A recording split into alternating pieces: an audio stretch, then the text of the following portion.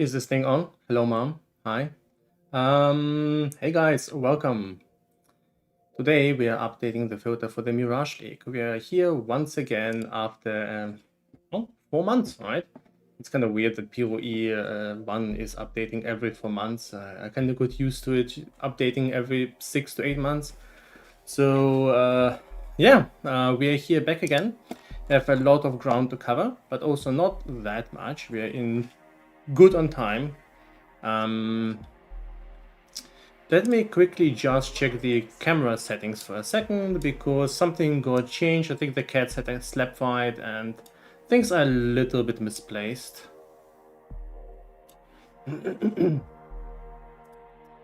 So, guys, thank you so much for the subs. We're gonna go through them a little bit later. I do need to get some ground covered before we start there. Alright, there's a lot of questions, guys. First of all, I do want you to actually a little bit of... Sorry. I'm still feeling a little bit rough. I spent like this whole week pretty much working, either working for my day job or working on the filters. So still need to kind of get into the streaming mode again. Right.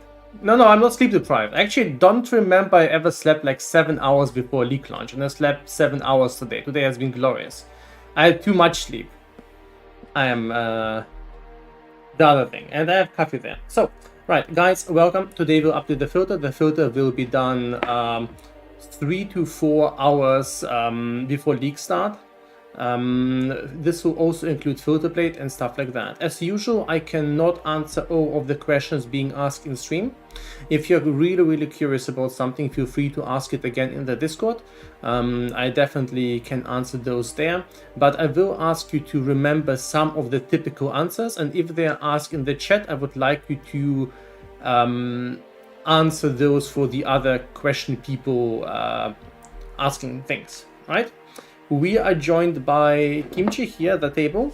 She's a great streaming enhancing cat. Let me quickly show off Kimchi, and then we'll start with the actual work. She's sitting there in front of me. Glorious. This is Kimchi.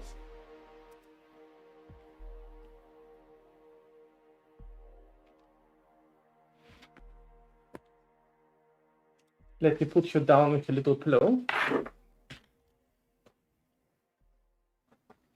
All right. How are we looking on the ruthless hiding item front? I've asked my contact AGGG, and I've slipped them a little paper, and they said they'll ask, and I haven't heard since. But to be fair, they have to do a lot of work, and I asked it like 2 days ago. So you know, maybe post leak launch, but right now no information. Hello, do you have collaboration with GG regarding those 2 MTX skins we can get for watching a stream and purchasing 2 subs after league start? Yes, I think so, but this is not... I don't think this is collaboration with GG. I think it's just generally speaking, streaming PoE after it launched.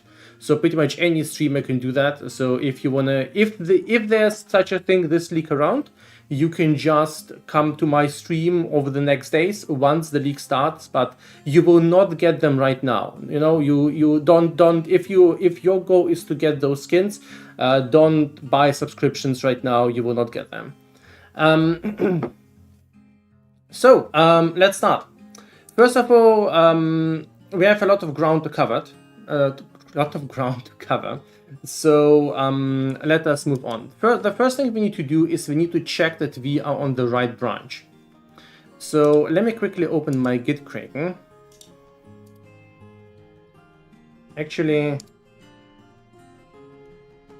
yeah, oh good. Let me quickly open my Git Kraken. Let me, first of all, let's confirm that we are on the right branch in every single tool.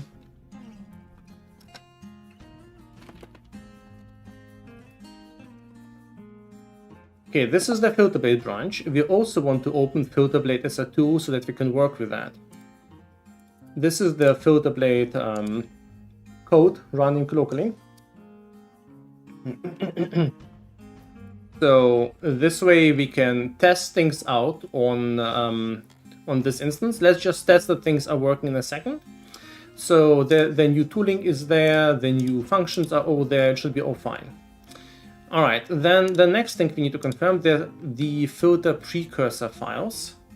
Let us commit those.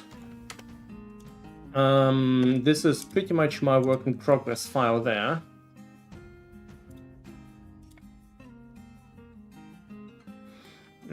Work in progress, filter structure. I want to wait with that for a bit, I'm not quite certain here. We don't need trailer rampage, it's the game working on. We now have the aspect files, and these are information blighted scouting reports. Why they're blighting? We shouldn't have scouting reports. Let me quickly clean those up. So for that we need the filter polish Z repository. Cloud analysis? Yeah. This one, yep.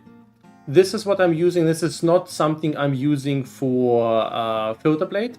This is for Relic Rampage. Relic Rampage is the game I'm working on. It's kind of like the...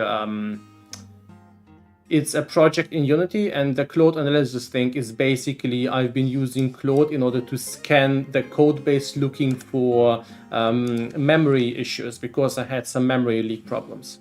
And when I let Cloud run, I let it write into the folder. I am not using Cloud for Filter Blade. I'm not using Cloud for the filter.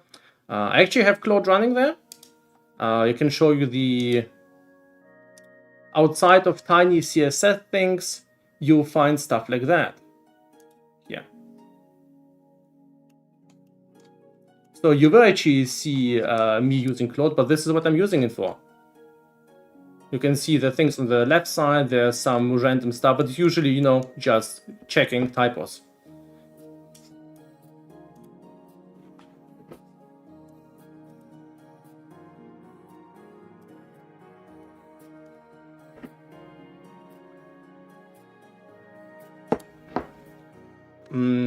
So regarding AI, I actually want to have this discussion later on, specifically mostly on my Patreon, mostly because the patrons are the people who are funding the whole Filter Blade thing. So the discussion I want to have is kind of the level of which the community is okay with me using AI. And personally, I would like to use AI in order to write unit tests, in order to look for errors, in order to look for potential improvements in the code, but there's a limit. I do not want to use AI for writing filters. I do not want to use AI for writing specific filter generation code. This is kind of like the limit I want to do there, because, you know, the thing is, most people who are using my filter are using the filter because I've been maintaining that over many, many years. Replacing me and my knowledge with Claude or with Opus or with Codex feels like a downgrade, and also just not exactly the reason you're probably not using my filter.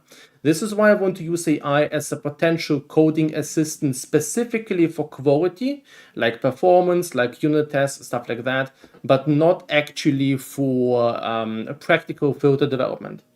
But yeah, this is not a discussion we will be holding today. In order to... Let me just collapse that so that we don't distract ourselves too much from that. So, tools, right? So we need to open this thing. Let me check this is working. Guys, thank you so much for the support. We'll go through these subs in a sec. A lot of names that I know, and it's nice to see you all again here. Right, so this is the tool I use. All 100% no AI. That's why the UI is so terrible. I'm not a good UI developer. This tool is there in order to help me do filter tiering, and in order to do tiering changes every leak. And let me take a look at the currency changes. And what I want to do there is I want to wipe the irrelevant base types. I think this was the button. Purge base types. Yes. Aspect 24. Let me confirm.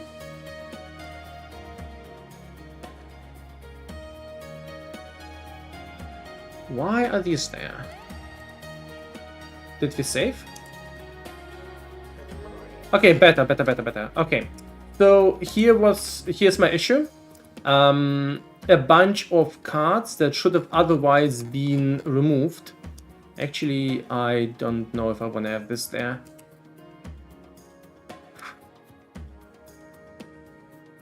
Let's discard it for now. So a bunch of things got snuck into the economy data again, because what I'm doing right now is I am checking out the economy data from the start of the last leak. So there's no point tiering the filter again based on latest economy data from the Keepers leak, because the Keepers leak is just so different and so far away. But the economy data from the start of last leak holds some value, not too much value. So what I'm basically doing is I've re-tiered the filter based on the latest information of Keepers, then kind of wound back the time to the moment where the leak started, and now I'm tiering it back. This way I'm first including the things that were kind of discovered in Keepers, and then introducing the early leak items. And then on top of that, I'm layering the tiering that is specifically designed for this new leak. This is kind of like my typical approach to doing filter tiering at leak start. So I've been just confirming that the data on the items is looking good. And one of the challenges I'm facing there is I need to kind of wipe this data from the things that changed in the patch. For instance, I had to wipe the scouting reports from the economy data or the chisels because they're no longer existent there. So that's fine. Just artifact work, this is fine. And now let's check everything else. Filter precursors are committed, filter blade is committed, economy aspects are committed.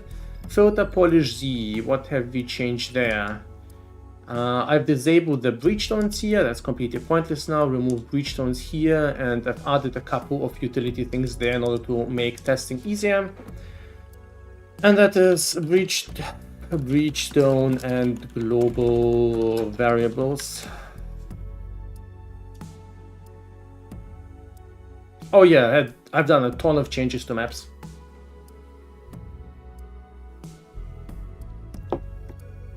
So, I mean, I can show you the amount of changes that has been done since feature support. These are kind of like only the structural changes to the filter, not the tiering. And you can see the changes. These are all the changes that have been done for this leak. And you see there's just a ton of changes all around the filter. And then these are the tiering changes. So the tiering changes on a different file. So there's a ton of tier lists being adjusted. Variables are kind of, these change less. Do you follow atomic commits? No.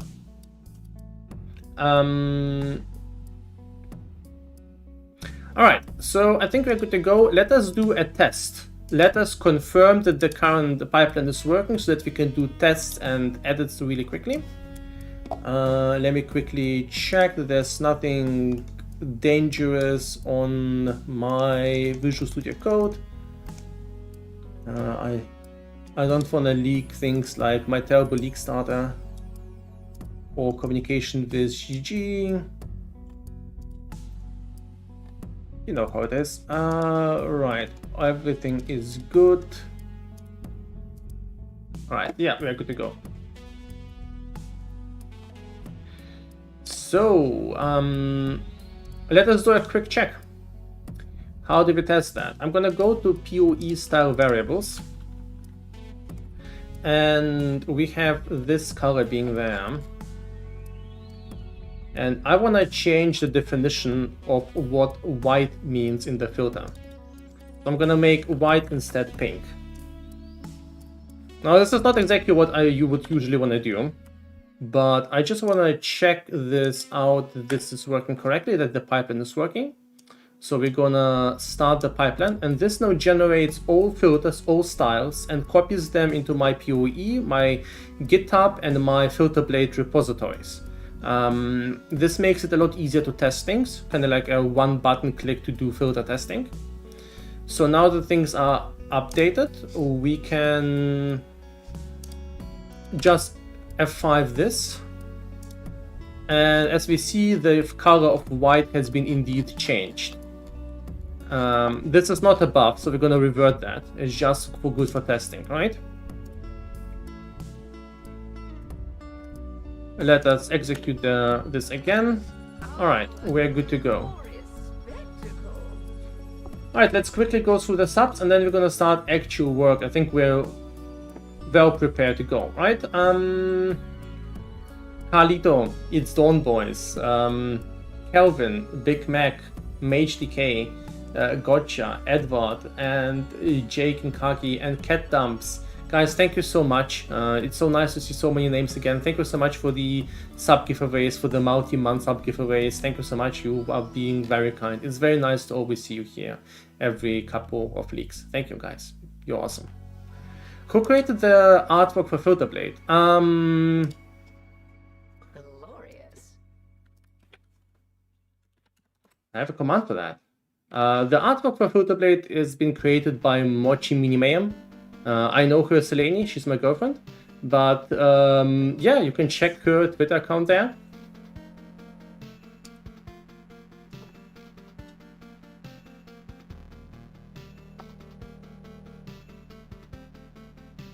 Right, so...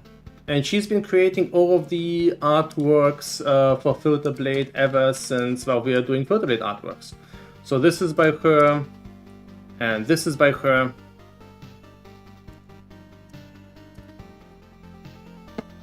Excellence, thank you so much.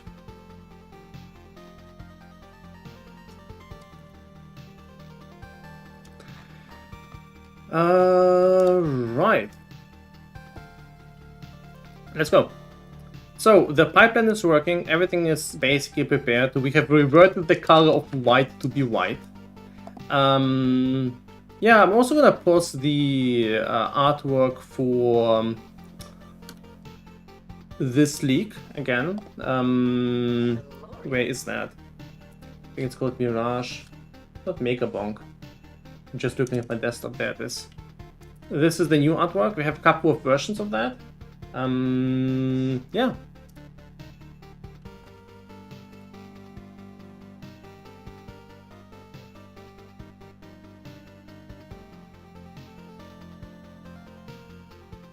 Can you make a filter for our daily lives as well? Right, to-dos. We are on the right branch. We have started all the tools. Now we need to check the economy state. So what I'm doing, and I think this economy state is mostly correct, I've done this already yesterday. We are reviewing the economy state from a specific date. So we can open the config file. I am hydrating, thank you. So this is the configuration file that I use for the filter generation. And what we are doing here is we are taking a look at the economy that has been from the 10th of November. I think this has been around one leak into the Keepers leak. So all of the information you see there is from this date. On top of that, we are simulating an early leak economy price of 60 chaos per exalt. This is a very low threshold, but this kind of helps me do the tiering in a way that we can simulate an early leak situation, and we can do a little bit of tiering of these items that are worthwhile at the start of the leak. So this is already done. So usually I would copy this on stream, but I've done some of the steering work yesterday already. Do you confirm that even in PoE 1 console filters are always automatically up to date? No. The ones that come with the actual updates by GGG, that are kind of like pre-delivered by GGG. So what GGG does is they take my filter from my GitHub, and copy them onto the console files. They have my permission to do that, and they deliver them.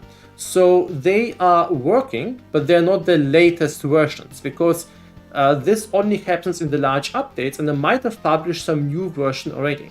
In fact, GG usually asks me to if they can have kind of like an earlier version from me, so that they can put it on the console, because they have to do the console release a couple of days before the PC launch. Right? I mean, not the release, but they have to kind of submit the patch a couple of days before. So the filter the console gets is a little bit undercooked compared to the ones that is usually on the PC at the start of the leak.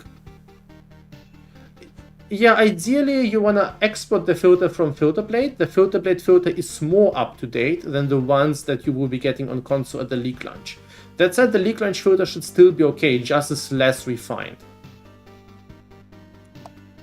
Guys, thank you so much for the kind words. Alright, so this should be fine. The economy data should be fine. Leak start mode and dates. Oh yeah, I need to adjust that. I totally forgot that. So today is the 6th March. Birthday of my dad. So we're gonna set the leak start date to be the 5th March. This avoids all kind of time zone hassles. And we're gonna pretend the early leak state of the leak is gonna be lasting 4 days. So 3 days if you remove 1 day. So when the filter is in the early leak state and the economy is in the early leak state, the updates use a special algorithm that basically adds gates for certain items, so they're not allowed to drop below or above a certain spot, because at this point the economy is just not developed and the data is missing. So it's really easy for the filter to do like crazy things for very pointless items. So this setting should be fine. That is fine. Now let me open the changelog. Since I have to do this so often, and please don't mind the dustiness. Let me show you how we do that. Let me show you the. Oh, crap! You know what? Never mind. Okay, here I have a stream deck here with the changelog button. Okay, things are not going well.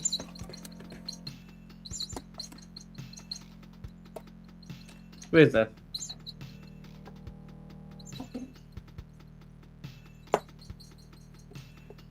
No, it's not the alert. My cat sat down on this little bird, and if you shake it, it makes sounds.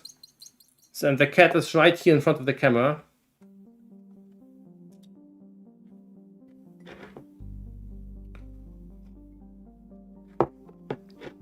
She's completely unbothered by that. Okay, so changelog. We can open changelog with this hotkey. This is the changelog for the upcoming leak. It's your work. We need to adjust this part. And we need to also add an intro.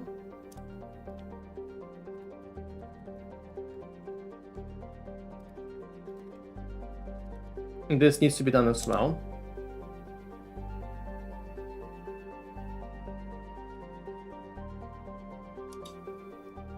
We can close the calculators. Pretty much all of the soundtracks in my playlist are from games I enjoyed.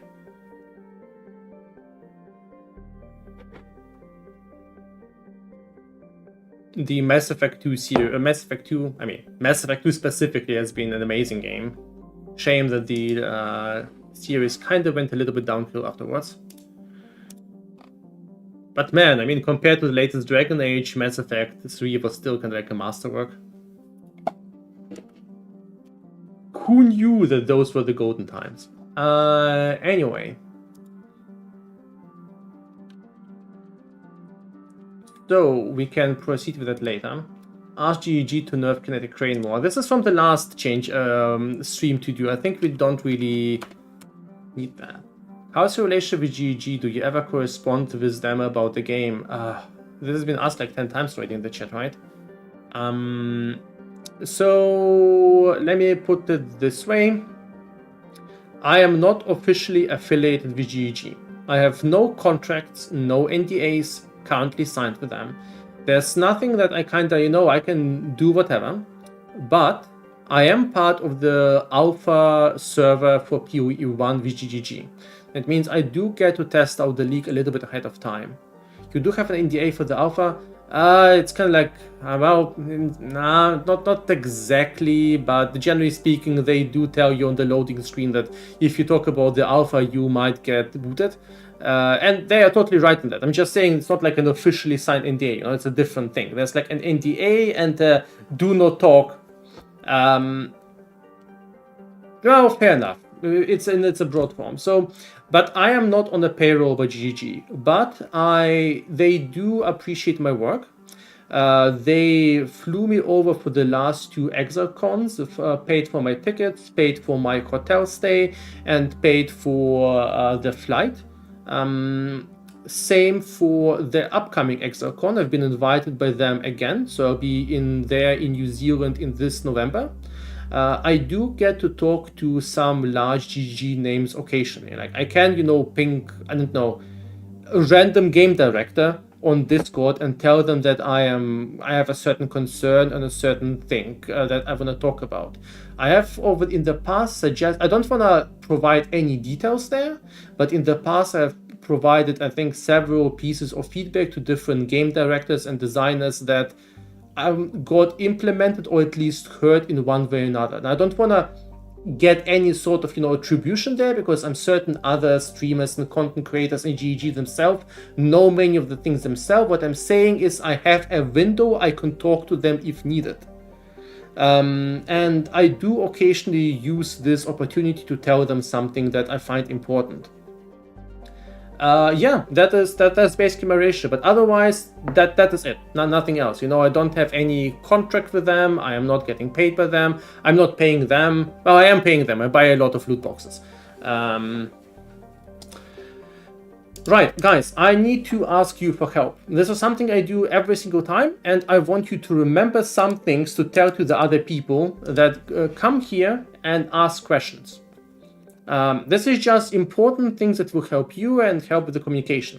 So if you see some uneducated peasant come into the chat and ask, hey, when is the filter released? You, as an aristocrat of the filter world, tell them that the filter will be done 3 to 4 hours before leak launch, maybe a bit earlier. Then the next thing I want you to know is, and this is part of your education and will be on the test, how do you update your filter? So this depends on how you got the filter. So if you are using my filter on the filter ladder, this filter ladder there, PoE1 or PoE2, I'm going to link this one in chat.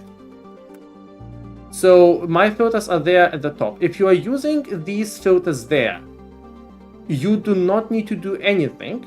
You can just subscribe, and when you enter the game, your filter should be updated. Keep in mind that at leak launch, this thing sometimes malfunctions. Sometimes GEG has too many things going on, and these do not get updated. The auto update is free, it happens on leak launch, and these are economy based. So as the economy adjusts, I will also adjust these. When it comes to the GitHub filters, you need to re-download them and place them again into the folder once they're updated. Filters on your PC are just files. They're not magical. They don't have any sort of update functionality. Now we're going to talk about FilterBlade. How do you update your filter on FilterBlade? Because the advantage of FilterBlade in comparison to this stuff, also this is the local version, ads don't work here.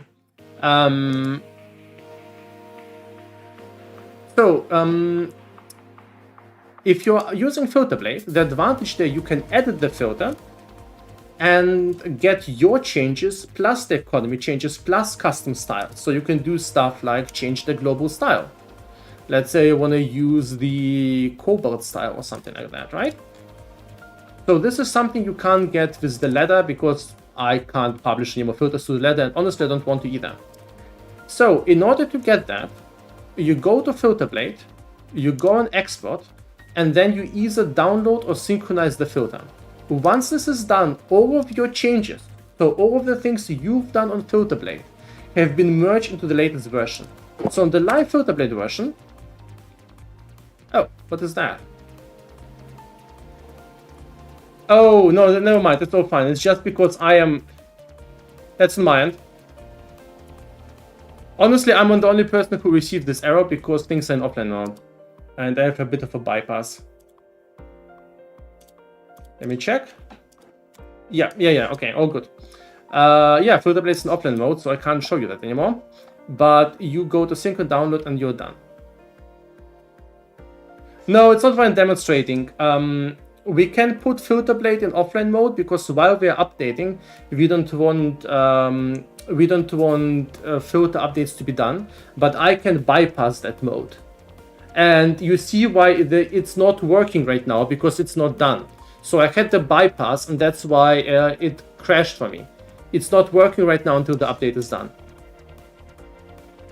Bad timing. Hey Zoe. Zoe is the other developer behind FilterBlade, and she's doing most of the backend, and to be fair, most of the FilterBlade frontend as well.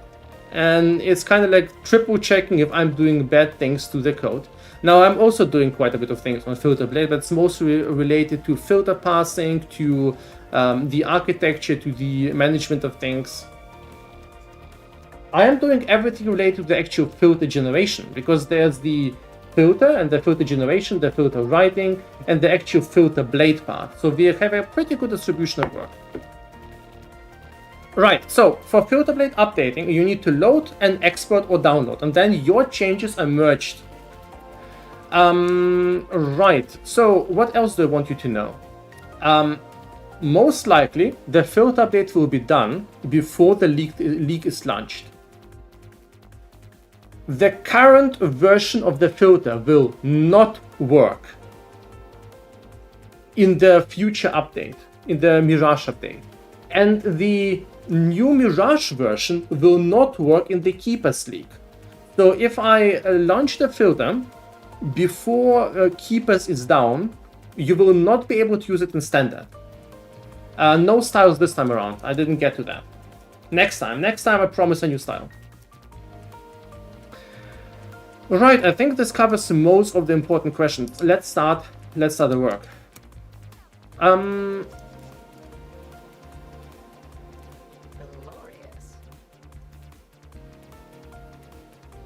So we're gonna open the desktop application to use for development. Now, also just as a note, we've been working on this update since weeks. And the Mirage part, we've been working on it since pretty much the day it was released or revealed. I received some info from GEG about the Mirage update.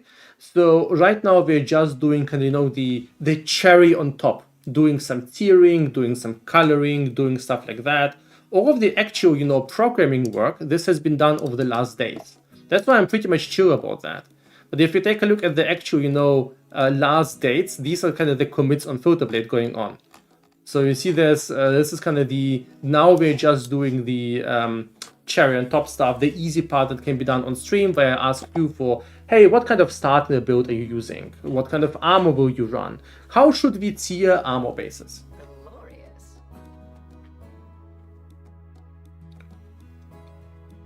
Can you talk a bit about workflow use of FilterBlade? Not today anymore. We need to get going. Maybe I'll make a YouTube video or something. I've already talked enough.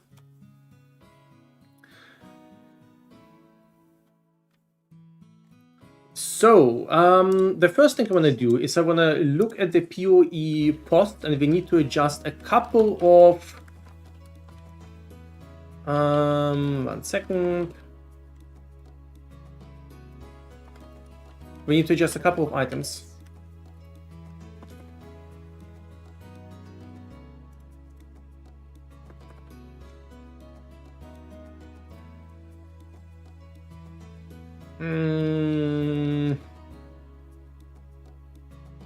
UE 328.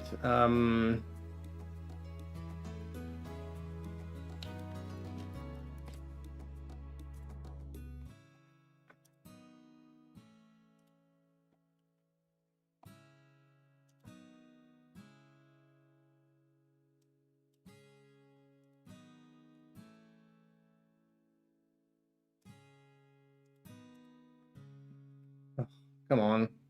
Where's the thing?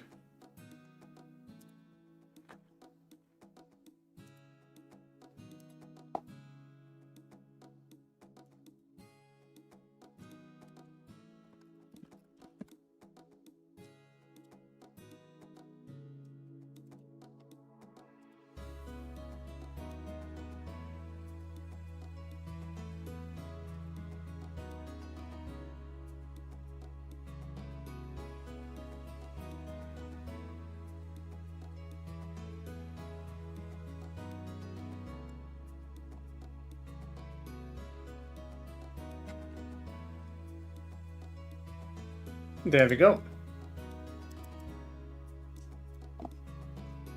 Let's bookmark that. I've already deleted it. I knew GG changed something today night, so I'm gonna go through it again. So let's first of all take a look at the things that are in the notes before we start there. I just want to double check that everything is correctly added and working. So we have the refracting fog. That is there. Essence of Desolation. This has been added. Flash of Sash. I don't think we need to check all of those because most of those are old and I've already checked them. There's like Dextro, Catalyst, and Sinistro. We have the memories. These have been added. Crystallized Rancor. I have no idea what this does, but it's been added. All of the rune crafts. Let's just check one. We don't need to check all of them. That's fine. I've put them all into A tier for now, but I honestly don't know what real tier there is. This is just something we have to discover. Rune graph. Then we have the Coin of Restoration. I've put all coins into the annulment tier, except for the Restoration coin that is probably in Chaos tier. I don't think it's higher than that. And then we have the Desecration coin in the Divine tier, simply because I have no idea what the Desecration coin does. The Astrolapes, they are... all of the Astrolapes except for the Templar Astrolabe are in the Divine tier. Sorry, don't Divine tier. It's kind of like... how do I call this now? Previously it was the A tier. It's kind of like the tier where the Exalted Orb lived. Now the Exalted Orb is down to a null because Exalted Orb now drops like a lot more. I have no idea how to call the this tier anymore. We need a better item representing that. I'm not sure it's going to be Fracturing tier because Fracturing might actually be S tier. But Dopamine tier, no, it's below the Dopamine tier. It's about it's little Dopamine tier, alright? Okay, this has been, either way, this is done. All of the things are fine there. Let's maybe quickly check them. Chaotic, Enshrouding, Fruiting, Fungal, Grasping, Lightless, Nameless, Runic, Timeless, and Templar.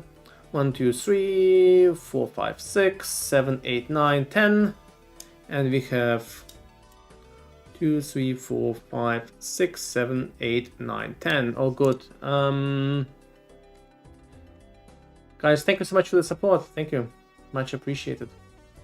Right, then the skill gems. We can't filter for transfigured gems. We can find out if a gem is transfigured, but not exactly what the transfigured gem is, which is why I can't filter for the Tratus gems. So all of this does not have to be changed. Then we have the exceptional support gems. And the exceptional support gems, I've moved them into a section of their own. So you can go to Filter Blade, Customize, Skill Gems. Maybe I should move it up there. And now we have this exceptional gem tier list. So all of the special gems plus Portal live there. This is the B tier. This is the S tier. And everything else is in the A tier because I have no idea how expensive those will be.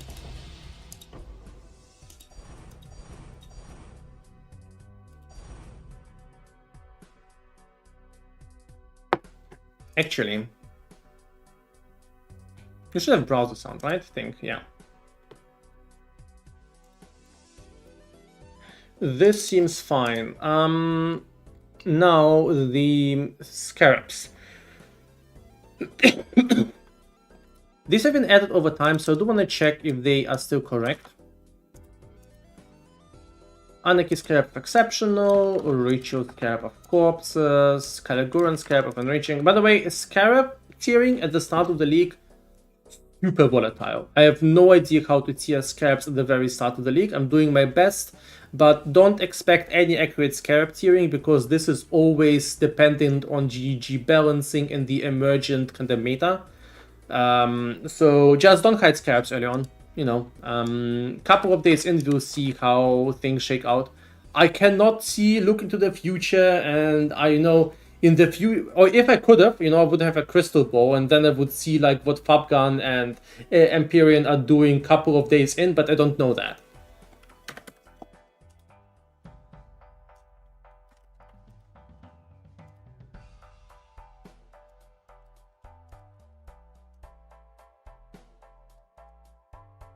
I thought all of the scarabs are pure ninja link. Of course it is, but pure ninja also doesn't know the future. And what I mean by that is the value of scarabs is undecided. No one is really buying or selling scarabs early on. Or if they do, they don't know what the strategy is, or they're buying for something very specific. You just don't really know. We just don't have any data. Pure Ninja needs to have practical data as well. Pure Ninja representing the economy, right? Yeah, exactly. New Anarchy Scarab could be useless or broken. Guys, if you're having specific questions about like updating and stuff, please ask in the Discord, because right now I can't cover every single question. I'm very sorry about that. Alright, Cord Belt. A Cord Belt is one of those things that could be huge. It's not here. It's here. And depending on the rarity, it could be like Stygian tier, or it could be something completely different. So why not have show all if there are no data from... Oh, I am showing them all. And we also, we do know some things. You know, we do know some things from the last league. So we know, for instance, that most of the horn scarabs are more expensive than the other scarabs. Not everything was changed, but some things changed. But when scarabs are kind of one of those things where one change really propagates across the whole system. For instance, let's say there's a new scarab that makes Abyss really, really good. Then all of the other Abyss scarabs become also more interesting because they're kind of like in combination. That also means the value of other scarabs that are not Abyss kind of drops in value. So this is kind of what I mean by this Quad is Stink. I don't think it's Stink. I think it's not that rare, but I can't confirm that. I think Quad Belt will be kind of like a Stygian Vice tier. On top of that, GGG has... announced that there's a new Stygian Wise mod that can drop from Abysses in Mirage. And this Stygian Wise mod that grants socketed Abyss duels 100% more effectiveness. So this one is also very, very valuable. By the way, Little Birdie told me how to highlight for this mod. So if you are a filter maker, you probably want to have this line for your Stygian Vice highlight.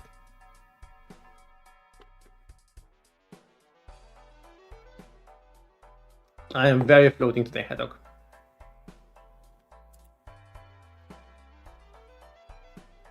Glorious. Right, I think we are good to go there. Now we have 3 new incubators. I have no idea what they do. Honored, Sacred, Mirage.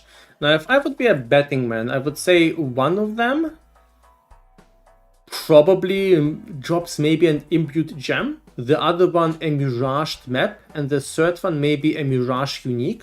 But I guess we have to find out and see, right? So, Honored Incubator. All 3 of them are in this tier. Oh, I don't think Geomancer's Incubator is... we'll see. I think Ornate is also better. Ornate was the currency one, right?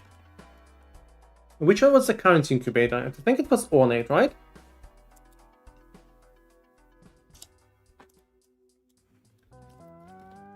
PoE, Ornate Incubator. Yeah.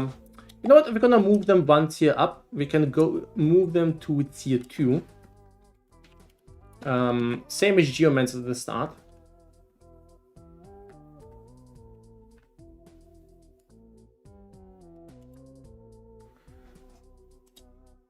They might be a little bit loud, but we'll see. We'll see. It's fine. Glorious. Thank you for the sub. We'll go over these subs a little bit later. So then the corpses, I've already added them. Glorious. Perfect. No. Perfect adherent of Zarok. It's kind of always this tricky situation where I really don't know how rare certain items will be. So I'm trying to put them fairly high in the tier list, but not too high. What am I starting? Oh boy. I am starting Shield of Light. I am starting on a retaliation skill. Do not follow me. But witness me. Maybe I have a plan. I have a plan, guys. It's gonna be either really good or it's gonna be really bad, and then I'm gonna be playing something else. Witness me, brothers.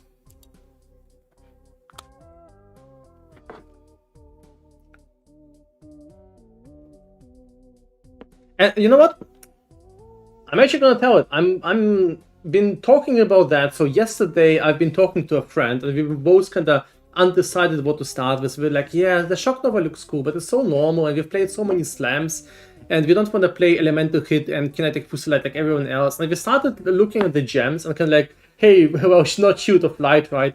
Okay, what would we even play with that? Well, not that Ascendancy. How about we mix it with that item? And we're like, come on, that can't work. And we started thinking about it. We're like, wait a second. And you know what? Now we're both starting Shield of Light. And here's you. So yeah, we'll see how it goes. But honestly, I think not Haggis, Mighty.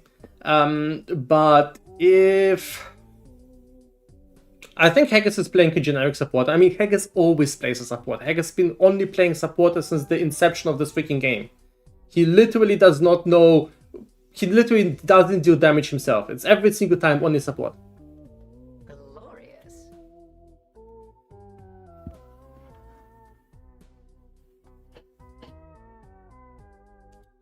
All right, so divination cards. Let's move on. Oh yeah, maps. Let me quickly check those. I just want to check out the Valdo map. That should be here. I probably should move them out.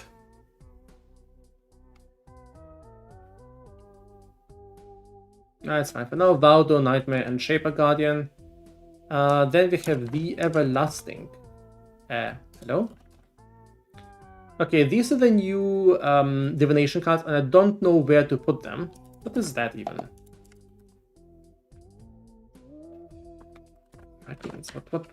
What am I looking at? X. Hello? That's wrong, right? Yeah, let's get rid of that.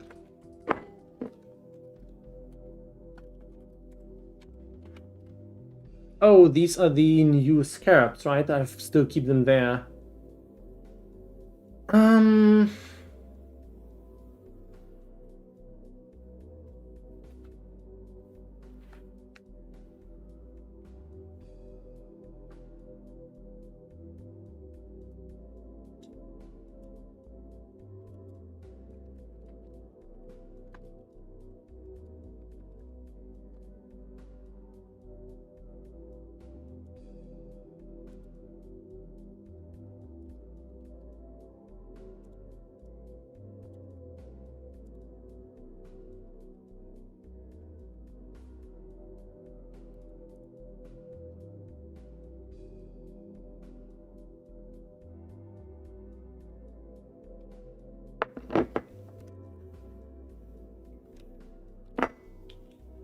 That's fine.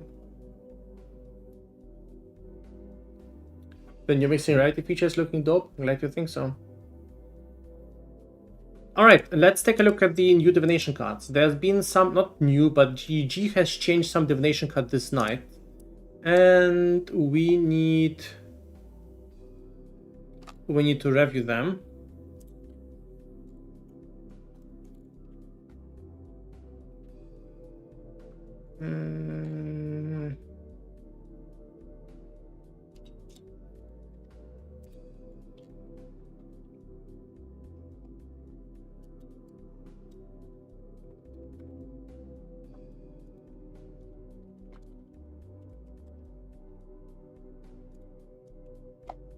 This is the stuff, right?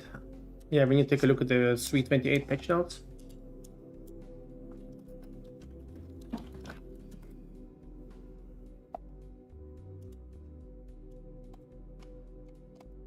Yeah, so many cards, so many patch notes.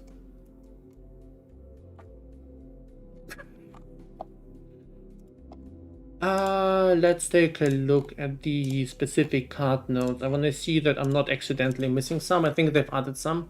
Card. These...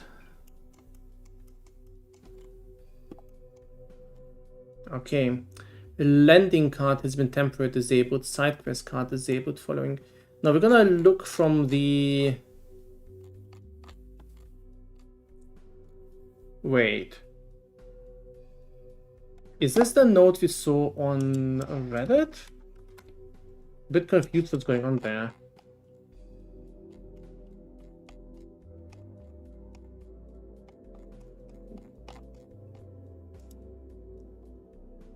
Landing. Oh yeah, messenger journey desecrated. Landing side quest. Okay, let's take a look at those. So, where is that?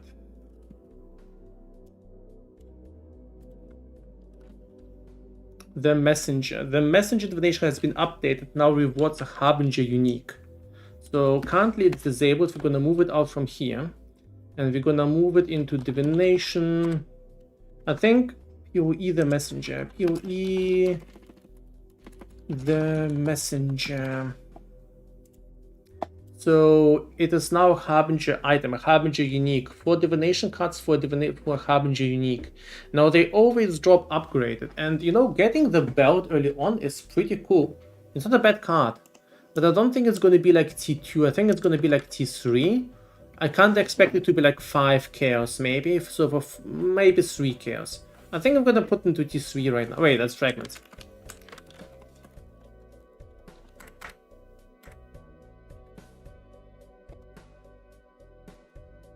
Okay, let's move it down. So next up, the Journey divination card. The Journey divination card. This one has been updated. Now rewards a Journey tattoo. Okay, Journey tattoos are really rare. PoE Journey. How many? 3, a stack size of 3. If this is... wow, that's gonna be interesting. This may be an S tier card. What do you guys think?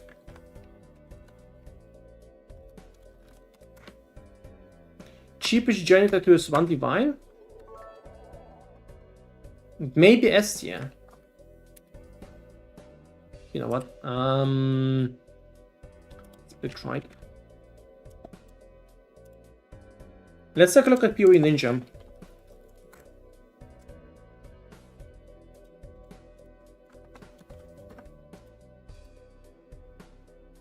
Yeah, take a look at these Journey tattoos. That one is insane. I mean, I don't know how reliable this... Oh, it's standard. Still, I mean... If you take a look at this, if you get the mind... Oh, they are still worth something, right? Stack size is 3. So it may be very valuable, but maybe if they're common enough, the tattoos will be very common. But typically we really rarely see a card being added that is so common, that is more common than the item itself. I think I'm gonna risk it and put it into S tier. But this may be a mistake. Then you'll be hearing a think for no good reason. Or should we go A tier? Okay, guys, show of hands. S or A, write in chat. S tier for the think, A tier to go safe.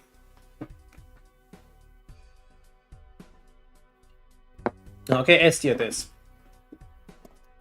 The people have spoken. Let's hope the people are right.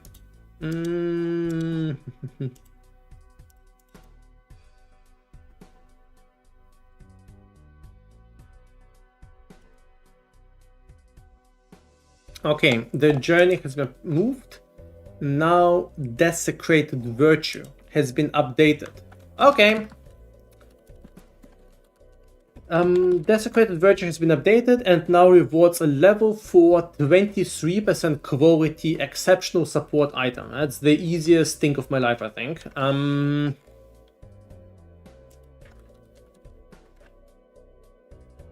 Now, it may actually be A tier, but I think for now it starts with S tier. It's a really, really good card.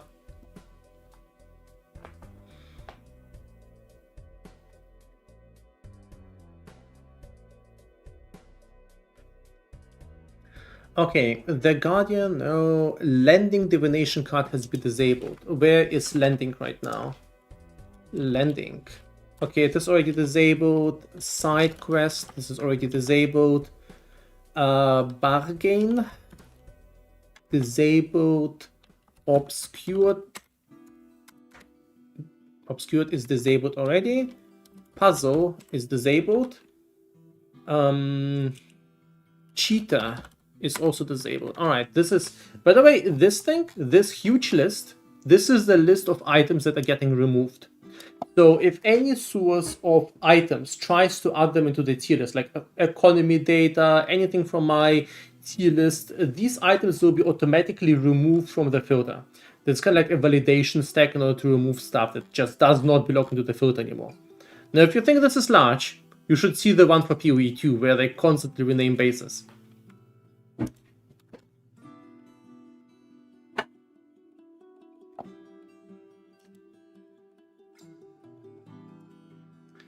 Alright, I think this is fine now. Let's move on.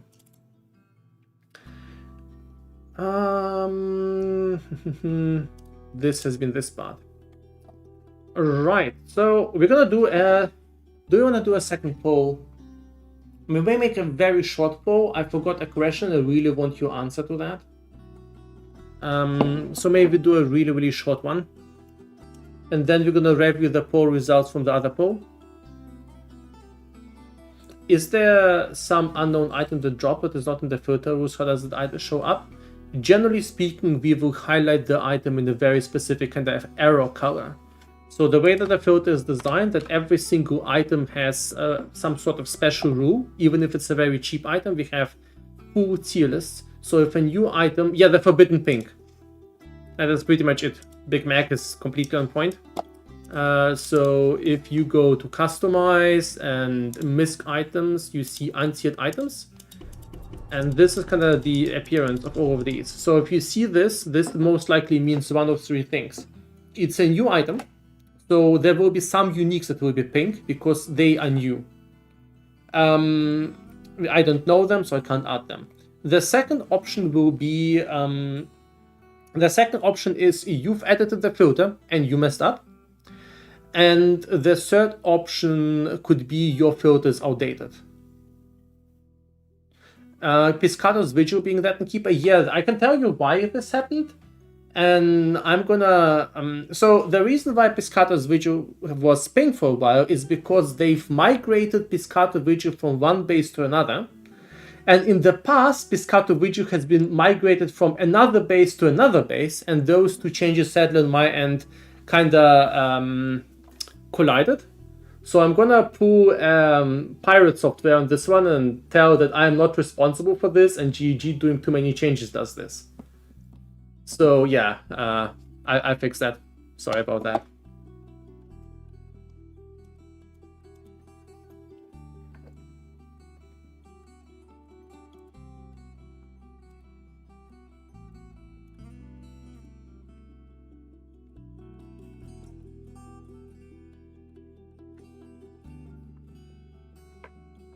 So I'm very busy patting the cat right now. She's very patable. Can we prep the new settings? Not right now, in a couple of hours. I need to establish a cat cam because she's so adorable. She's like leaning back and it lets her head being patted.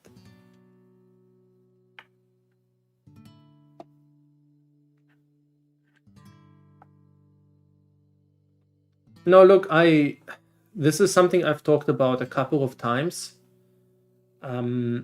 This is also something I want to be very transparent about. I do mistakes. I will do mistakes this league. I will do... Now, not like mistakes hiding mirrors. This is very unlikely that something like that will ever happen, you know? But there will be tiering mistakes. Divination cards will go into the wrong tier. Economy data will be dusty and noisy and problematic. I will be mis-tiering items. I will be assessing the situation wrong. Things will never be perfect. I think the way to go with that as a content creator is when you can basically do thousands and 10,000 and 100,000 of decisions.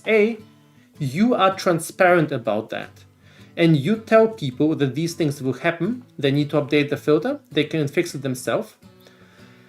And the second thing is I have tools so if I need to, I can update the filter for everyone within minutes. We have pipelines built up to be able to change things within minutes. So my approach is not to try to reach perfection from the start, but instead be able to adjust things really, really quickly. And if I do make a mistake and if I will accidentally hide something, you will always see me being transparent about that.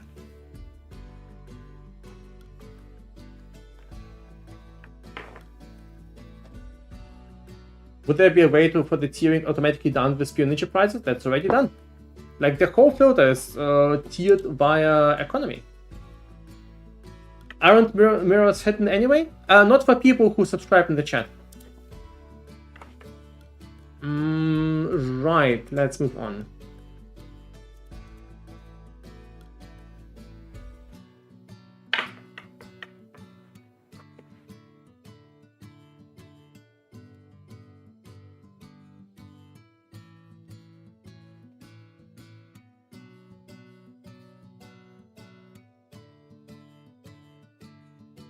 So do you think using stable version for cell phones since leak launch is risky? No. I think what is stable or the echo version, both of these are very safe. What is not safe is using a high strictness at the start of the leak. This is actually very, very simple, right? So if you create a filter, you see these rules, right? If you go, you can look at every single rule and customize. And then you can hover over the rule and hover over this and see this gray text hidden with very strict. So if you decide to run a high strictness filter at the start of the leak, this may cause issues. So maybe don't cross this threshold until you're confident that the economy is kind of settled. You know, like 2 or 3 days in, this is safe. But like day one, you're risking things. If you hide this here day one, things may be hidden because of lack of information and knowledge. And kind of the same thing. And you know, the same thing here. Like this is hidden with very strict. So this one is hidden with uber strict. This one is hidden with apex strict. So maybe do not use apex strict at the start of the leak. Glorious. And yes, apex strict will hide A tier. So if you're being Empyrean and farming in a party, maybe do that. But otherwise, I'm not sure if you want to do that. Hi, can I use the auto adjust feature for both campaign and endgame one? Yes. You can select one each. So you can do this, go campaign, click fire template, click apply, do that, endgame, fire template, click apply. Those are independent of each other. Oh yeah, by the way, since I'm going to show you this feature for a sec, this is a new feature coming up in this league. You can click on customize strictness, and you see there's some additional strictnesses there. I'm not sure about the names. They sound kind of a little bit cringe, but there's mega strict, giga strict, and apex strict. There's like a lot of danger signs down there. You should probably ignore them. I'm pretty sure it won't hide anything expensive.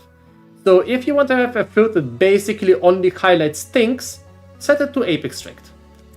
But you know, a lot of people rightfully complain that the strictnesses are not gradual enough, right? For instance, you want to have very strict, but C or uber strict or C or currency. So what you can do now is set it to uber strict, go currency, and set currency to semi-strict. Or you can do reverse, go semi-strict, and go to regular rares and set them to like giga strict, because you don't want to see them.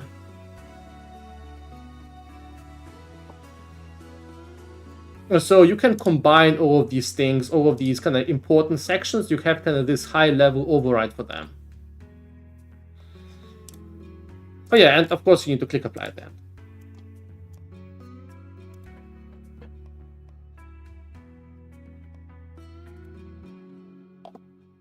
So I need to make a chancing poll.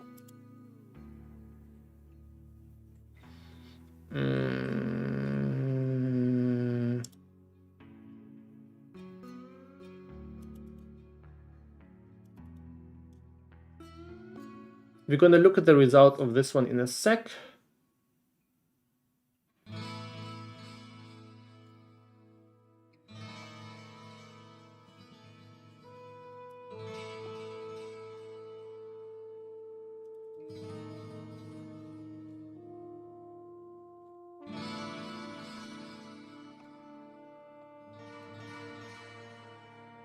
No, honestly, I think we should be fine. I don't think we need this extra pull. Grim Dawn music. Listen here, you little shit.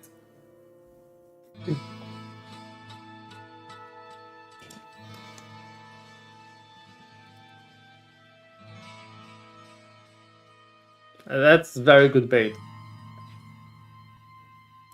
Alright, 1 second. I'll be right back in a minute. Quick coffee break. I'll be right back.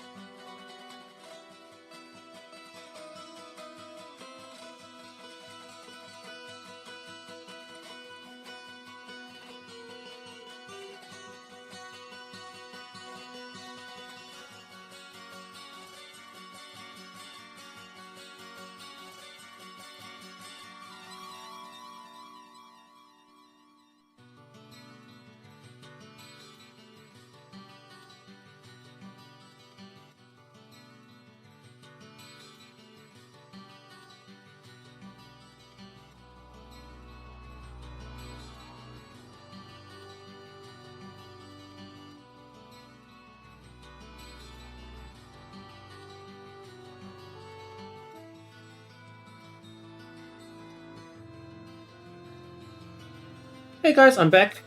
Before we proceed with the photo work, I really quickly need to give the cat some snacks. Psst, psst, psst. Kimchi, mochi.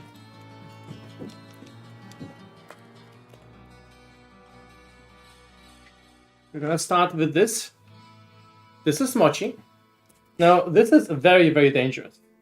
Mochi is loving this snack. and he'll do his best to bite my fingers. So I'm going to be very careful to not let this happen. He's just like a shark. Do you see that? No, stop clawing yourself into my fingers. Please. This is... Much.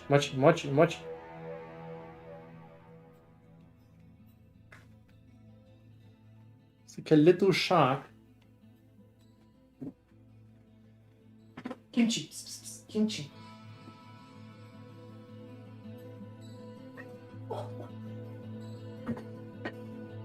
Oh, this is kimchi.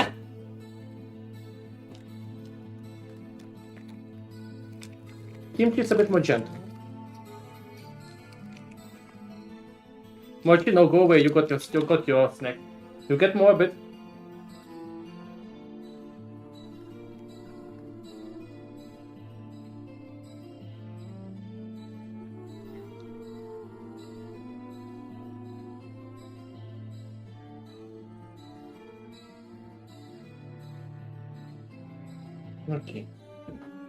Okay, now they're gonna receive some chicken mode snacks. I'm just gonna toss them there. They can fight for it. They're not fighting for that, they're just grabbing it. Kimchi and Mochi are both around 6 years old. No, 5 and 5. They've been adopted from a Greece cat home by my girlfriend around 6 years ago.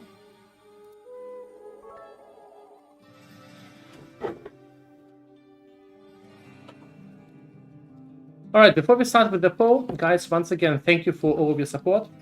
Let me quickly go through the names. Chrisam, Excellence, Jolly Juka, Gediv, Jimmy Who, Morbis, Beatlip, Bucifer, Malador, RS Blunden, Xanderfell, Com265, Eldvögel, Rabadaki, Nepfibrot, Shadow Kokiri, yes, sorry.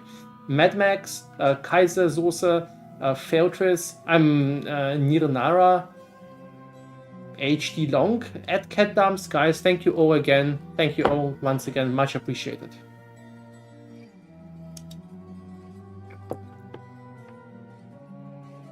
Right, so.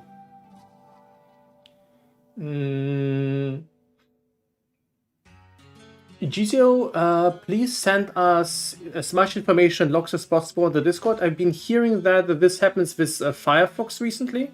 It's on our to-do list to review the performance for the next league.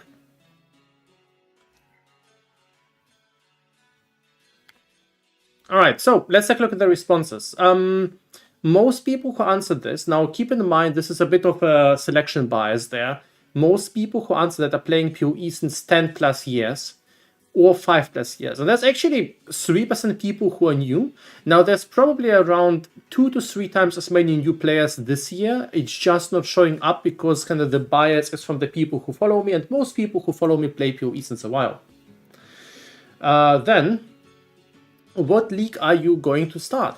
And most players are starting softcore. Some players are starting softcore self-found. This is actually new. This is so new because last leagues, every single time, we had like 9% hardcore players, and now there's just basically 0 hardcore players. Look, there's like the number of ruthless players is almost higher than the number of hardcore players. What is that? And then there's the people who can like vote to something else.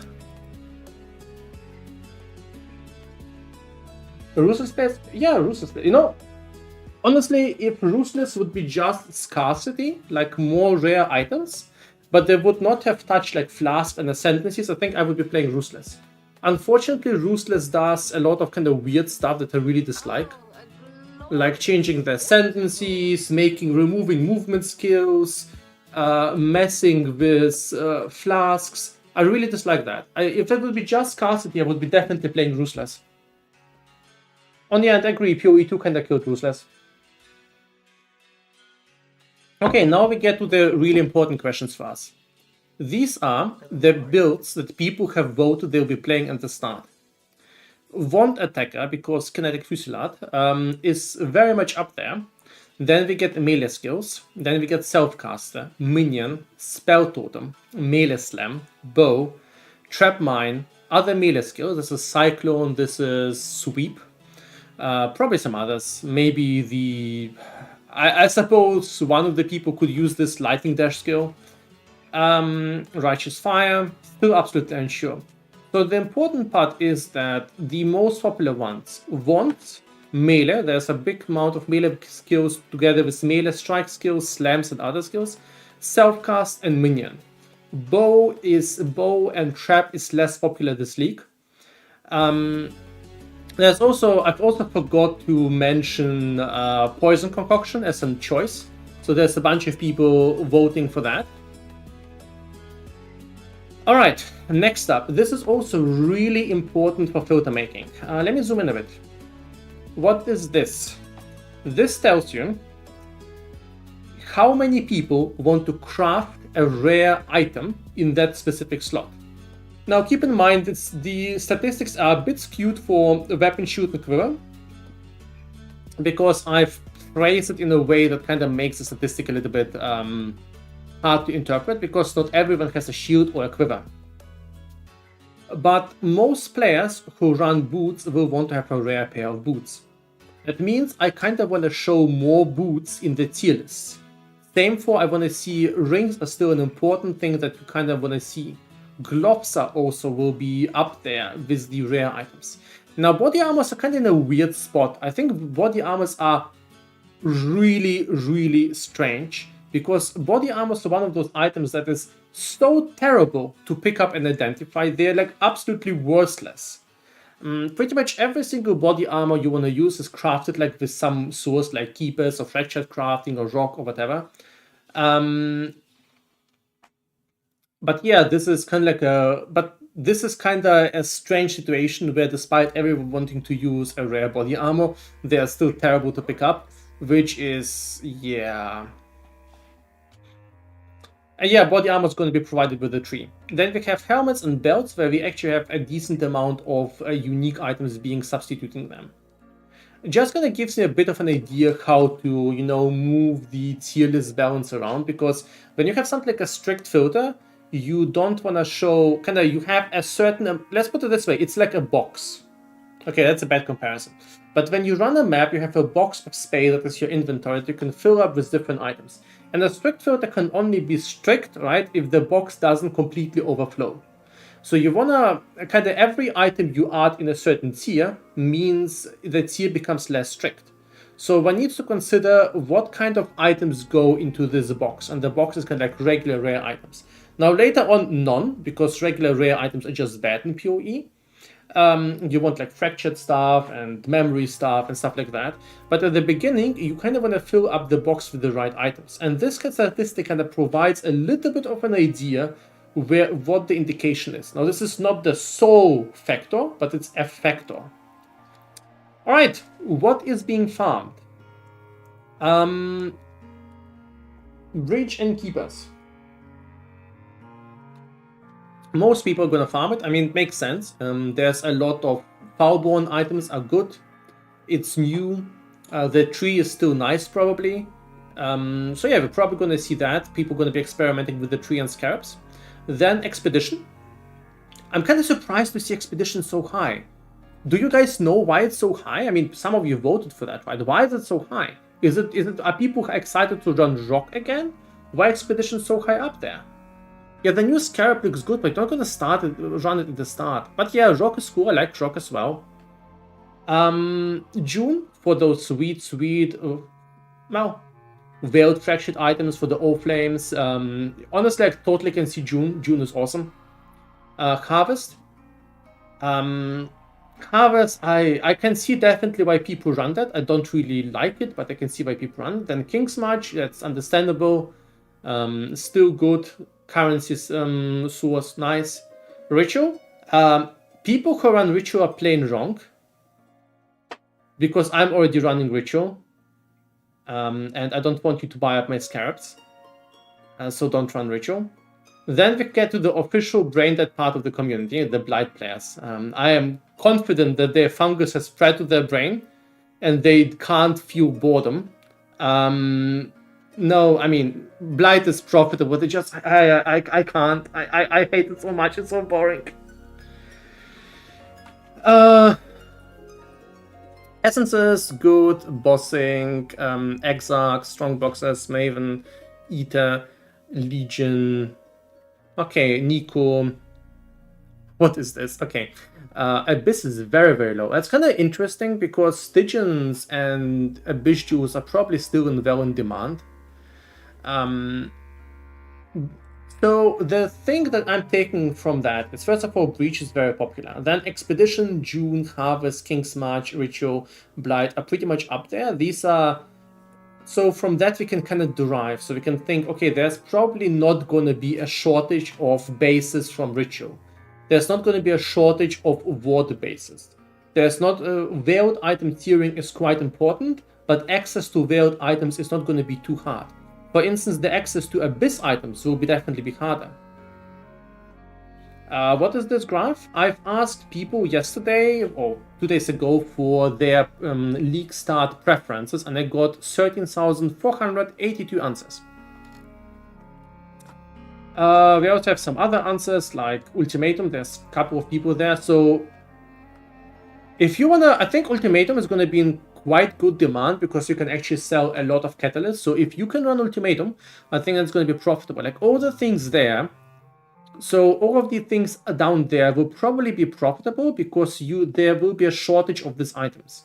So this is just for you. I will post, by the way, this thing once I figure out how I can post a public version for that. Right. What defenses do you tend to use? This is also important. Block. And I ask specifically, please focus on things that make a significant impact. So not just, you just have a little bit of that. So block is very much up there. With 56% players, we're going to be seeing block a lot. There's 50% armor bases. That is so fascinating. We are kind of, armor is this kind of hilarious thing where we went from haha armor, you're stacking armor, haha. What is that? That's a pointless defense. What are you not converting? What are you? Who's playing armor nowadays? And now we have like 50% playing armor. It's like, wow, it's normal. And doing charges. Then we get to energy shield. ES still up there. All of the ES nerfs, I mean, they've mostly affected Energy Blade and in-stacking, but ES still up there, still going strong, very cool. More than 75% resistances. So I suppose many people will just say, hey, I have 75% resistances, defensive build, let's go. Suppression, still popular, evasion, fortify, but evasion in general is now kind of like the weakest of the 3 defenses. Leech, massive life regen, mana-based defenses, massive life stacking, a row of minions, freezing or massively slowing enemies, more than casual chilling. Sure, alright.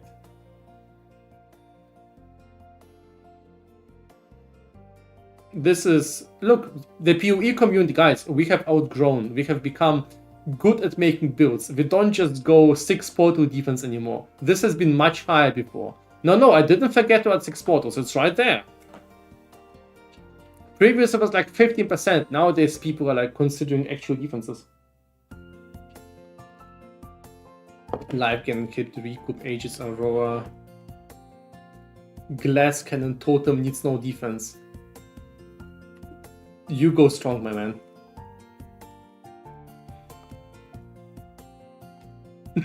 Duo with Aura Bot. That's the best defense, that is right. You don't need defense if you are having an Aura Bot. Okay, what bloodline are you running?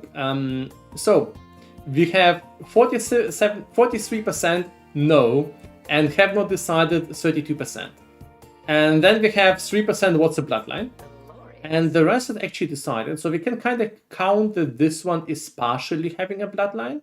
And honestly, this is fine. I think that means people on launch, like a quarter of them, is running a bloodline, which is fine.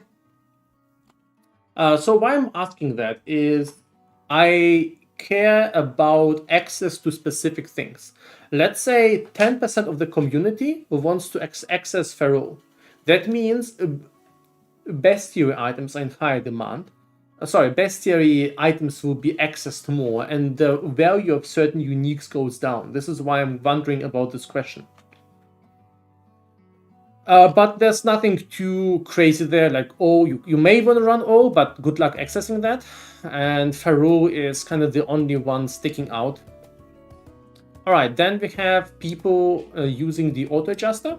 And I want to show it for a second here because I think it's a cool feature. So a lot of people use the auto adjuster. Some had mixed results. Some are not playing or not using filter blade. And then people did not find the features. So let me show you what the auto adjust feature is. Listen up, kids. This is important.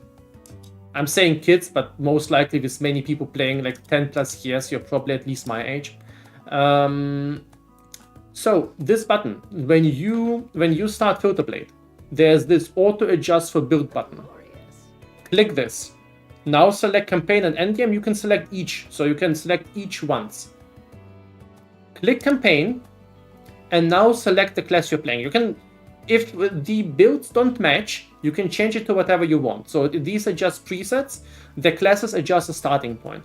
Let's say you are playing a Slam Templar, right? And you want to use big two-handed maces. You click Fire Templar, and then you go, well, Wands and Scepters. Those are for puny Templars who don't know how to play. And you select two-handed maces and the Giga Chet War Staff. And maybe adjust the defenses you want to run. Like maybe you want to run armor and armor energy shield. And you can also select some additional settings there. And once you're done, click apply. Now the filter has been configured to give you a perfect kind of leveling experience with the bases. If you go to simulate and select level 40 or something, you will see that the items you will be shown are specifically the ones that match your build. So let's look for a weapon. There's like a war staff, and you'll find probably a mace, another war staff. Can you have a mace, please? Mace. There's a mace.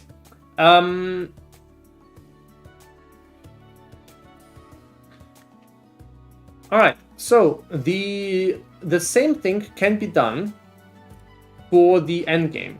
Now, endgame is a bit more tricky because you want to have items for yourself and also items to sell. So what I recommend you to do is to read through the descriptions, kind of like how these affect the tiering. It's a little bit more advanced, but it's not like quite as trivial. But read through them and you'll be totally fine. Horizon Exile, thank you so much. Thank you for the sub, much appreciated. What if you adjust it and move the slider? Everything is kind of like working together. You can adjust things and make the filter more strict. Then all of the sections, also the adjusted ones, become more strict. So things are, you can always do adjustments afterwards. I recommend you to scroll down in the overview screen. I recommend you to simulate the loot and see how it works like that. Where you can find this info? Not really anywhere, but if you check out my YouTube, there I have made a video yesterday covering these features a little bit more. Right, where were we? How do you download your PoE filter? Mostly from Filter Blade. Filter Blade features being used. I've made a video about that yesterday. And I also want to show you this quick feature. Oh, never mind. Let's move on. It doesn't have to be. You don't have to focus that today. And there's what people basically wish for the next leaks. And this is something I am listening to a lot. So you can expect this to be implemented over the next leaks. Like the things you've wished for since the last leaks I've implemented for this update. So this time you're asking for curated filters, for better dust tiering integration, and for better tools for managing tier lists. I heard you. All right, so let's move on. So now we've covered these parts, so we can actually start looking at the tiering in the starter version of the filter. I've installed this add-on that basically reminds me and punishes me, or not punishes, just shows the pop-up if I use a button. So for instance, if I click this, it will tell me, hey, you have to click F4 instead. So I'm trying to kind of stop using mouse buttons as much and instead focus on using hotkeys. because I still kind of need to get over my rookie mistakes of not using certain hotkeys.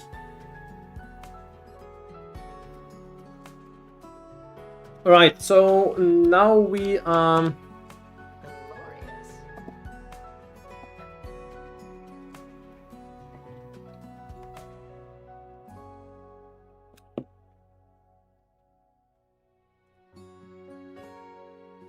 now we can take a look at the base type matrix first. I think we'll start with this part right now.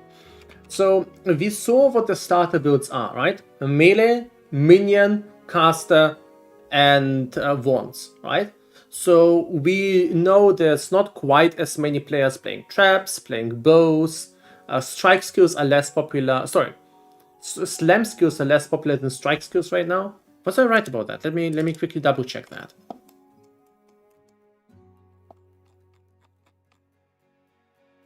Yes, strike skills have higher popularity than slam skills.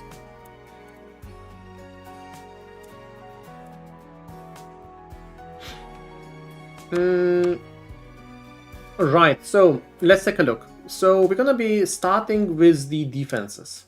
So this is the tiering in the field, and we're gonna remove all of these special ones. I'm not sure why they're not auto-removed. That's kind of like a new bug. Usually they don't even pop up there.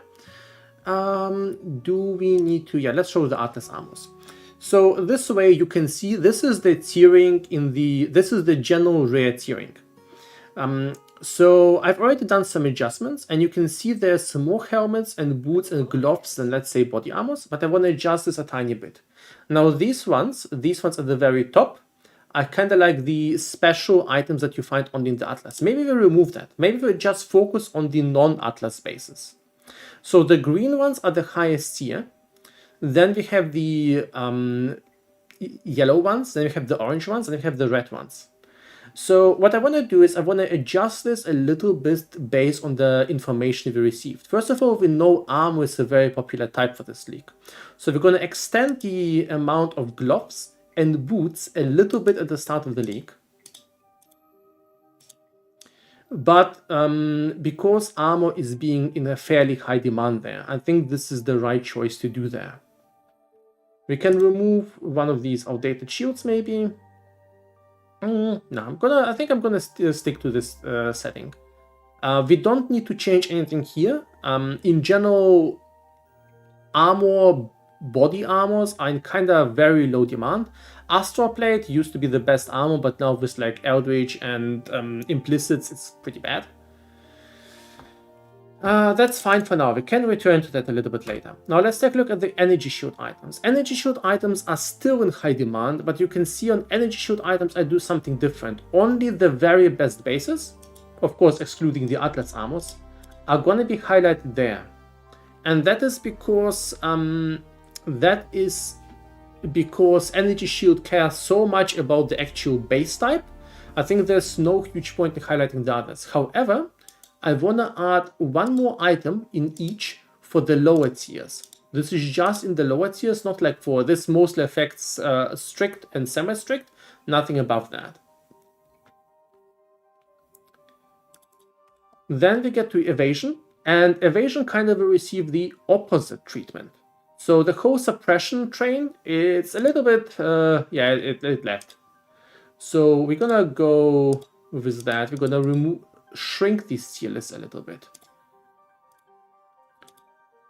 So basically, only the better things will be shown here because they are quite lower in demand. We're also gonna be moving one of these out there, basically removing the number of these, since evasion right now is not really in a high demand. Maybe even do that, so only the best bases are shown.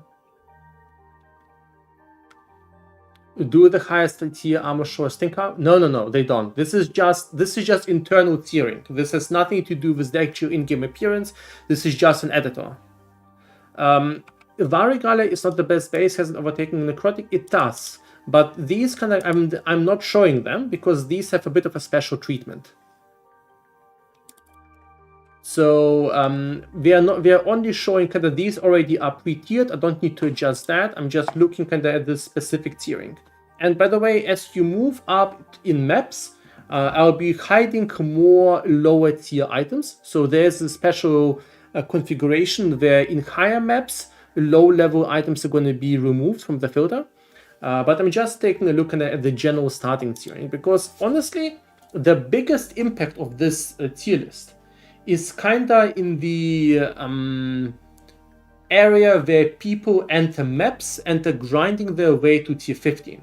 Because the majority of players do not actually enter like tier 15 maps by, I don't know, by the 15-hour mark. They entered by like maybe 25, 30. So you need to consider that most people are not like Ben, and they're not like farming like crazy. So they do need some items. So they do need to get something. And you do want to identify something in early maps.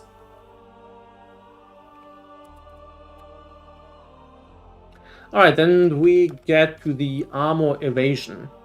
Armor evasion is a solid base type actually. I'm gonna stick to the same setting it has right now, but maybe we can go down a little bit on the settings on this one.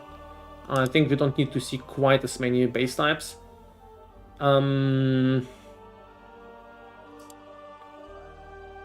That's fine.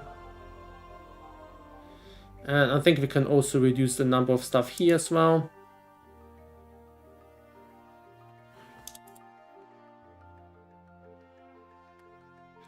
Okay, armor energy shield is in a decent state actually.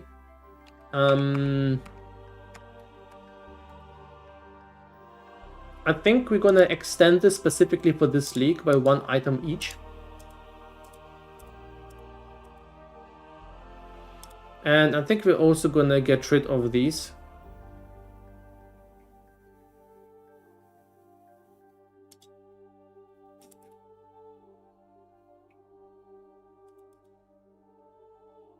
Yep, armor evasion pretty much best block for iron reflexes. There's going to be a lot of people running those. These are very popular. Evasion energy shield, I think this is probably the least used base type this league. I think this one, correct me if I'm wrong, but I believe this one will be the weakest base type this league overall. Maybe even weaker than pure evasion. Navi Pens, thank you so much. And guys, thank you so much for the support in general.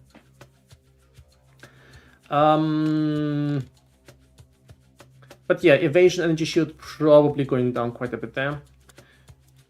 So we're gonna reduce their appearance in the tier list a bit. Specifically for the gloves, I think we're gonna go down there. This should be fine. We're gonna keep this. This is fine. The shield's actually on the better side.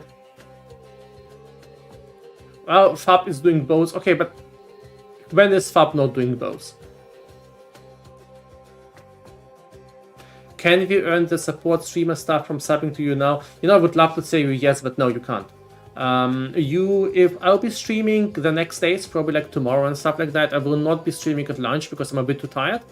But if you want to support me, come over the next days, you will get the stuff, or support someone else. That's perfectly fine, right? How's the game dev progress? Really good, but I'm not going to talk about this right now. But thank you for asking.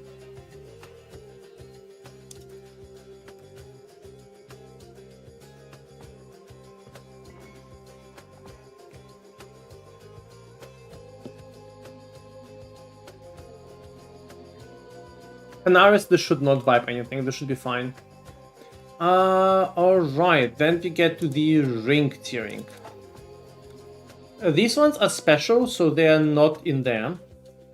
But here's the ring tiering right now. We have answered rings, emitted rings. Do you think we need to adjust something? So the best bases are amethyst, prismatic, and two stone. I think these stay the best bases right now. I don't see a reason why something else should be different in terms of tiering. Oh, and let's actually save this. Alrighty.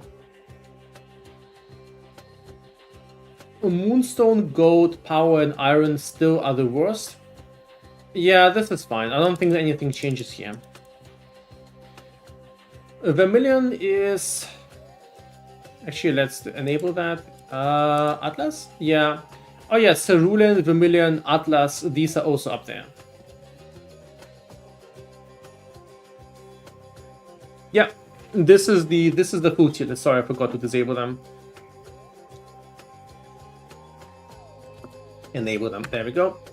Then we get to the amulets. Onyx. So I think in the amulets, the double or the triple attribute ones are by far the best ones. I think in PoE 1, Onyx, turquoise. Turkey. It's going to be a Turkey amulet. The Turkey amulet is the best. The Citrine and the Agate amulet are probably the best ones. Blue Pearl, Marble, Gold, Lapis, Jade, Amber, kind of T2. I'm not sure. Should Gold be T2 or T3? What do you think, guys? I'm personally not certain. I'm personally tending to keeping things the way it is. Okay, show of hands. Do you think Gold is 2 or 3? T3 for me, okay. Community has spoken. Okay. Blue Pearl, 2 or 3? Sorry. Blue Pearl, 2 or 3? Blue Pearl is mana region.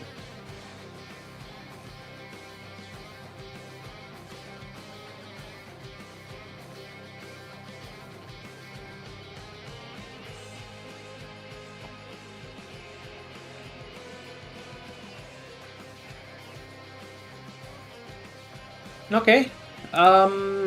This may actually lead to them being a bit in a shortage because some people, yeah, I'm not sure. I'm not feeling. Maybe it should stay T2. I'm not sure about that.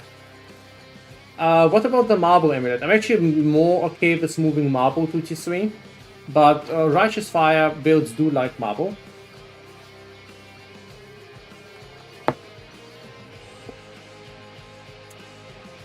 You know what? We're gonna keep Blue Pearl in 2 because it's so rare. I'm afraid that by moving it to 3, I will reduce the supply of Blue Pearl for so low that they will actually rise in price again.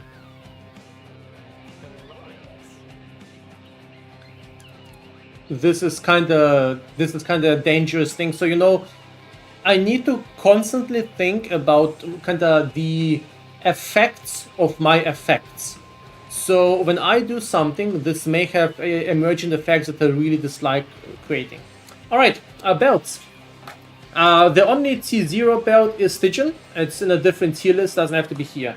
Ignore the Cold belt. Cold belt is in its own tier. It's also like Stygian, so it's just popping up here, but it is actually always shown. This is just a UI error. So the best belts outside of Stygian and Cord are Crystal, Vanguard, Leather, and Heavy. Do you agree? So one thing I'm constantly thinking about is maybe moving Vanguard to 3, but I feel like Vanguard is also kind of rare, good enough. What do you think? Vanguard 2 or 3? With belts, I feel kind of different compared to amulets.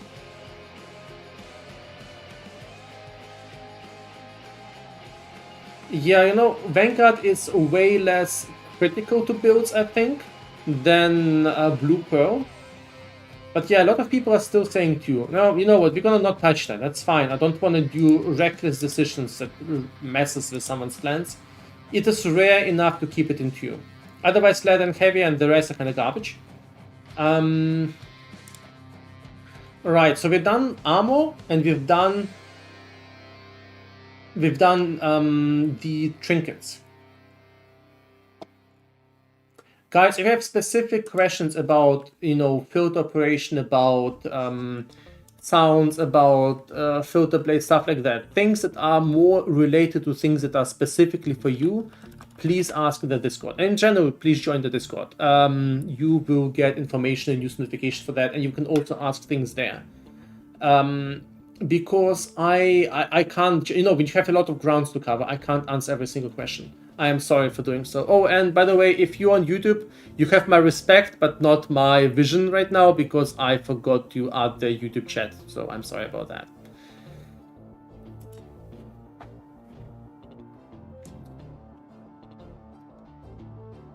Actually, how is YouTube doing?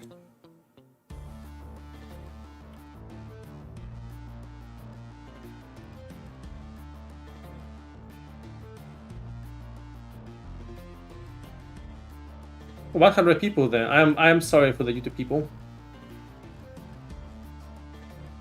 And wow, thank you for the YouTube supporters. Match Labs and Erica, guys, thank you so much for your support. Much appreciated. I'm sorry that I've been ignoring you. It's very, very kind of you. I need to add better YouTube integration. I'm sorry about that. Glorious.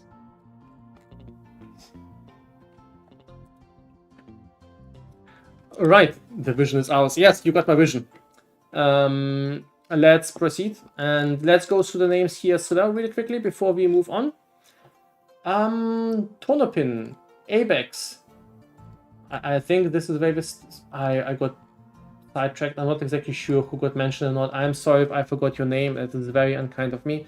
Traino, ABX, Joe Weiser, BJ Riffs, nice to see you again.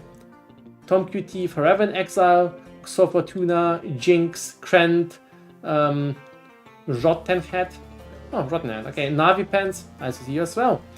HVAS, Eclipse Sorrows, and Woomed. Guys, thank you so much for your support. Thank you for being here again. Thank you so much for being part of this little ritual. Alright, daggers. Daggers are bad. This is PoE1. Daggers suck. I think at least. I don't think anyone's going to be running daggers there.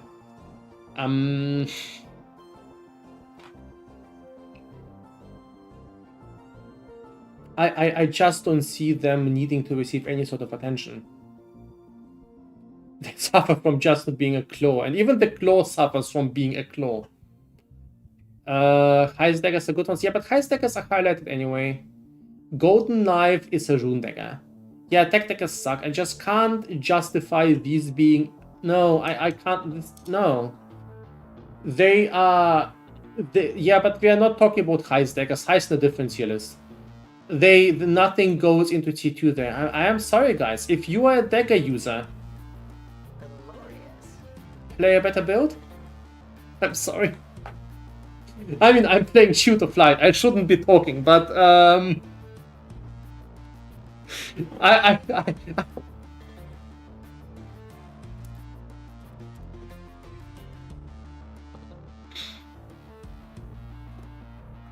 Alright, close.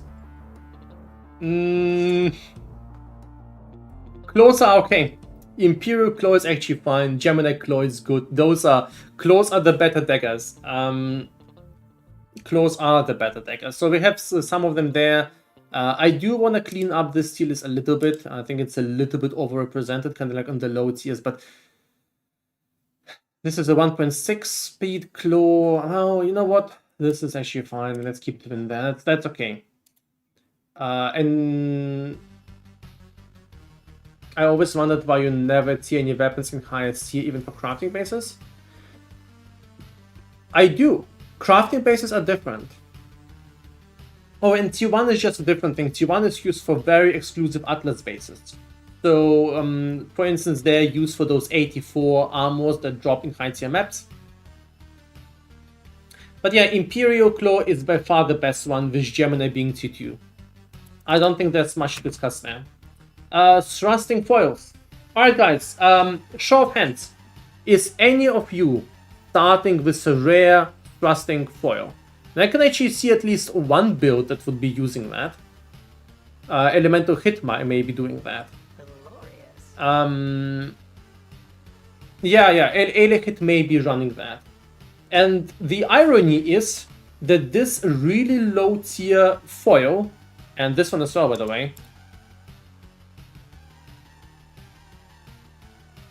I mean, Whalebone Rapier may be the better foil right now. I think this is actually the best foil out there. This sucks. I hate it.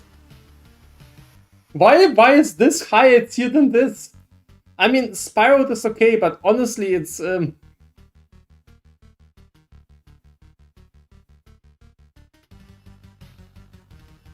yeah, attack speed foils. I mean, these are the attack speed foils, but the best foils are these ones.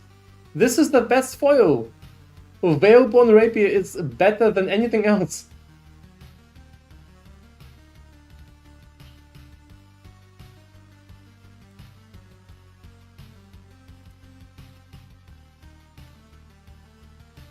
Fine, this is going... Okay, I mean, this is super rare in the endgame. Yeah, these are the best foils because no one runs foils. Guys, no one writes foils for physical stats. The physical damage on foils is completely garbage. So if you're running foil, you're running foil for attack speed, right? You're running them for attack speed, you're running them for elemental damage, you're running them for weapon elemental damage. So the best foil is the one that is the fastest and the one that has the lowest stat requirements. So the best foil in the game is literally Whalebone Rapier. Right now at least. Because this has no stat requirements. Oh, 32, but who cares. And has 1.6 attack speed. And still has the same crit. Wait, 0.55. Yeah, they have the same crit. Glorious. Yeah, this is the best foil. Sorry, it is just better than everything else. Maybe better than being okay too. Now we're gonna put both of these there. This is fine now. We're gonna put them into the crafting bases. So let's actually do this right now before I forget. Crafting general, crafting 100 sword. There, those two are the best foils. This one has higher crit. This one has higher attack speed, but these ones are the best ones. And this is the meta. It's stupid, but hey. Right, so, foils. One-handed swords. I mean, if you're running one-handed swords, Corsair sword is actually pretty decent. And because it's decently fast, has a solid crit, has accuracy rating. I think if you're running, this is the sword you want to run for one-handed weapons. No, you can. There are use cases for one-handed. Yeah, you can use non-unique one-handed swords as builds like Elemental Hit that are perfectly okay using that. And there's a couple of specific builds running that, but it's kind of niche. Like Dominating Blow also is very happy with one-handed swords. It kind of depends on what you're playing.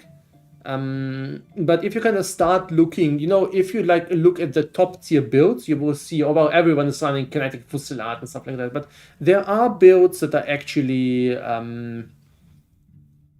running stuff like that. Except for Dagger people. The Dagger people, they I don't get them.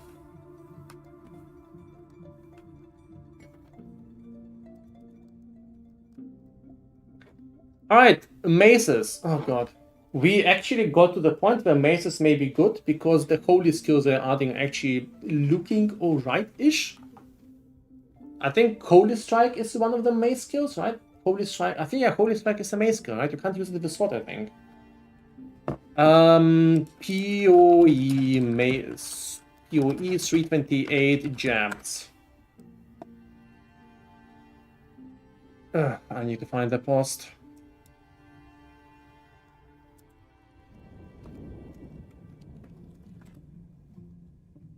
There, the gems.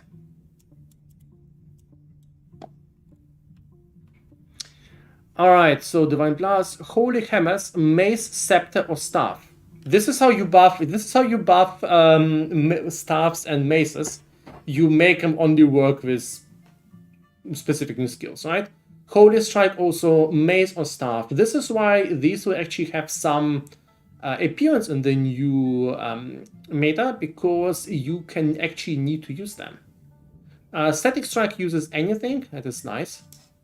But yeah, maces, the best maces right now. What is the best? Oh my god, I am tiering 100 maces, guys. What the hell?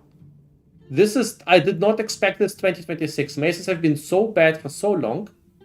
What is the best mace? Let's take a look at the stats. Some of them have no crit.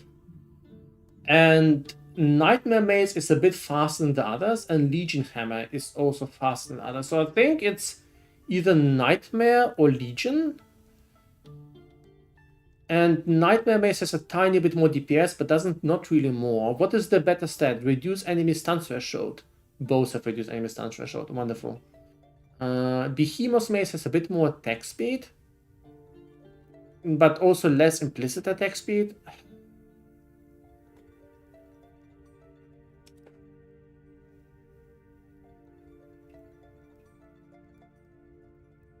Let's take a look at the stats. Let's take a look at POEDB. I can't decide this out of this. Items. Oh, the stats are there. Cool. We need to look into that and see if we can find out information about divination cards. Items. Maces. 100 maces. 100 maces. Crack mace, not crack mace. Behemoth mace, attack speed, yeah. They're all just having reduced enemy stun threshold.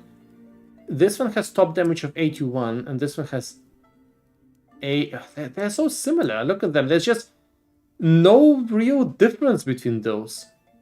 Why Legion Make Hammer and Nightmare Mace, they have basically no difference, right? The only difference is this one has 1 damage more. This one has a little bit more min damage and a little bit more... Come on, guys. Okay. This is like so lazy. I think this is kind of like the laziest thing I've actually seen in PoE1. PoE1 actually has a lot of like cool details. But look at that. The only difference, 3581, 3880.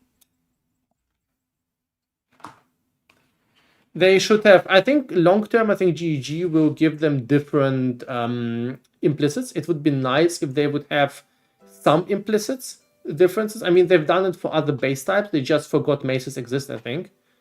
But yeah, basically it doesn't really matter, one of those. I'm gonna go with Legion Hammer because it's more common and also has slightly T3 or T2. I don't think anyone wants to pick up maces, honestly, but okay, guys, show of hands. Who wants to see a single T2 mace in the normal rares?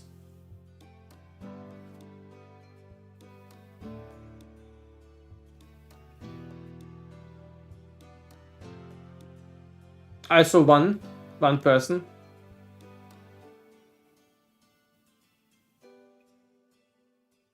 That's fine.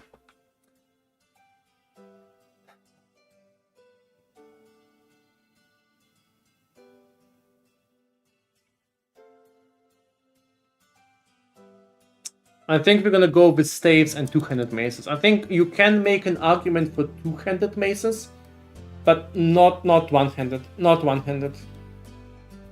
Okay, axes. Axes are actually alright-ish. You can actually make solid builds with axes. But we're gonna reduce their appearance a little bit as well. Get rid of the royal axe. Siege axe is kinda okay.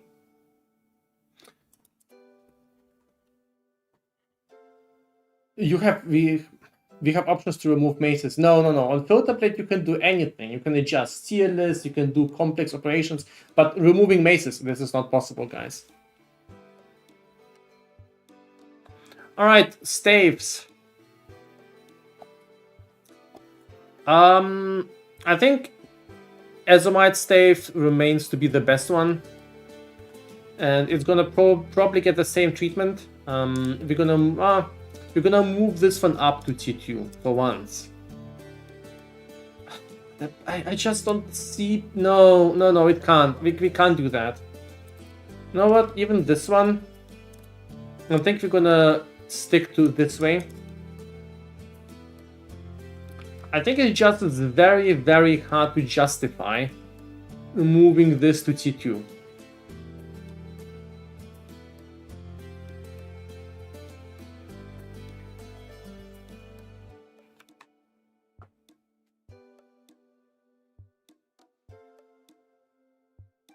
This is, this sounds, maybe looks a little bit hilarious, but I am thinking about it. The moment I make this green, I can already see 70 people approaching me on day one, asking me why they're seeing the shitty stuff that rolls shitty stats 99% of all cases.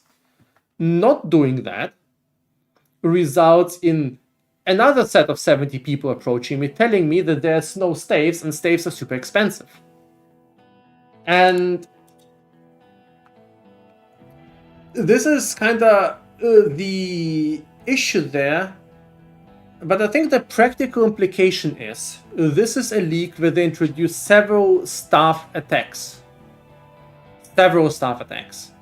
And if someone sees an extra staff, they can hide it. If I don't show staves, the result will be that people will actually have troubles playing their build. So you can hide them, you can skip them, and I don't want to mess with the starting situation of different players playing the game. So I would try to take people being annoyed about one item being shown a little bit higher than actually messing with people's starting plans. So I will take the rest of everyone who doesn't want to see that one staff.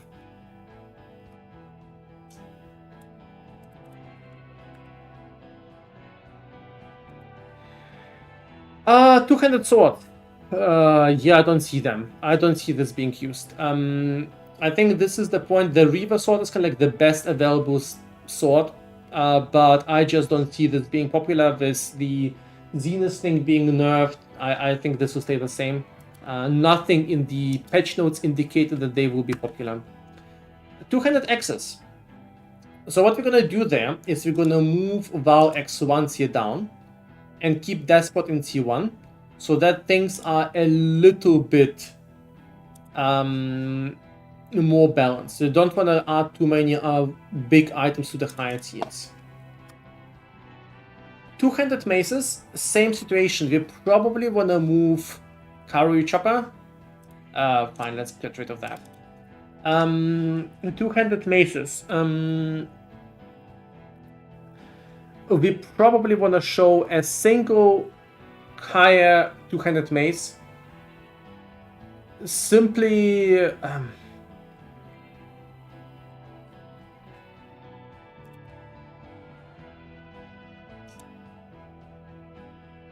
thanks, Revan Exile. Very kind.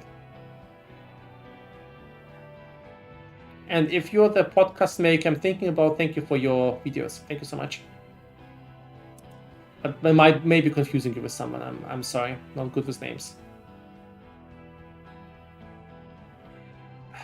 No, let's keep Val. Let's keep Val there. I can't. And I can't remove Karui Chopper either. This is used by some builds. This is the highest damage X. Like if you want to have the maximum damage, you're gonna go Karui. This removing it outright is the wrong idea. Alright, same for these ones. I think there is precedent to move one of these to a higher tier. At least tier 3. I'm not sure if it validates tier 2. But I think kinda going to...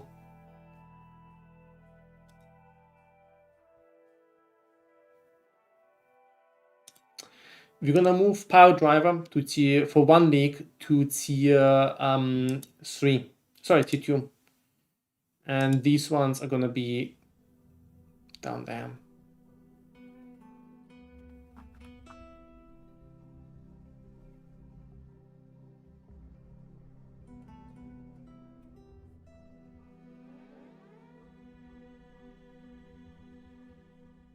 You know what? We need to adjust and change that. I need to write this down. This is just something I really want to note.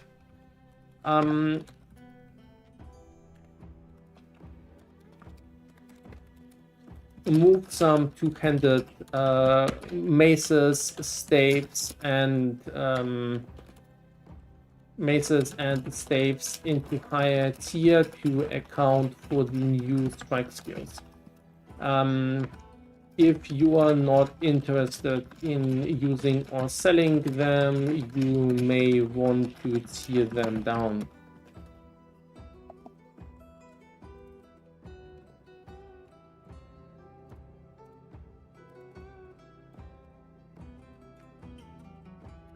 Bows. Ignore the color. This is something else.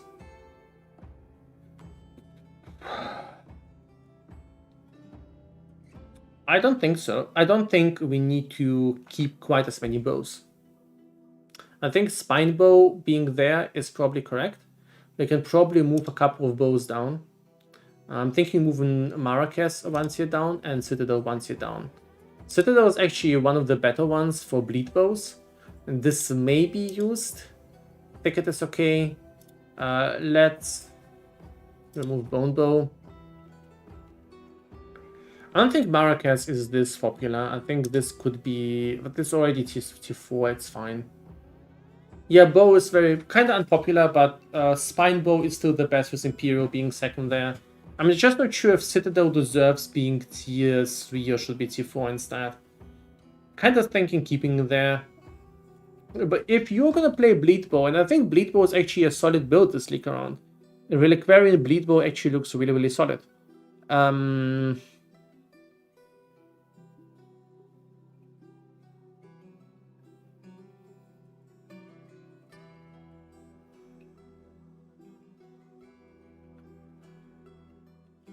Marcus can maybe sought after by dot bows. Yeah, but there's not a lot of dot bows out there. But I agree, Marcus could be good.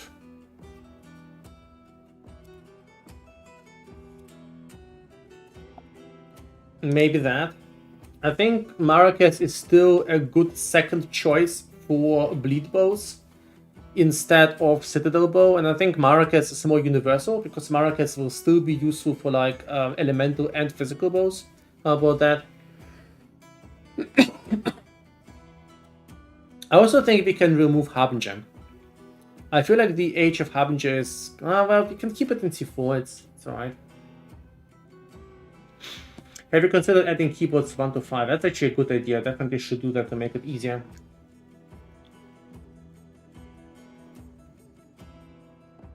Thanks for the suggestion.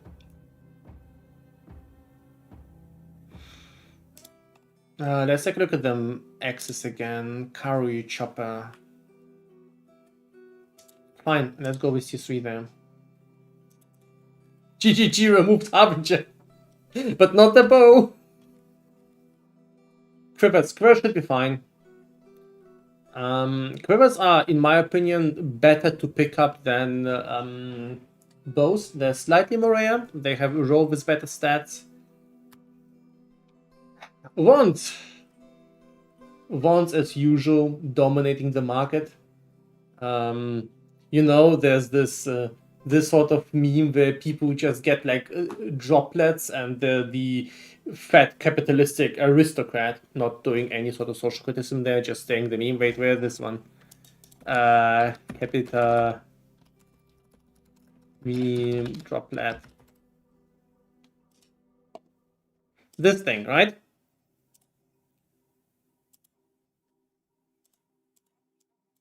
This one, the pipe meme. So this is literally, look at it, the wands, daggers.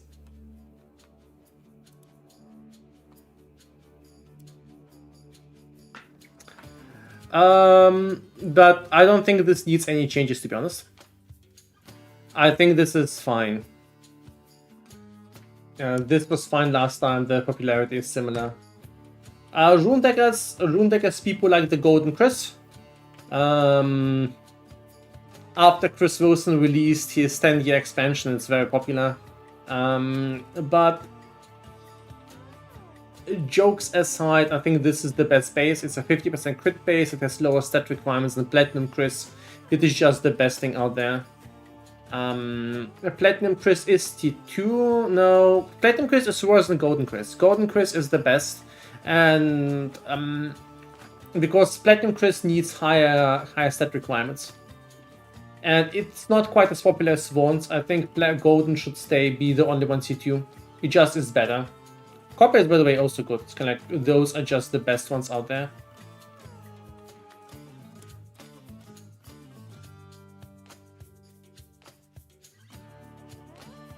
Alright, are we done? Scepters. Scepters should be also fine. I don't see a lot of need for change there. The casters are popular as ever. Void and Opal stay the same, the best bases. So these are always the best bases. They have the highest implicit. Nothing to discuss there.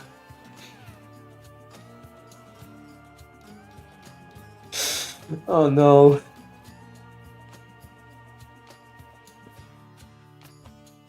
Man, we need the same with like daggers and staves. You know the uber popular dagger builds receiving all the love compared to the staves.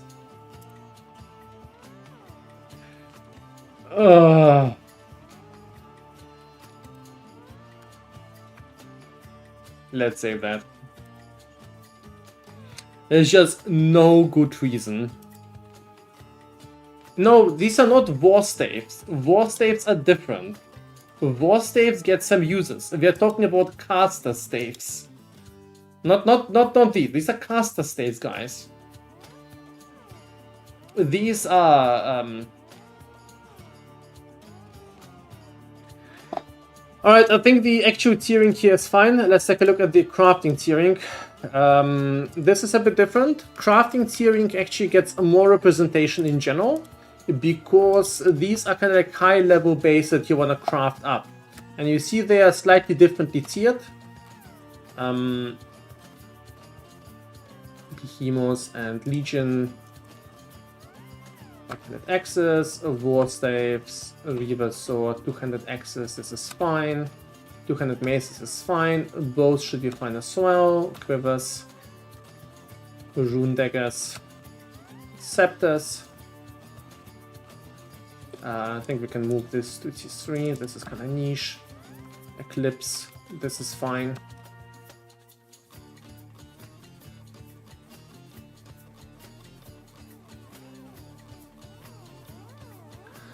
Alright, what else needs to be adjusted there? This should be fine as well. This should be alright as well. I don't think anything else needs adjustments there. Alright, next up, we need to take a look at the tiering. So, what we are looking at right now is the tiering of uniques. So what we're gonna do is we're gonna do a double review. Pazitaki, thank you so much. Sojourner, thank you so much for the big resub. Sojourner, thank you. Malurky, not Malurky, sorry. Fatal, Insidious, Grubuk, Andres the Guy, RTV, Erika, and Womb, guys, thank you so much. It's an awesome tradition to be here to update the filter with you every couple of months. Thank you so much for being part of this journey. And you know, I've said this several times already, but you know, my day job is I do decision based on money data. You know, we are building software. I'm working for a large German company doing medical and safety stuff. And when we do decisions there, we do decisions because they're economic. Of course, we are still doing good stuff, but I need to do things because they're expensive, efficient, because they're profitable, and so forth. Decisions I do here is I do things because they're fun. I do things because you guys are loving the stuff. You guys are loving PoE. We're just enjoying the gameplay. And it's awesome to have you guys here. Thank you.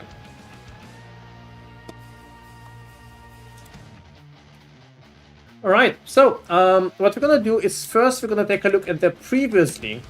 Okay, no, wait. I'm thinking faster than I'm talking, and that's why I'm talking garbage, because I'm not phrasing my swords properly.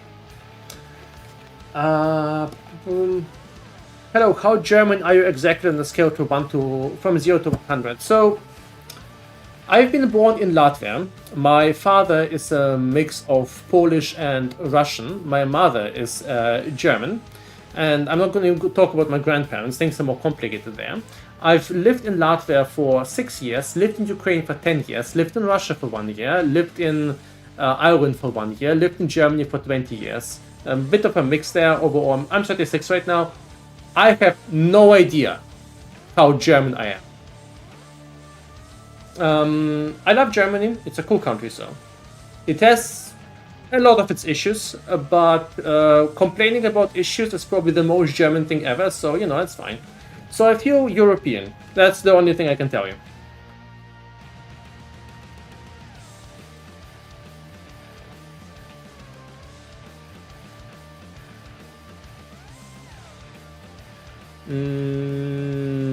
But yeah, I am speaking German with a very Russian accent.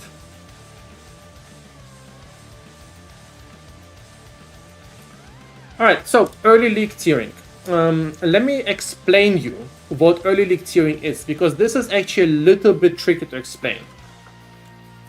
So let's take a look at something like Cold Iron Point. So Cold Iron Point is a bit of a special item. If you find a Cold Iron Point, day one, you can probably sell it for like 10 to 15 chaos. Cold Iron Point is a cool item. And there's a whole bunch of these A items that are pretty good and pretty expensive day 0, day 1. However, if you find this item day 3, it is probably worth 0 chaos. Because this item is something people want day 0 and are willing to pay for it day 0, but no longer want it afterwards. And there's a whole bunch of these items where there's people want them very, very early on, but then afterwards they kind of lose their interest. Now let's take a look at Wanderlust. Wanderlust is a different item. This one, if you find it day 0, it will be worth 1 alchemy orb. If you find it, let's say, day 20, it's still an alchemy orb. You may be able to sell like a good road one to some people who are leveling, but it's generally speaking not useful. So what I'm looking for items are like Cold Iron Point. These are items that are specifically interesting in the first 1 to 2 days, maybe 3 days. And these items are called the early league items. So they're not leveling items, they're early endgame items. So what we're going to do first, some of them, by the way, if an item is in a high tier, we don't need to basically review that because it's going to be there already. But there is this early game item tier that we want to review. So we're going to skip those because they are already in a fairly high tier. Not exactly what the way I mean it, but I'm going to stick to this explanation.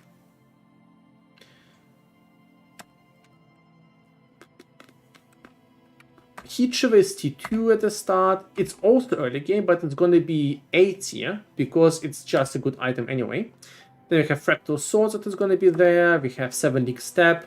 We have Thunder Fist. So some items are being moved to a higher tier anyway, like Cold Iron Point and Calm's Primacy, Chevrons, Force Vow, Utulas, Varnastra, Tidebreaker, Kitava, Poet Span, Gull. Gull is probably T0 this league, honestly. Oh, it is in T0.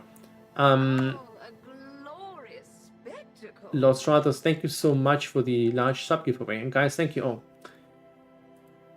Right, so now we get to the, let's ignore those. Now we're gonna go through the early game items. These are the items that have the early tech. Lycosite. Do you guys think this is worth something at the start of the league? I personally think not anymore. I am thinking about removing this, the early league tech. Are you guys okay with me removing the early league tech from Lycosite? Or do you think this is something that will be in demand like day 1 or something?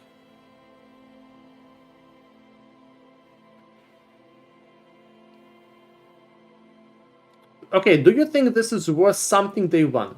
5 to 10 chaos day 1? Do you think it will be worth something? Okay, I realize I wasn't very good with communication. Write keep if you want me to keep the early league tech. Write remove if you want me to remove the early league tech. Write keep if you think the item will be worth something. Alright. More people say keep than remove. I'm personally gonna go with keep, gonna go play safe.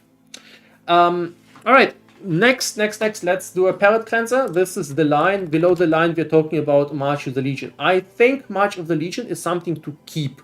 I think March of the Legion is going to be used by several builds. You want the blessing for certain things. Keep or remove.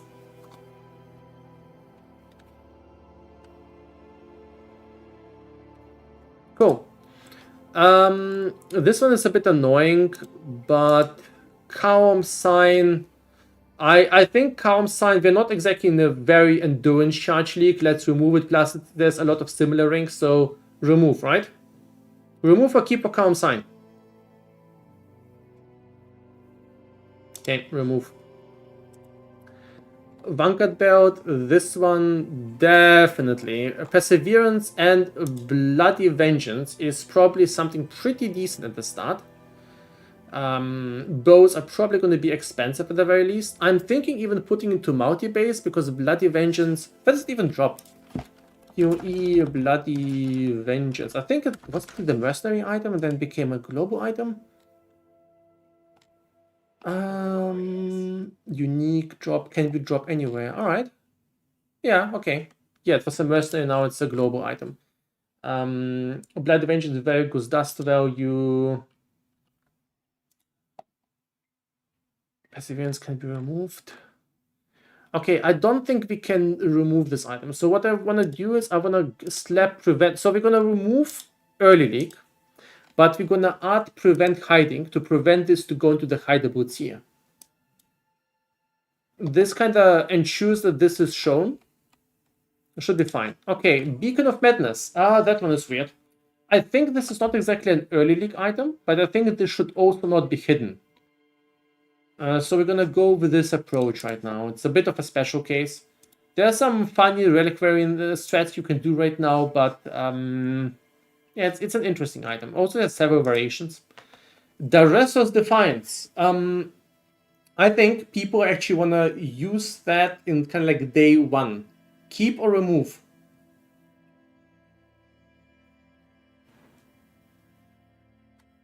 I saw a couple of build creators running Daresos Defiance. Yeah, we're gonna keep that.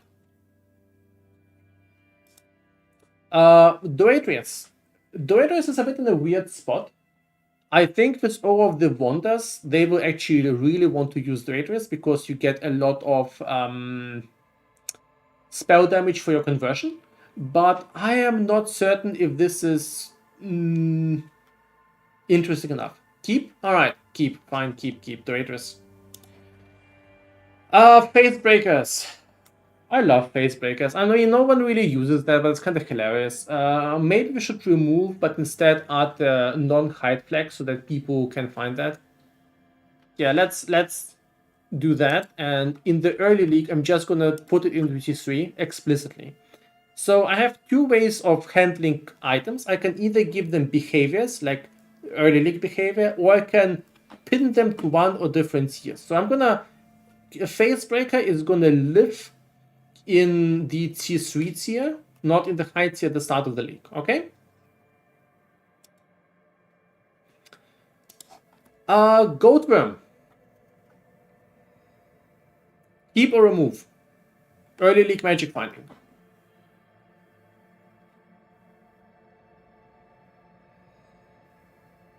Ooh.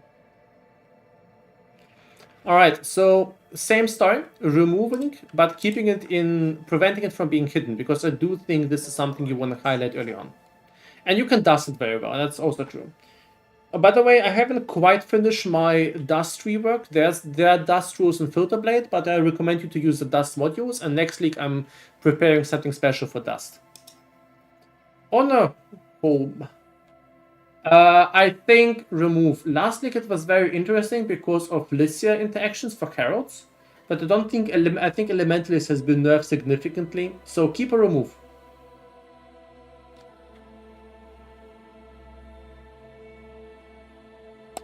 Alright. Aventail. Mind Spiral. I think we can... Okay, right, mind remove or mind keep.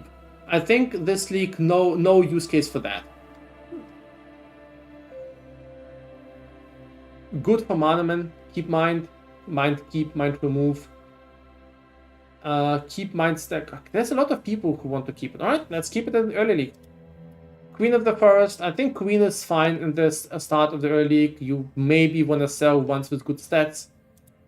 Okay, from now on, guys, please always write like the word of the unique and the name of the unique so that we can better allocate what you're talking about, because there's a little bit of a delay. Sieve Stormont. Sieve keep, Sieve remove.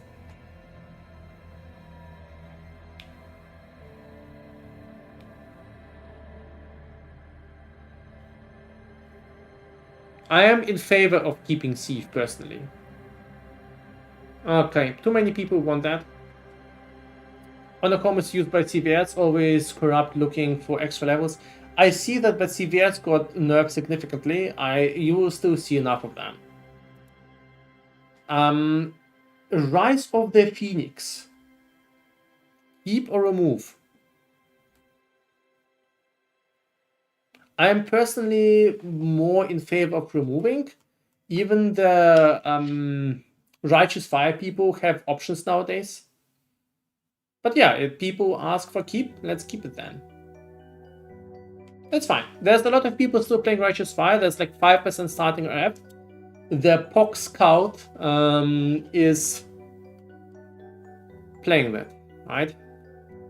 And I'm not messing with I'm not messing with the Righteous Fire people. Many of them are very influential in their 70s, and I don't want to get in trouble with their lawyers. I love the elderly.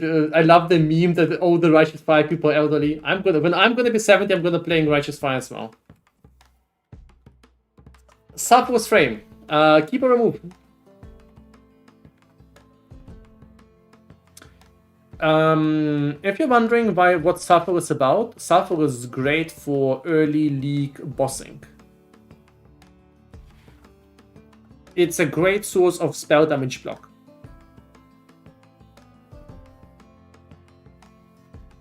Suffer keep, suffer remove? I think people are in favor of keep.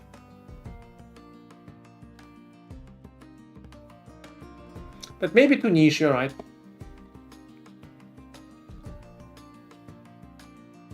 Okay, let's keep it. Shadows and Dust is okay. It's actually very solid. Val Caress is alright-ish, I think. It's also one of those things that may be popular this league, especially with a couple of Val builds being up. Tanu, Ahi, and Wormsign are both great early league stuff. All of these two-stone rings are something to be kept in early league. That's all Topaz rings. Not sure what to do with those. Hikazaru is kinda alright, but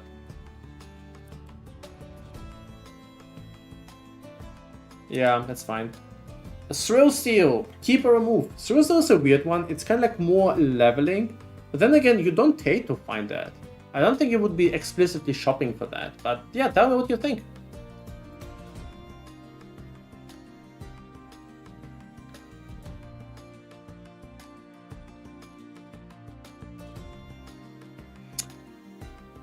I'm gonna remove Thrill Steel. I feel like it's way too early. I think like this is like completely worthless for after hour 5. I think this is too you can hide certain uniques from certain bases. No, I can't. But I still attach things to specific uniques, and these kind of plays the overall algorithm. This is Minxar. This is at least early league. At least early league. Probably a multi-base. I think what we're gonna do is actually we're gonna slap it into the multi-tier early on, multi-special. Alpha Skull is an easy early league item. Crimsorrow. Is this a custom UI you've built? Yes. And you know it's really ugly because that's why I built it myself for no UI used. Crimsorrow is probably kept, right? A lot of people want to run that. Yeah. We know, we love Crimsorrow. Heads Mana. Heads Mana's Bloodlust. Mana keep, mana remove. Yeah, remove his mana. I think so as well.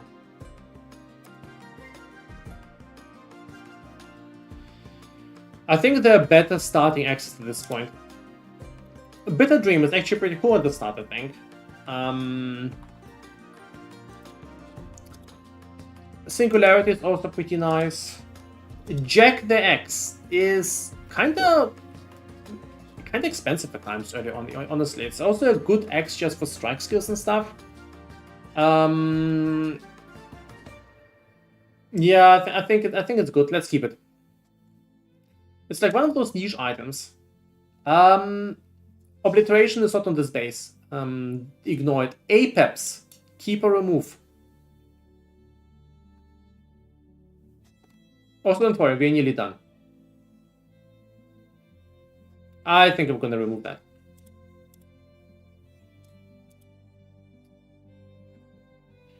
Rhythm Jar. I think Rhythm Jar is actually good. Glorious. There are so many builds that will use it, I think. Kraftzwerk, nice to see you again. Thank you. Yep, Worm Blaster. Worm Blaster is eating good this league. What the hell is Hands of the Lord? Oh, it's a new one. Oh yeah. Wait, what is Will of the Lord again? I actually forgot what it does. Hand of the Lord, PoE.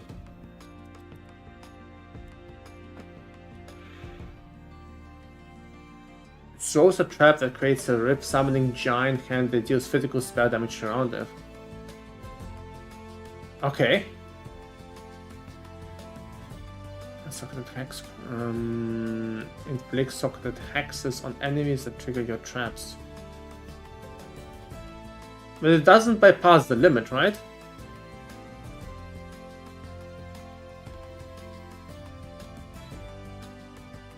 Can have up to 5 additional traps placed at a time. Okay.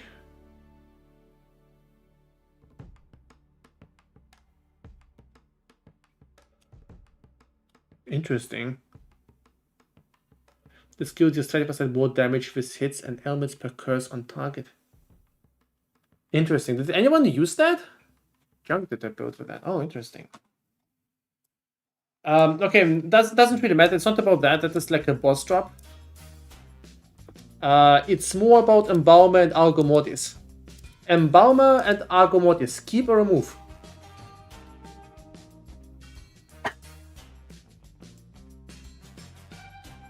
I think mostly the poison concoction people are probably gonna like Embaumer, right? Yeah, let's keep Embaumer.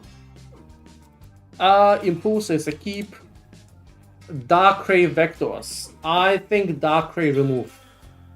I do not think Darkrai is going to be played a lot. But tell me. Keep Vector.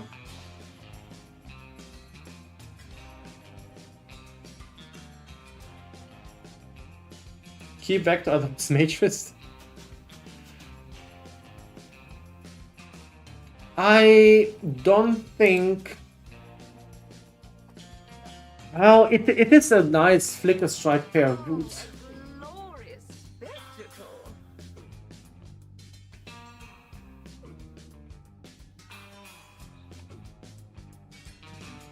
Crixilis, thank you so much. Oh, Crixis, thank you so much. I don't know.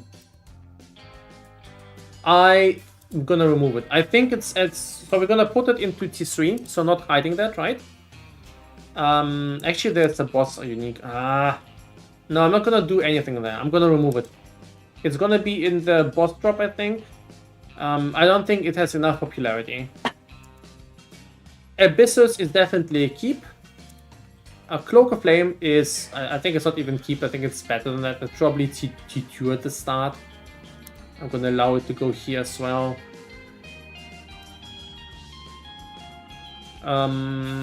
Lepus. Okay, Lepus is one of those things that is used by quite a few people.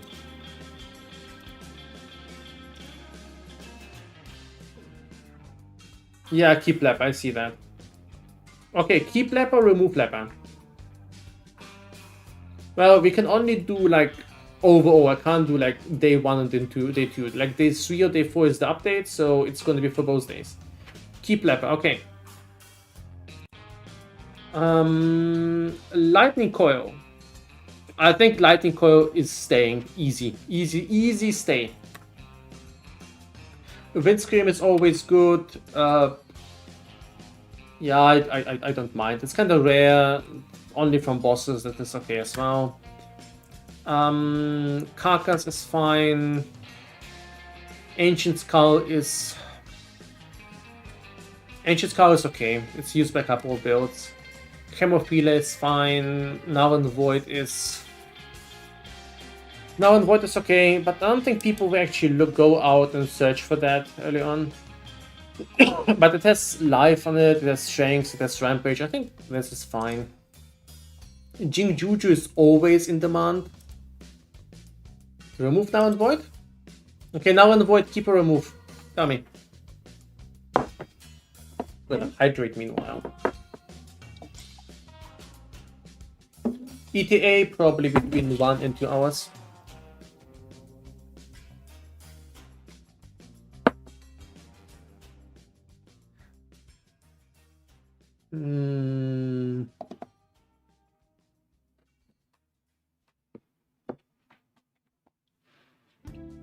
Let's remove it. Jing Juju. Cloak of Defiance, always expensive, and also Vitaria is always good at the start. Gotrim. Gotrim is the one leveling item that is so good that you still wanna see it every time, so it's keeping it. Kintsugi and Irios is fine. Maligaros is better than just keep. It's better than early game, it's fine. Red Blade is alright. Definitely keep on this one. Definitely keep on this one. With Vilmas, it's always worth something. Gloomfang is also fine. And this is probably going into T2 anyway. Alright, so no thinking for Gotrim. Now we've seen the items that were removed. Now I want to ask you, what items should we add? What other items do you think should go into the early league? Now keep in mind, if it's something like a Soul Taker, that doesn't need to be early league, because it's already like in S tier and we'll be thinking anyway. We are thinking about items that are expensive, specifically the 1 day 2. Singularity is already there. I want to hear your best early league stuff. Calms is already there. Do you think Terminus S is good? I don't see Terminus S there. Terminus S is kind of niche, and Reliquarian provides a really good alternative. Time Clasp and Warped are already quite high. They don't need their help. Jack the X is already there. Doedre's Damning. Doedre's Damning. What was that? Wasn't it the ring? It's in T3, it's fine. Oni, not Oni. Oni is kind of a special thing. Chotimber? I don't see Chotimber being used. I mean, with the new totem, it may be fun, but I don't see it. Brain Rattler is going to be a thing this league. I'm not sure about that, but if it's going to be, I'm going to be surprised. But you know, I'm gonna set Slap.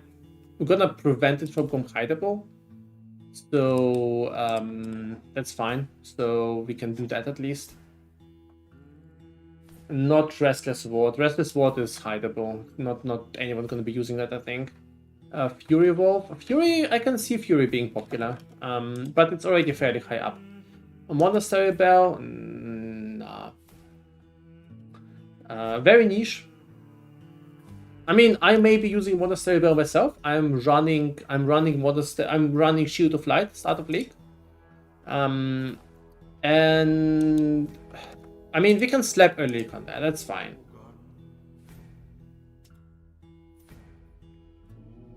No, we're gonna do something else. I wanna keep Monastery Bell in T3, so I'm gonna prevent it from entering hideable, right? It's not gonna be hidden early on, but it's not gonna go into like early league. I think it's kind of like a very specific thing. Best in slot for almost all iteration builds. I think it's best in slot for like 1 or 2 iteration builds. There's a lot of alternative. Do weird items show in the...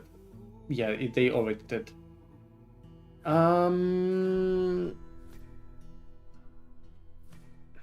Belt best in slot for Wonders. Prison Weave? I mean, it's not hidden. It's in a specialty anyway, but I don't see it being early league. Oh, actually, it has a decent amount of damage. It's honestly better than... Yeah, it's solid. I mean, what do you think? Prison Weave keep or Prison Weave... Prison Weave... No, not actually keep, but Prison Weave... Should Prison Weave receive the early elixir? Keep or remove? Add Prison Weave. Alright, yeah, add as a what, you're right. Fine, let's do that. Let's do that. What else is there? Time Clasp already has that. Quirrain already has something, but I don't think it's too popular. No, Quirrain is not there. Barracks doesn't need help. Barracks is already in a good, decent tier. Valako already has something. Also keep in mind, I've already looked through the uniques. We are now doing like the third pass on that, so I'm just doing something with you guys. I think Joffrey's is not too popular this league, but it is in the boss tier anyway, so it won't be hidden. I mean, I'm talking about this thing, not about the Crest. Crest is kind of garbage. I have added 1.6 attack speed things to the general rares. Yeah, I've kind of done that. Tenure is already there. Snoo is gonna play with the freezing quiver. Who's Snoo?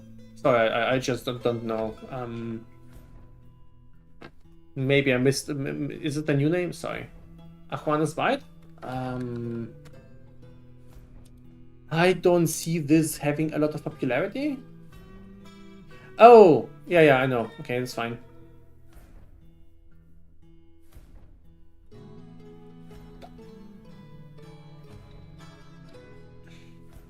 Okay, Ajuana's at or not? I don't know. I mean, I can't see this being useful for some things. It's a decent quiver. There's a lot of decent strats for that. The enemy chewed by a... It's a solid effect.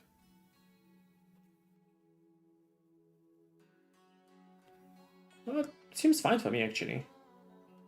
Okay, what we're gonna do that, it's definitely more rare than Harris. And so what we can do there is we can add the same thing we've done with the other ones. So we're gonna prevent it being hidden, but I'm not gonna add it to early league. All right, so I think let's quickly review the T1 items. I don't want things to be thinking for no reasons. So we're gonna be looking at only the T1 item, now the SC items, and you tell me if something should not be there. So Apostate can stay S tier at the start. Aterius Reflection is definitely S tier. Rakiatas is S tier. Winds of Fate is S tier. Ulnetau's Vow is S tier. Ephemeral Edge is S tier. Kalandras is S tier. Swollen is S tier. Soul Taker.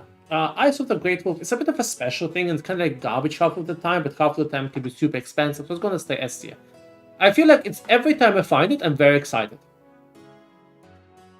So I can see it being actually like multi-base. Marochi Erki is S tier, in the worst case scenario you can dust it. Crest of Desire. Crest of Desire can stay S tier. It's kind of weird. Okay, Crest of Desire, S or 8. Let's actually take a look at Fury Ninja. I have no idea. Unique Armors. Crest of Desire. And this is not standard. Don't care for that. Crest. Kind of weird. Iced item. The beginning it's something. Let's go with A tier, not S tier. And what I want to also take a look is Rasp. Okay, sorry, that's fine. Oh no, I lost the sorting. Let's scroll down again.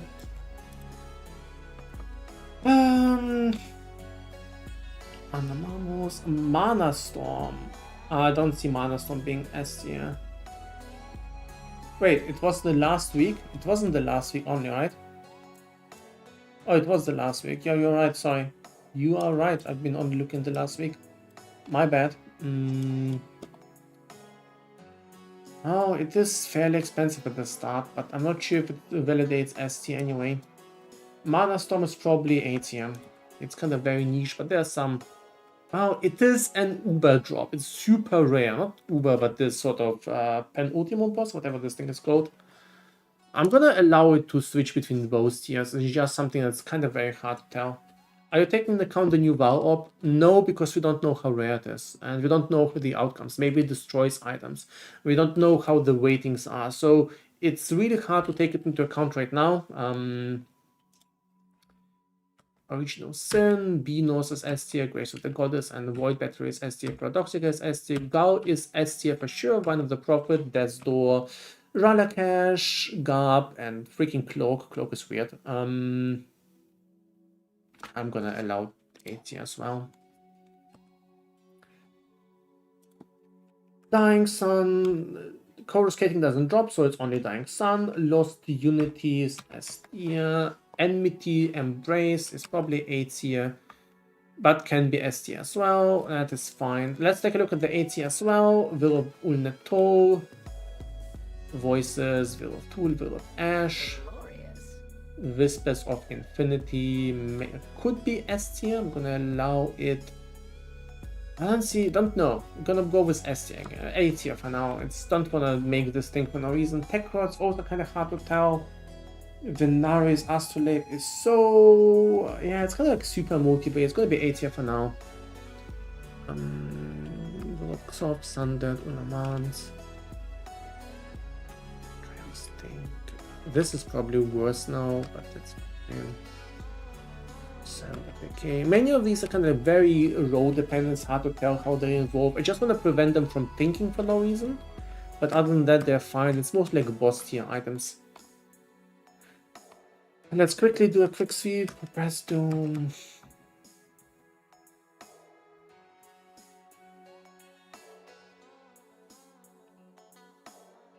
I'm not sure about Mystic Refractor. I think it's mostly for dusting. I want to take a look at the early prot room. Yeah, this thing is already there, the machination thing. Lich Gaze unique. Do you mean the jewels? The gaze ones?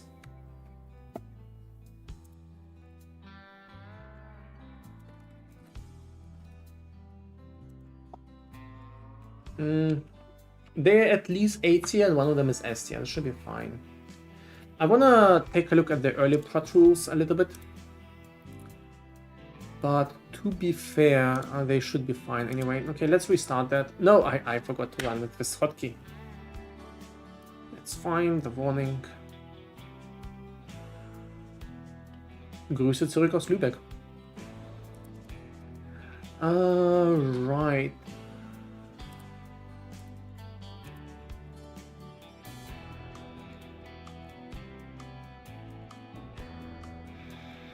So this is already the updated tiering, by the way.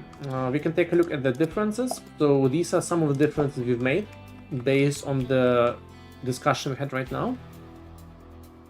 And I think it's fine. I think it should be fine right now. I think the filter will be done in an hour at most. I think we are really approaching the end of the process. We are really good on time. I've already done most of the stuff before that. I've been working on this for over a week at this point, so you know most of the stuff is done. The changelog is huge. I'm just kind of doing this sort of tiering stuff, early stuff. It should be fine. Let's do a sweep through the currency. I think the uniques are in a good state. I'm looking at things, and there's kind of a couple of things where I'm not perfectly certain. I do want to just take a look at the early prot rule, because this is kind of nasty, because dust things get clocked up in the early league decisions. So I want to see if those needs to be reviewed. Like Brass Dome is, for instance, not certain if this is tier 2. Taste of Fate is definitely tier 2. Chevrons, just want to avoid, like the Restless Courage. Do you think this should be like A tier at the start of the league? And this is mostly due to dust rules, but I honestly don't think this should be A tier. So tell me, what do you think about the Restless Courage? Be A tier or let's say B tier? A or B? Just write one letter in chat. I think Need for Dust is gonna be high. Yeah, I don't know about that. The thing is about, yeah, of course you can. The thing about mirror shard farming, first of all, you now basically need to, you can't just send dust. You need to run King's March in order to get your dust. And the second thing about that is, when you're starting out, this you might be different, but when I'm starting to play PoE 1, I'm like, wow, my goal is to get a 5 link and to cap my resists. Maybe your goal is to get a mirror shard, but I'm not thinking about, I'm thinking about getting my 6 link, getting a good armor, getting into S tier, getting into like tier 15 maps, getting my void stones. I don't care too much about mirror shards day 1. I will be caring much more about like smaller investments. Maybe you're a different level of player, and this is perfectly fine. I don't claim to be this amazing in this case. I just think it's kind of like too early to think about dust. I think we're gonna keep it into T3 and also allow it. Yeah, we're gonna stop it into T3.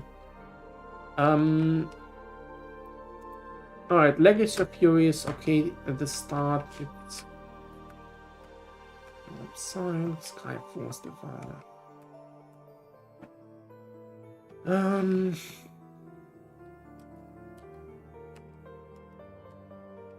Mystic Refractor. Do you think this is any worse at the start of the league? Let me take a look at the builds. I'm not actually sure.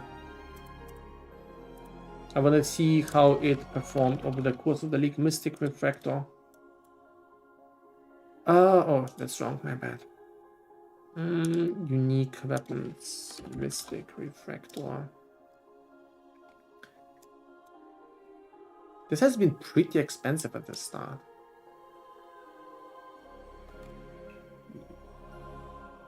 Yeah, it is a relic variant passive. I'm not even sure who is using that. Is it standard still? Crap, my bad. Why is it switching back? Mystic. Okay, that's a... no, wait. I think that's mostly due to dust later on.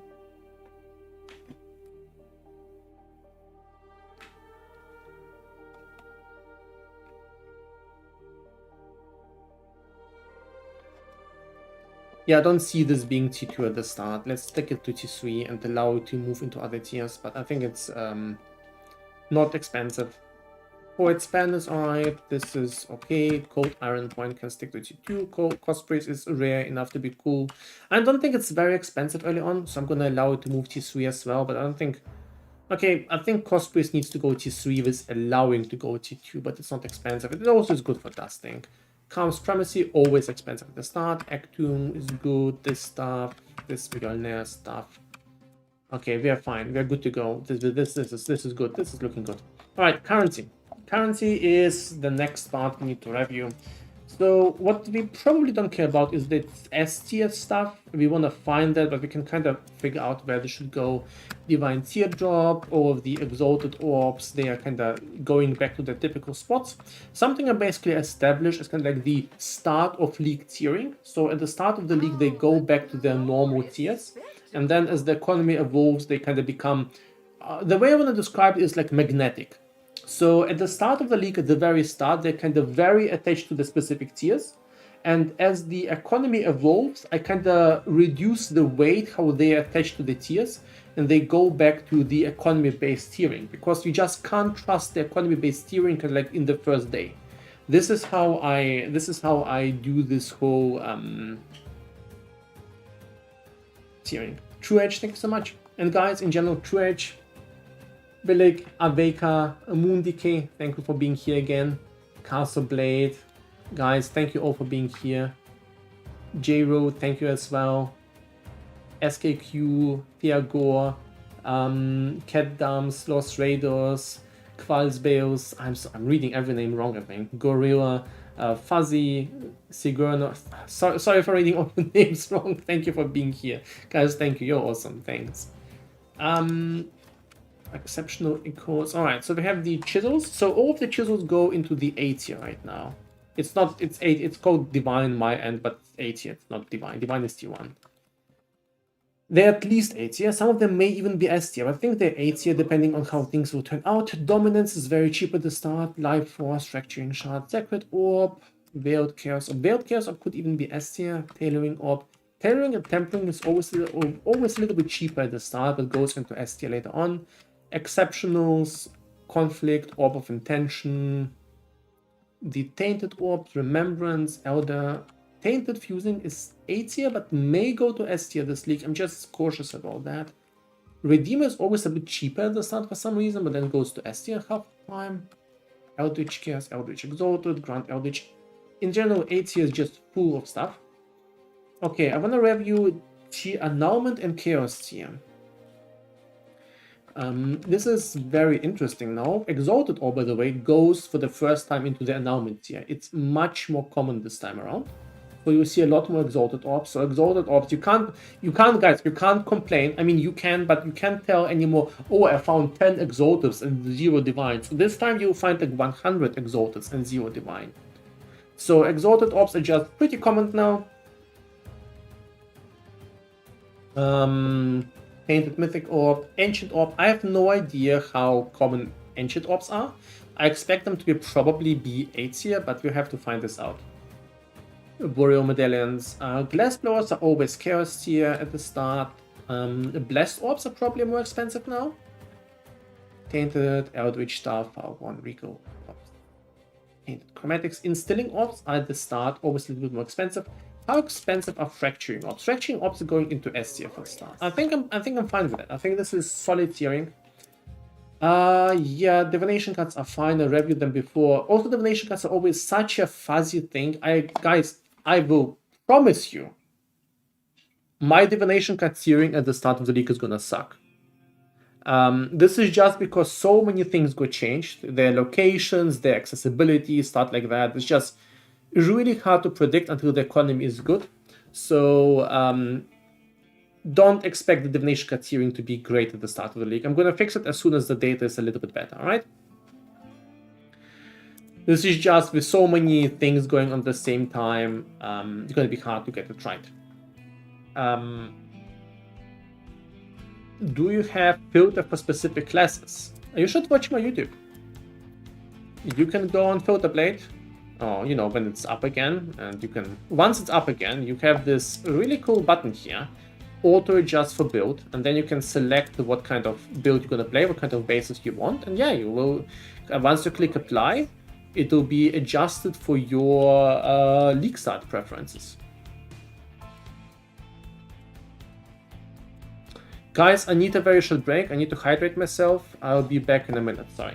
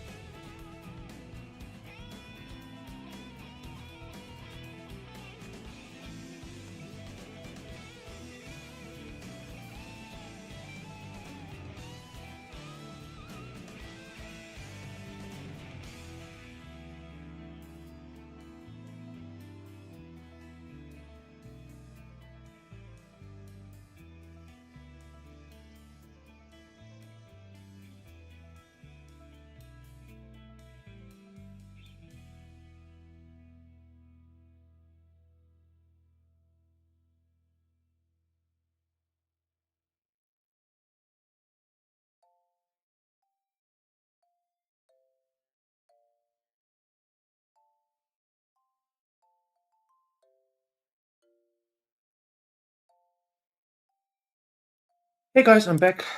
So a lot of people asked if I work with GG and do I make money off the filter. I do want to be very transparent about that. I think this is in general kind of thing with content creation, but specifically in PoE where long-term trust is important. I want to be very transparent about this stuff. I do not work for GGG. I am not affiliated with them. I do not receive money from GEG. GEG did pay for my previous ExaCon visits, flights, ticket, hotel stay, and so forth. They invited me to be there. They also invited me to the PoE to playtest in LA and paid for my flight. They are allowed to use my filters on the consoles, but otherwise, and I'm also part of the PoE2 alpha team, sorry, PoE1 alpha team. And I do get to talk to some GG people like game designers and game directors occasionally to ask questions and suggest suggestions.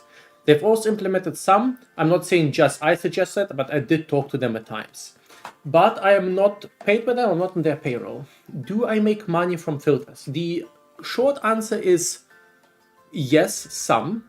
The long answer is Filterblade has costs, and I'm not just talking about developing it and time costs. It's been spent a lot of time on that, probably more time than any person in the world. I am making money from several sources. First of all, the Twitch, you guys, you are sponsoring me. There's the subscriptions, there's donations, there's PayPal. There is some ad revenue from Filterblade. However, we are making minimal money from that because we have tuned the ads down to an absolute minimum on Filterblade. We have also declined cooperation with any single sponsor trying to sponsor us by selling like Spectacle. RMT ads. I've been receiving tons of suggestions to cooperate with them. I'm looking at my inbox right now, and there's like 7 letters there of people from RMT companies trying to sell RMT ads on our site. Sometimes they still leak through because Google ads sometimes shows something from RMT. So it's constantly a fight of whack-a-mole. The main way Filterblade is supported is from Patreon, but the ads also pay for the server costs. The patrons on Filterblade receive an auto-update feature. Now, if you're using my ladder filters, they're auto-updated anyway, and we've added the quick save button to Filterblade, so you can update things with just one click. But if you want to support our Filterblade work and feel like you want to support us, I feel like getting the auto update or getting the Patreon tier and giving us the auto update thing is the best way to support us. Thank you so much. Much appreciated. You'll find the link there. Right. What else is there? What else should we discuss? I think we should move on with the update.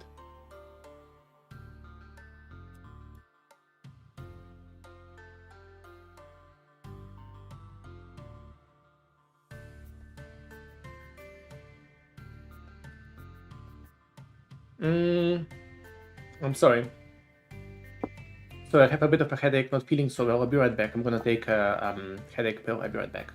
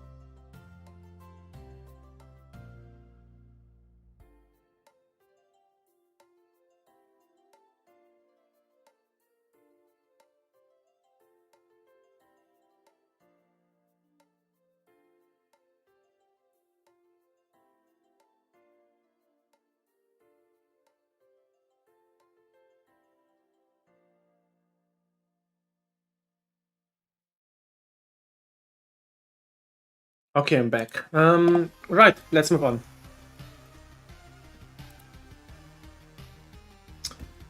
So overall, I think the tiering and the changes you've done look good.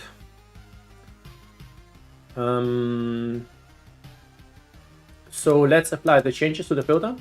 Do you take some time off for your primary job to work on Filter Blade? Yes. I have the flexibility to do it. Generally speaking, you can tell that Filter Blade management takes off 8 vacation days of my yearly 30. So basically, to get the Filter Blade work done, I need to take around 8 days per year, maybe 10. And then I basically also work a lot in the evenings. But I do have a full-time job. My full-time job is I'm a solutions architect for a large German company. Solutions and cloud architect. I manage cloud applications. I manage some small teams and some apps that are designed by this company. Anyway, speaking is a bit hard when you have a migraine. So until the pills work, expect a lot more typos in my sentences. I do suffer from migraines occasionally. Safira, thank you so much. Much appreciated. Thank you so much as well. Quinn, thank you. All right, so I am applying. Are you good at your job? I hope so. Right, so the first thing I want to do is I want to launch the generation.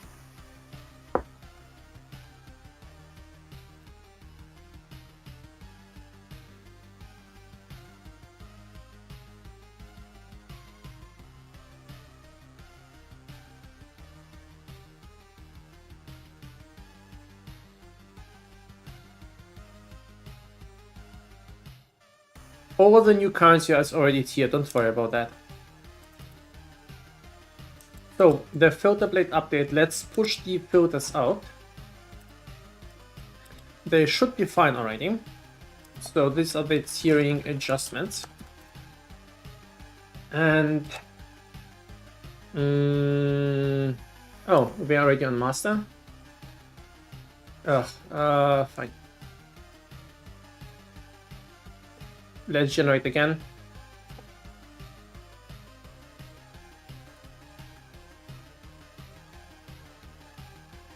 No, that's fine. I think we can delete that.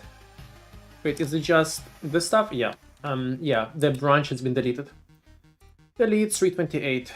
Yeah, delete branch. Okay. Why? Switch branches first. That's fine. Master. Boom. And let us regenerate the filters.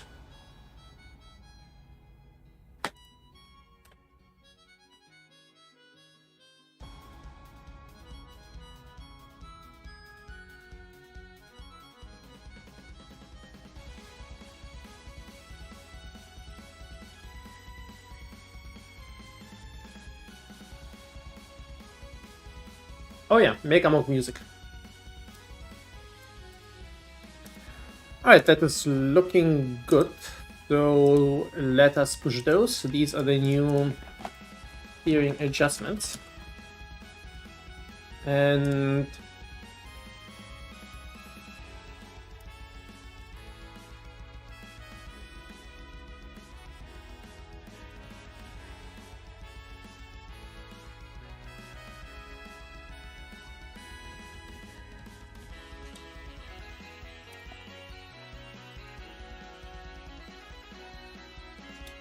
oh no, what happened to the content?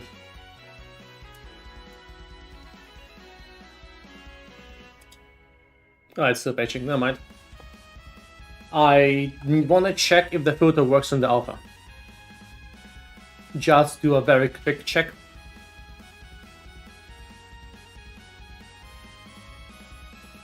I'm gonna read these lines. They're probably very unrelated to the screen going black right now.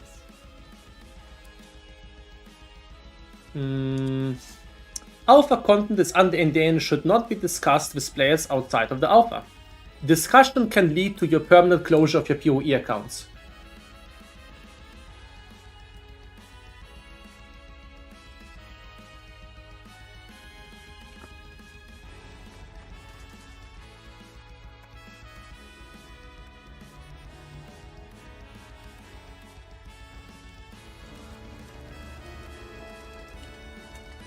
Okay, seems fine.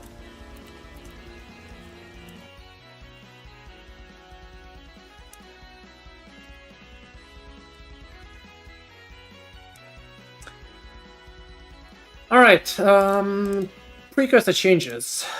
This is the configuration, and these are the tiering changes. This is 328. Let's push them. Next up, the aspect changes. This is what we've been working right now. These are the rules for where items go in terms of their tiering. 328 uniques.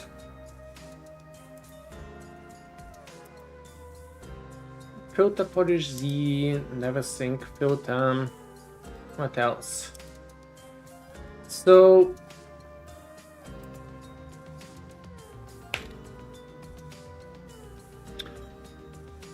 let me ask Zoe how we're looking, if she's there. Zoe. Actually, she may be the. I'm gonna drag her over. Hello, Zoe. I abducted you.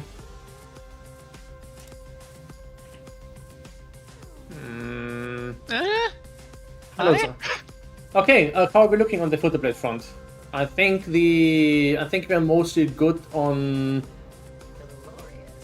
In terms of stuff, let's quickly. Okay, we've reviewed this stuff, added items, tiered currency. We can skip this time. This tiering is done, uniques done, currency done, divination card is mostly done.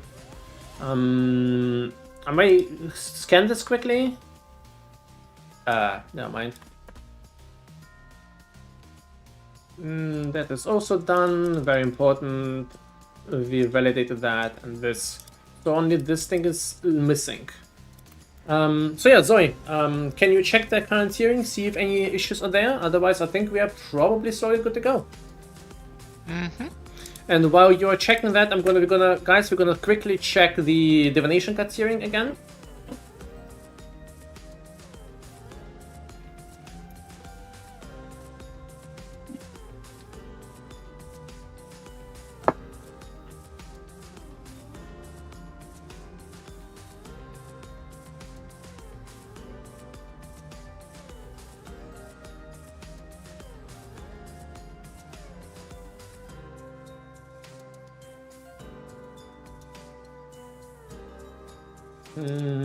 Alright, divination cards. So, what do we want to check? So I want to check for the early league aspect. Same as usual, Progeny of Lunaris, so Nebulous, Divinarius, Inspired Learning, Zerfix Heart, Harmonies, Astromentus. Most of these are perfectly fine from what I hear right now. Divination cards are such a messy thing to see, especially at the start of the league. It's so impossible to get them right, because the GEG changes all of their weightings, their map weightings change, the places where they drop change, the meta changes, and the economy changes, and people like up or down price them all the time. So it's incredibly hard to get anything in terms of nation cards to work properly. Why is that? No, this shouldn't be there. Let's go there.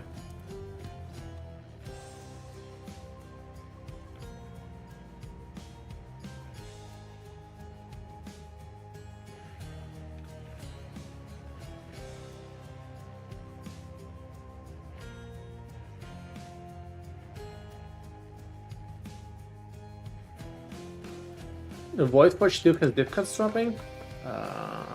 Void Forge. I mean, shouldn't it? Did they change something? It is there, right? Probably should be, maybe can start with CQ. Just to ensure that things are a little bit more stable there.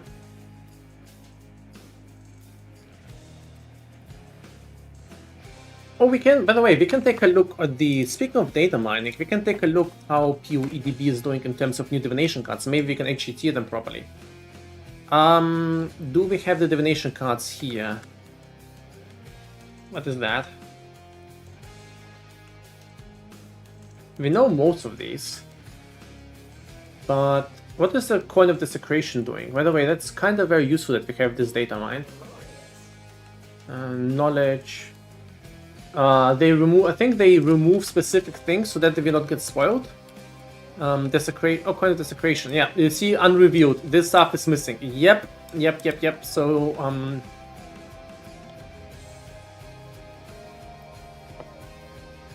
no idea. Nothing I can do about that.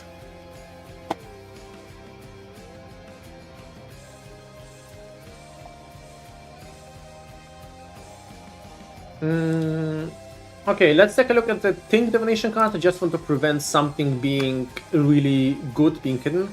Alright, House of Mirrors. What do you guys think? F tier or E tier? I think F, right? F tier. Okay, guys, I am gonna try to sell you on Hiding Mirrors again. How do you feel like if your friend who plays PoE just for 2 days a league finds a mirror and you never found it? Would you feel happy for a friend or would you feel mad? Now, I know we don't have many friends in PoE, but maybe you have like 10 people in your friend list who you were try to trade with once in TFT. So you have probably more people than one, and the chances of them finding mirrors is higher than you finding a mirror in total. So by hiding mirrors in total, you and everyone hiding mirrors, you will not get mad because and jealous because everyone else found a mirror, right?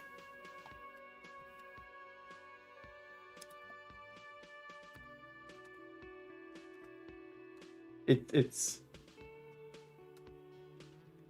okay. I have a joke in mind, and please don't treat it too politically. It's like communism, but it's I probably have offended like 20% of the chat, so don't treat it as a political joke. But I find it kind of funny.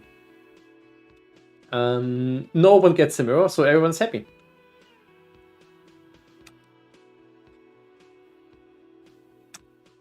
Nicora's Lock, Mage Blood, Mirror Shard, Nimbus, Mage Blood. Okay, this stuff is... all of these items like incredibly expensive, so they're fine being in this tier.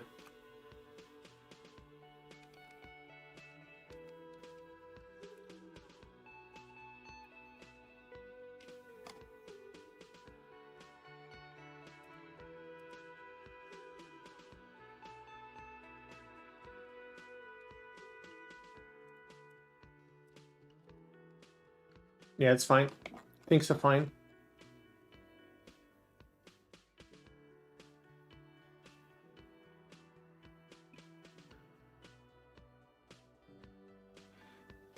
Guys, thank you so much for your kind words and for your support. Much appreciated. Okay, I think Divination Card tier is fine. I'm gonna save this. We're gonna apply the tiering one more time. Okay, now we can generate the filters again. This is the generation approach, so I need to switch to this, then click F4. And now every single strictness, every single style is being generated. While it's being done, let's take a look at the changelog. Adjusted the tiering for uniques, divination cards, and all other tier lists in order to match the projected meta better.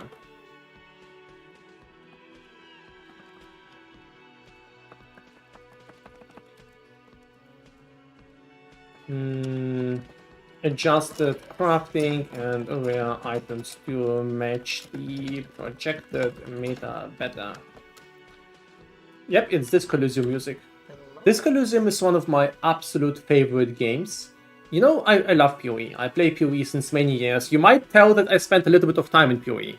But if I would be like rating games on the amount of memories created per hour spent or per buck, this Coliseum is amazing. This game is like, I played it for, I don't know, 30-40 hours, and I'm thinking about it almost weekly, about the plot, about the design, about the story, about the characters, about how Kim is the absolutely fucking best.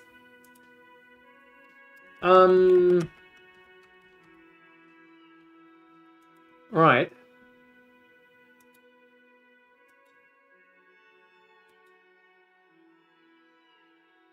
Oh, this Colosseum is amazing. Have you seen the no-clip documentaries about... Yes, I've seen that. I've seen quite a few videos about this Colosseum in general. Right, so I think the change is okay.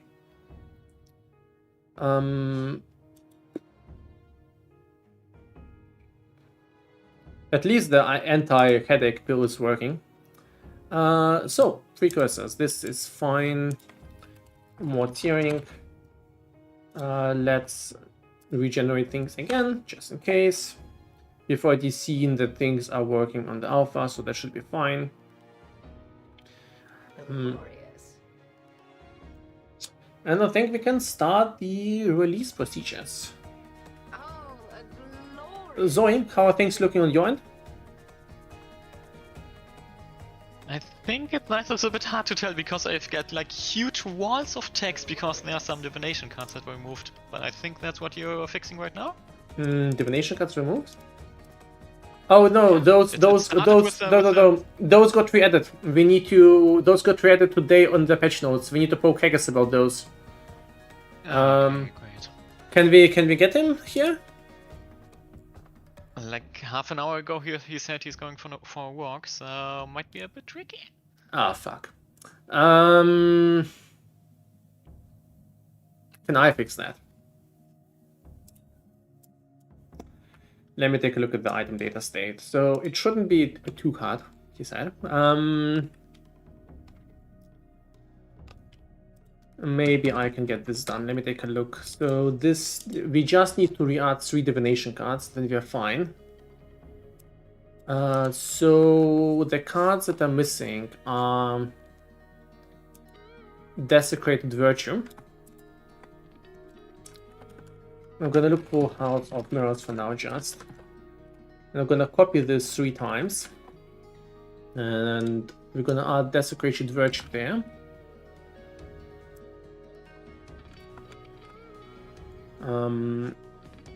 Then we're gonna add the Journey.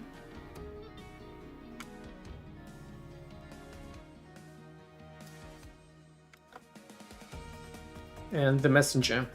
Yeah, those cards got re-enabled this night, and Do we have the list in text form? Because I also need to add them in the migration script or delete them from the migration script. I mean, I can give them to you. But we probably want to invalidate them anyway because they drop different things now with different rarities. Yeah, but they're being removed from the migration system. And Okay, that's not what we want. I'm gonna paste them in the local chat. Thank you. No, wait. The second one is wrong. There's no rule there. I copy pasted things. Those 3. Let me see if this fixes things. They have wrong ratings of the loot sim for now, but that's not an issue. Okay, let's fix it.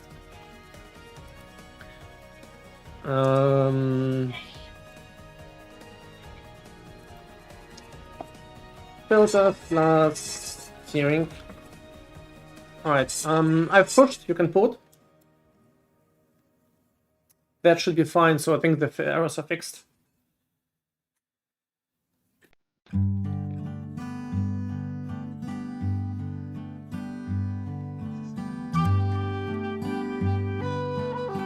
Yeah, guys, It's not. awesome. Guys, the Twitch event is not active yet, but you should support another streamer because I will not be streaming today evening, but Nate will be streaming tomorrow. So if you want to support me, then check out the stream tomorrow. You'll be seeing me playing Shield of Life as a crazy person.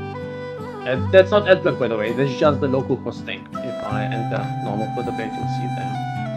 Just takes a while to load. No ads on local host for testing. It's just local servers. Anyway, let us proceed with deployment.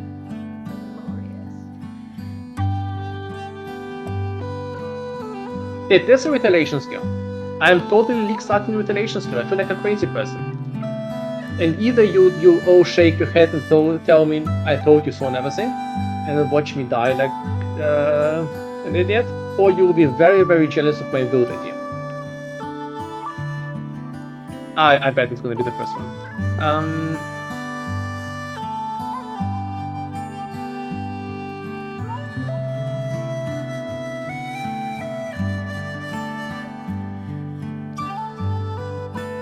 You said you removed the breach ring from the basic matrices, right? Oh, did I forget? I think I forgot.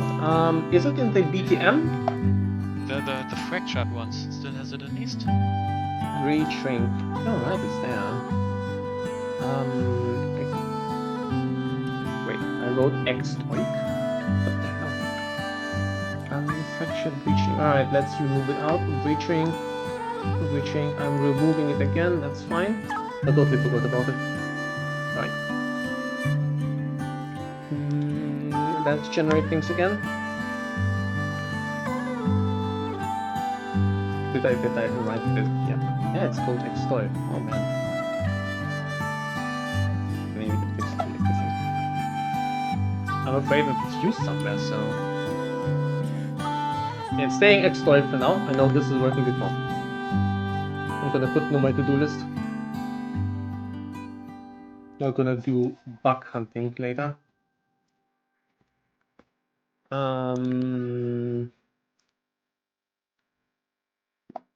No, it's the thing that it's not just used here. This is just one of the code bases. It's probably being used in the generation, and I don't want to bother with that right now. There's also kind of partial passes. So I think this is fine, and I've just generated the new version as well. I'm gonna push that. That looks fine. We've debreached the tier list. I'm a master of commit messages.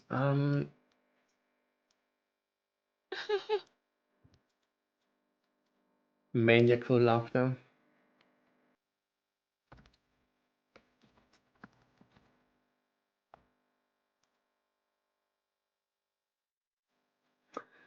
Alright, I think filter precursors can go back to master, right? Merge into master.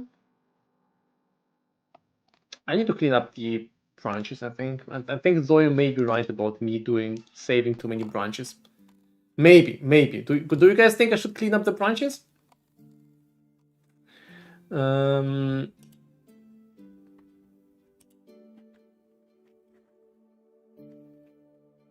Head. Hey, Kimchi.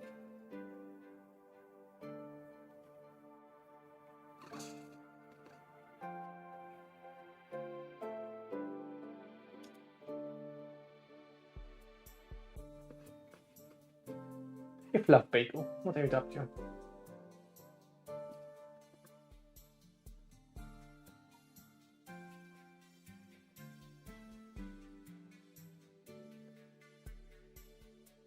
She'll get more snacks once we're doing releases. Okay. I'll give her snacks on stream later on. Thanks for the snack donation. I promise there will be a snack cat giveaway later. Alright, so let's move things to the master branch. I think we're good to go there. Merge.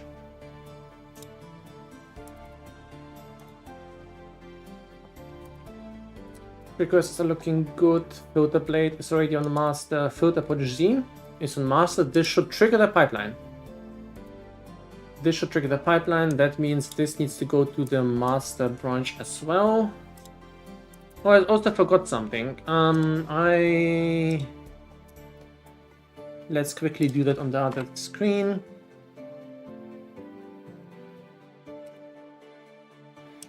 There's some pull requests.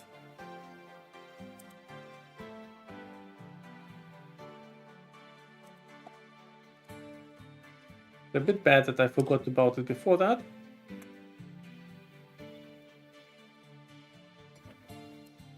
I need to merge Melantos. Thank you, Melantos has provided public asset information for the update. There's some descriptions and stuff. I've looked at that before, but forgot to commit that. So this should launch the pipeline, and we need to run the pipeline there in a different tab. So the idea is that these are kind of like automated data processes. that move things from one pipeline to another. Pipelines. Let me take a look.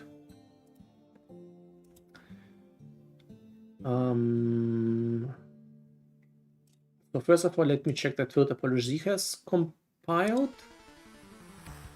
It's currently running.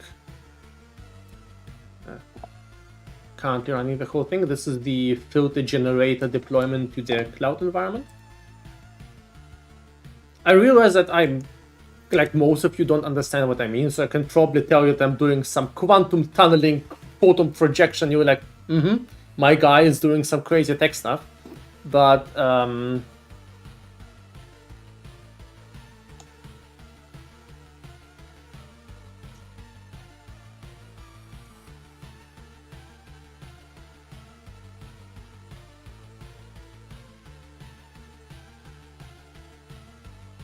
just trust me that what we're doing right now is still important for the release, but we are in the middle of the release. Migrating bonus file item infos. I think this is what I need to do. Create release. Create.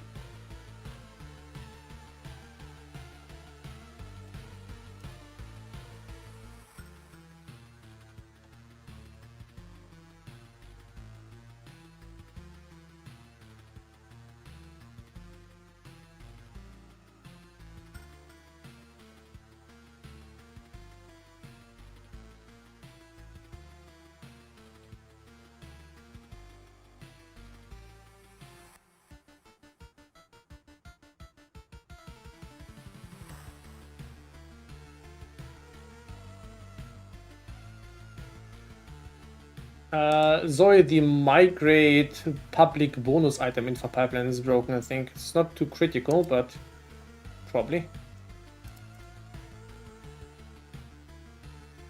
Okay, let me see. Yeah, I think we just need to change the agent. How is the deployment otherwise? Have you already pushed to beta? Not yet, should I? Yeah, you can. Okay. And I'm gonna run the pipelines in order to generate the filters.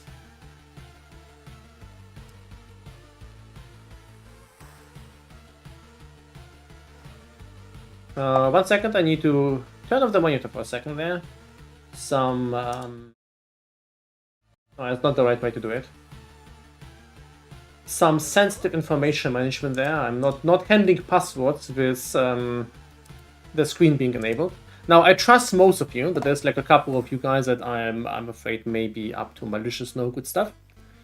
You know who I'm talking about. You know it. So,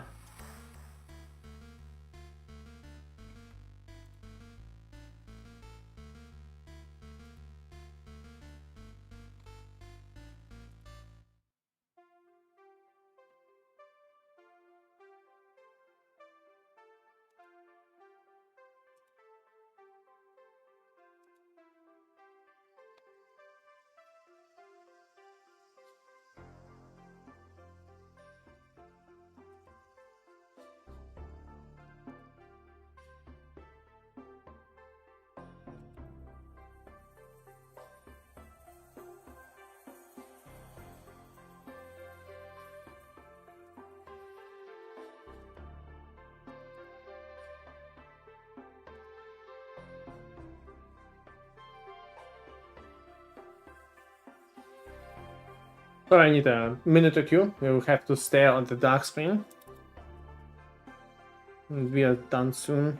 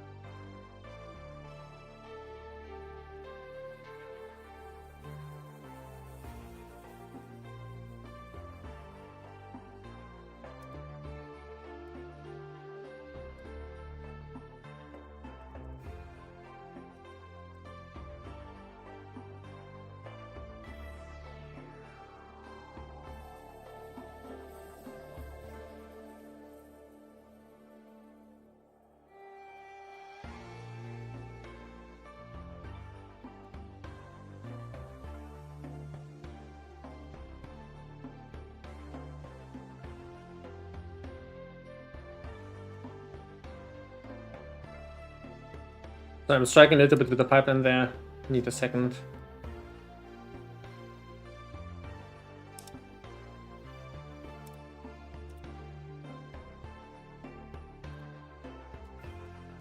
What the hell is this pipeline even?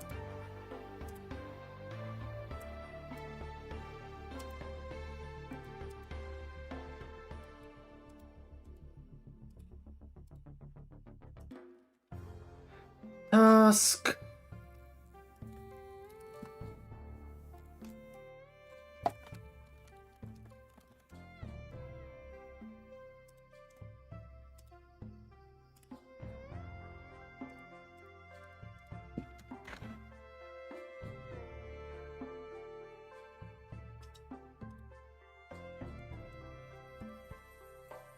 Glorious. Okay, let me try this out. I think this may be working.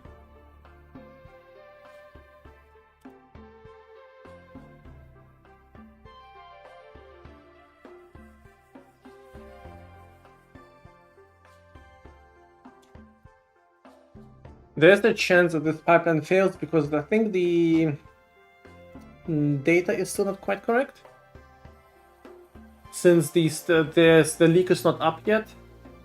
I can actually enable the screen again. I'm doing it on another screen now.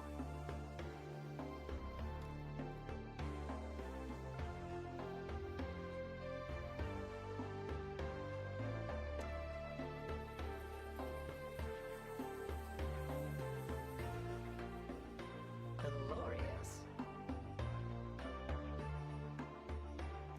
In worst case, I'm gonna also do it manually. I have an override if this fails.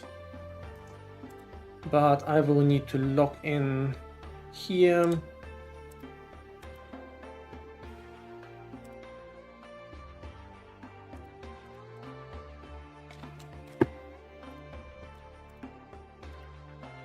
Need to MFA authenticate.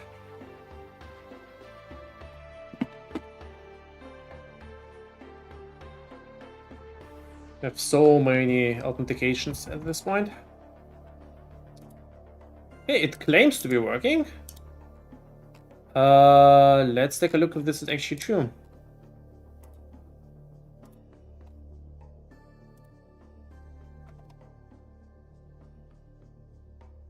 My bet is that the letter filters are not working again because the leak is not up yet.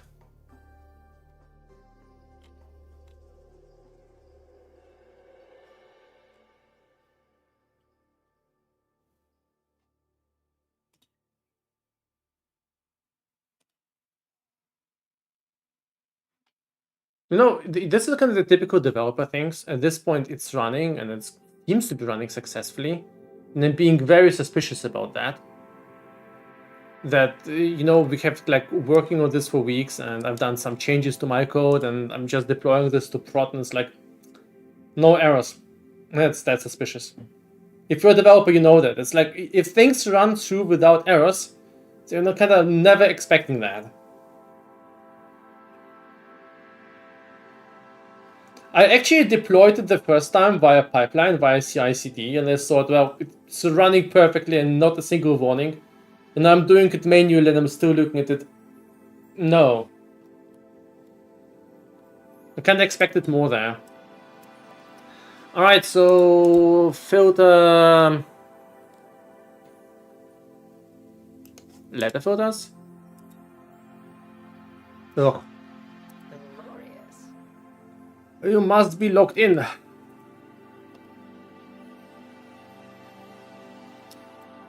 Okay, these ones are not updated yet, but I'm kind of expecting them not to be updated either. Because the leak didn't... Zoe, can you take a look at beta? Is it... I can actually take a look at beta. Beta looks good. Beta looks good. Okay, so it did deploy the echo filters. Right, so the echo filters on beta, correct? Yeah. Okay, so just the... I just can't push them to prod because the syntax is not live yet. The leak is not down yet, right? This is the issue. This is why I'm... Okay.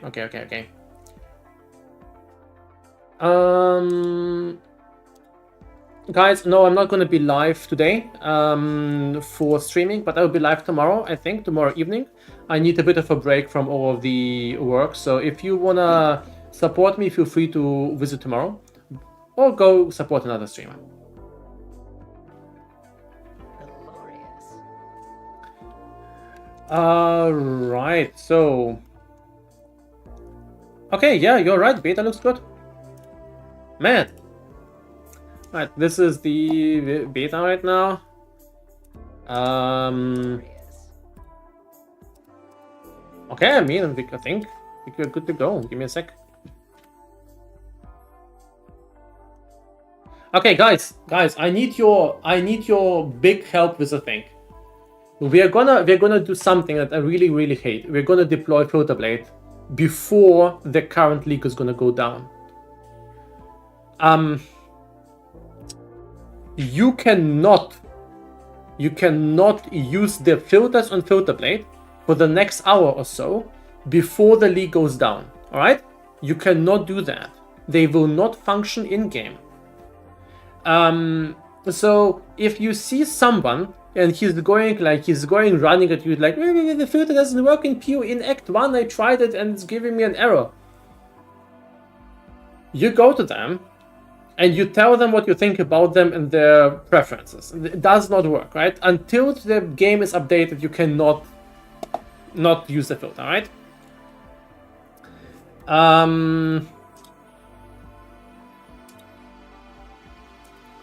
So let's wait, did I push the changelog? I keep forgetting what I have automation. Okay, the changelog is updated automatically. Somehow this works. Not stream. It's 8:19. Mirage League update. Push. I hope the GitHub automation works for that, because I do not want to create pipelines manually. You know, previously I was proud of how frequently I work on and commit on projects, but since the open cloak I did like 1000 commits in a day using vibe coding, I'm feeling a little bit humbled. Doesn't have to be high quality commits, but still. Releases. Automation ran. The version is up. So if you're a big GitHub boy, you can actually get the filter already.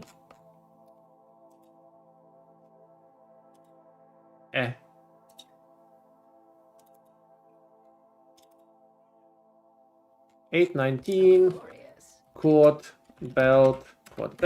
Where's the mirror? Mirror of Calandra. Glorious. Why is it shown? I was sure I've set to hide.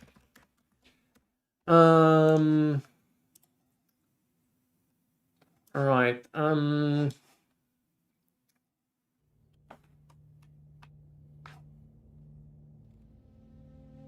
Okay, so GitHub release is done. That's step one, always.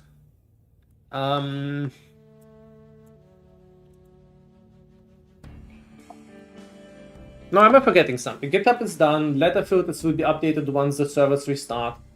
Filter Blade is probably good to go, right? Beta looks good. Why not? I'm still waiting for some cache stuff, but once that's done, we can disable offline mode anytime. Very good. Then let us prepare a little Reddit thread, because PR is part of this job. Create post. And I actually prepared something. Witness my amazing Photoshop skills. Where is that?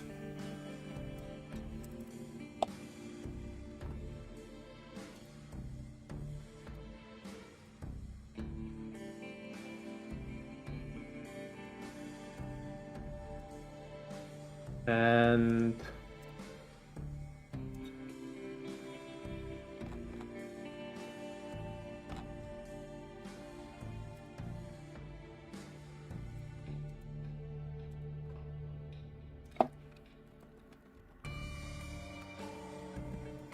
Mirage League,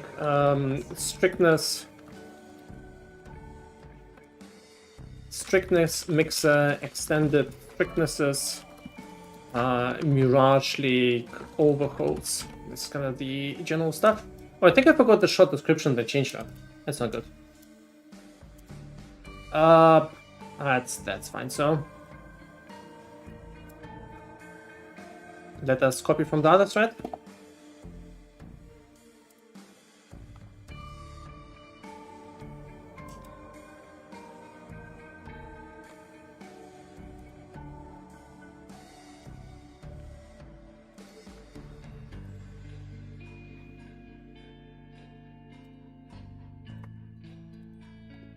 This update adds all of the keepers. Oh god, I'm so bad. Prepares to use currency exchange that has been added. This update adds the Mirage League integration and several new features, such as the strictness mixer, demanded in last polls a lot, extended strictnesses, Powerborn tiering, gem tiering overhaul, and a large number of other changes. Let me quickly check that. I think we are soon good to go, and on top of that I would like to add the flare, and the flare is cool. I completely hit all of the chat. I don't even see you guys. Alright, guys, thank you so much for the subs. Thank you so much for being there. Nomexus, Squasho, Jimothy, NPK, Barters, OPEC, Derelicious, Demetric, Meatsan, Visu Juice, Magnas, Noxsprow, Nicholas, Giraffe, Polyintrinsic Trouble, Polyintrinsic once again, Eddie Sneddy, Icum, Fertrado, Sylvan, Sephiroth with the 20 subs, Stakey with the 5 subs, Quint, Sasov, and Signal to Noise, some end user, Dragvark, Silveretta, True Edge. Guys, thank you all so much. Thank you all for the support and assists. Thank you all for being here. And also, by the way, all of you who answered the poll, thank you so much. Louis Modified. Now, I'm going to be honest there. Guys, I love you. I want to get rid of you in like the next half hour. I had a migraine. I am tired. I need to get some rest. So once the update is live, I'm going to quickly show you the new features on Filterblade, and I will link the poll later. I need to figure out how to. I need to first remove the last comment section because there's been a bunch of problematic comments there, and save that. But otherwise, I will open the poll results later on. Guys, thank you so much for the for your support. As usual, if you want to support us and get the auto-update feature on Filterblade, check out our Patreon. Otherwise, you can also auto-update by subscribing on the ladder. Guys, enjoy the league. Don't forget. Oh, Dreamcore, thank you so much. Love your content. Thank you. Don't forget that this update will not work until the Mirage League starts. Conversely, the Keepers version of the filter will not work in Mirage either. So use the Mirage filter for Mirage. Right. While we are waiting for the deployment, let me quickly show you a couple of the new features. Alright, that's not done yet. I mean, the deployment is basically done. We can just press the button now if everything is Yeah, let's go. Let's go. Let's press the button, Let's I think. go. Awesome. Let's not make the people wait. Thank you so much, Zoe. Thank you for your support and for the last weeks. And sorry for being a chaotic mess. I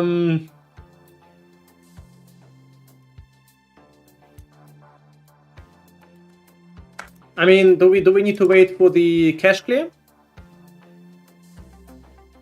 Yeah, I'm gonna clear all the caches again. Okay, so it's Off-level guys. is Okay, technically disabled, but Okay, yeah, guys. So caches I'm gonna- in 5 minutes, you can use everything. 5 minutes. Okay. So while we're waiting, let us quickly cover the new features. So first of all, I want you to remember 2 or 3 features. This is kind of like filter blade school 101 that will be on the exam. Listen up, kids. So auto adjust for build. Now I know all of you are very excited to play the conversion trap. So let's say you want to play Shadow like everyone else, right? You can click on adjust for build, campaign, select kind of the class you want to use. This is just the starting option. You can switch between them anytime. They don't actually decide anything except for these settings down there. And let's say you want to use runic daggers and shields. So while leveling, you can select runic daggers, maybe once if you want to use that, and shields. You can also select the armor types you want to use and then click apply. You can also check out those advanced options, but not too important. Now, importantly, you can and should do the same for the endgame. Now, in the endgame, you have some additional options. Do you want to adjust the rares? Do you want to adjust crafting rates? Do you want to adjust the veiled items to your preferences? Also, if you want to still see the best items for other classes, keep this up. Because this way you will not only see items for you, but also for the other classes, because you might want to sell them. If you're playing Self-Art and don't care, just remove that. You can also have some advanced options there, but read through them before you click them. They're a little bit more dangerous. Now, the next thing, now we have prepared our, let's quickly switch to the Shadow. You're running runic daggers, wands, this stuff. Now, you maybe have used my filters before. And in this case, you may be, NeverSink. I have a big complaint. I am using strict, and strict is not strict at all. I want to see a lot less rares on strict, but a lot more currency. Or, on very strict, right?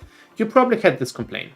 So what can you do? There's this new button. Listen up, button is new, button is cool. Customize strictness. You click that. Now you have the strictness slider. Now, you may be compelled to go to Apex Strict, or like the new 3 strictnesses, and you will regret that. I promise you, do not use the new strictnesses unless you're absolutely sure you need them.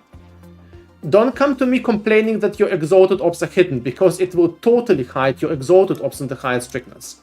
Don't do that. This strictness is insane unless your name is Fabgun, or maybe Empyrean, or you have like mirrored equipment. Do not use this.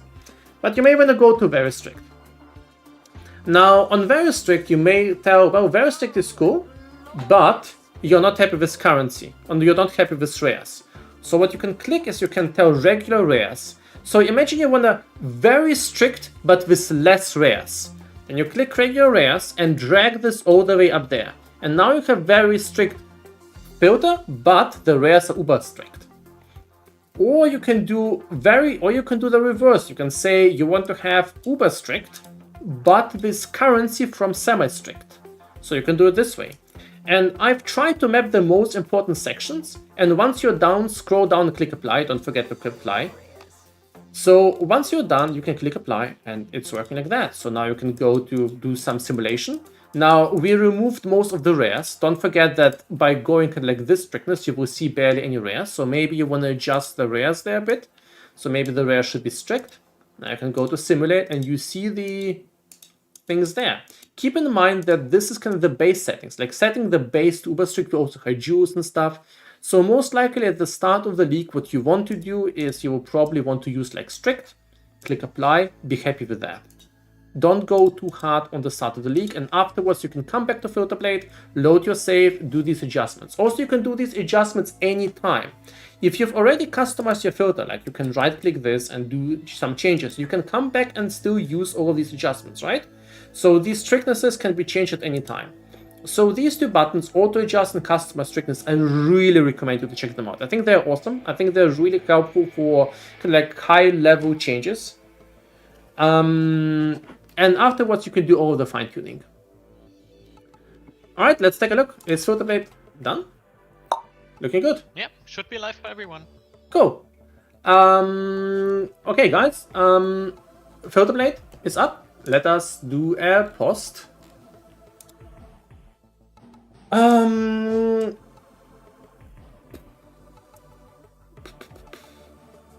let's quickly post something there as well. I need to add a couple of comments there.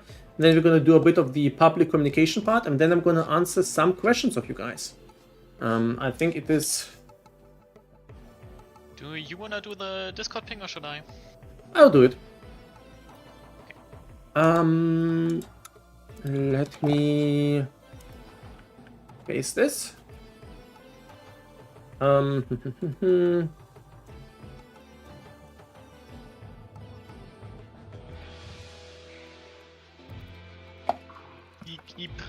Keepers. Yeah, have a great Mirage League. Nice. My brain is so fried, I keep forgetting the league name. Updating. Yep, so that should be fine. Then, when this is done, let us do the update on the news. And I definitely want to copy this picture there.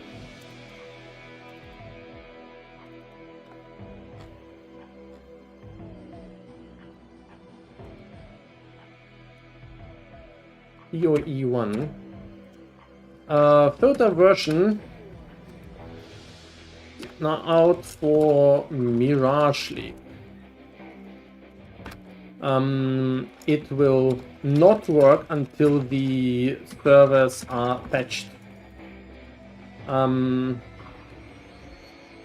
also have the Reddit thread, I suppose.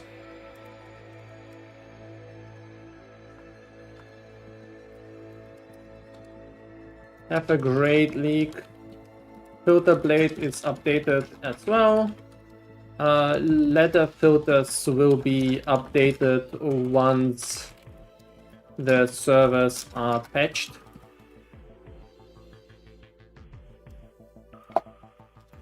Filters think will not work until servers are patched. You can still save on filter blade, just sync once they are up.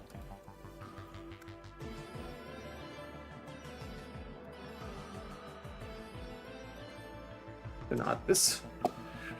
Right. We probably should do that.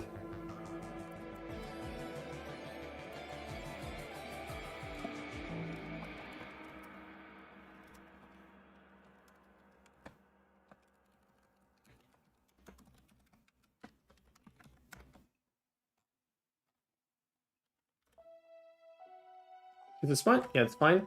Here's the Reddit thread. If you want to visit it, if you want to complain, or if you have something to share, feel free to post things there. In general, guys, communication is important. If you have feedback, this is really important. Imagine you start the league. You're very much hyped up, and you open the filter, and it's throwing you an error. Now, there's several things you can do in this spot. One thing is you can write me a hate mail, and you get ignored. I recommend you a different approach. Ask in the Discord. Now, if you see everyone complain in the Discord, most likely it's my fault, and I will fix it within minutes. If you are the only person complaining, and then the only other person complaining is XX Divine Farming XX, most likely you had some trouble with the update. In this case, maybe listen to mods and see what they can suggest you. Most likely you kind of fail to copy the folder, or sometimes at the start of the league servers are overloaded, the filter may be not updated on your PC. So, check out, restart the game, do a couple of different things. Wait, what? Glorious. Have a great Keepers of Flame League? Oh crap, where's that? Keep. Oh shit.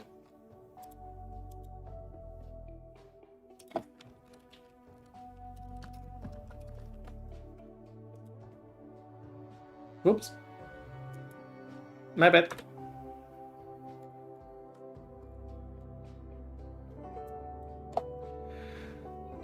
Yeah, saved. Let's quickly do 2 more announcements. Just 2 more PR things to do, and then we can actually talk about other things.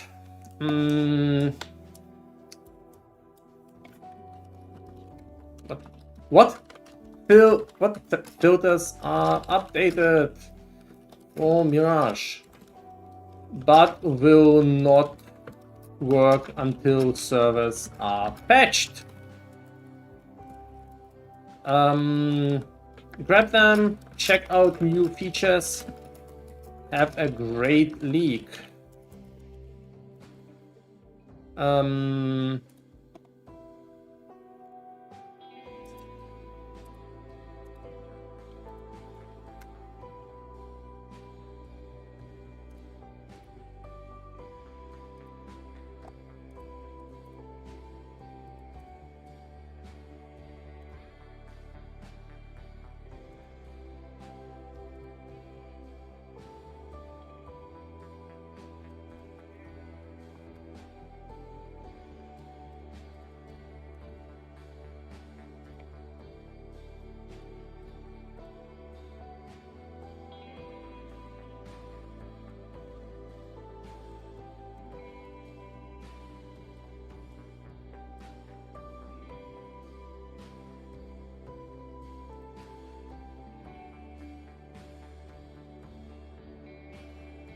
It's restarting, cool.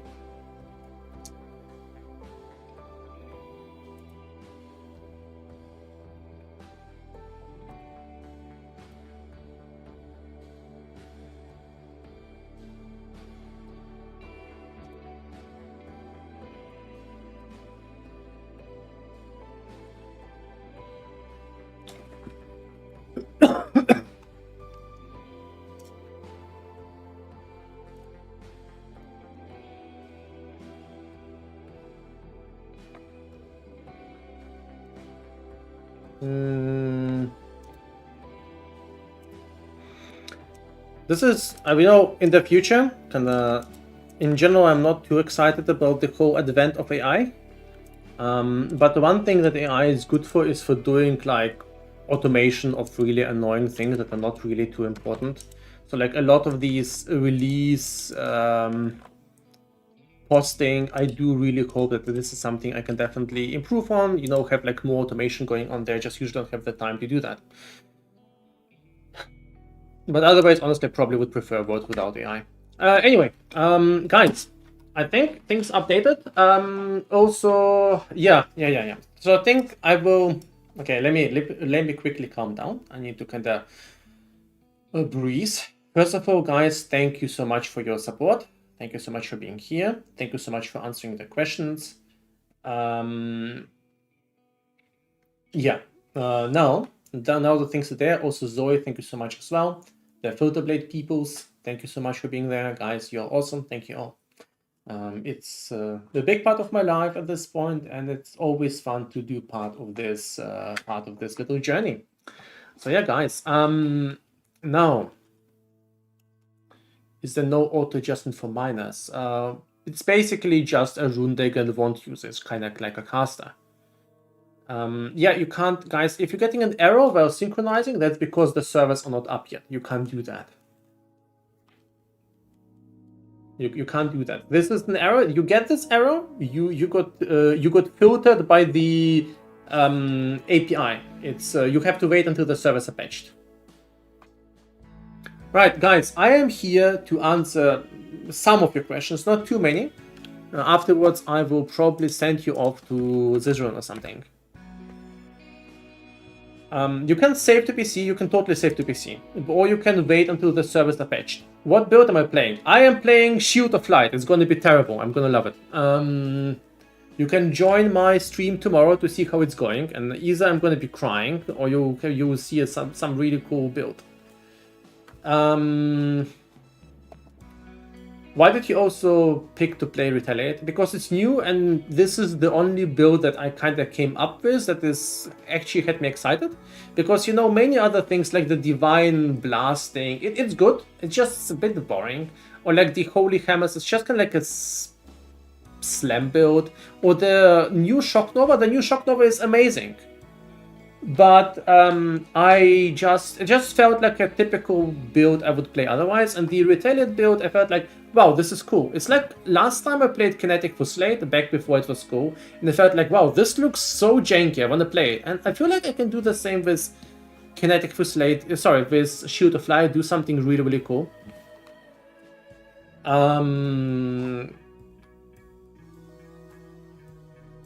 the new slider for strictness per category, sorry, my brain isn't shut down.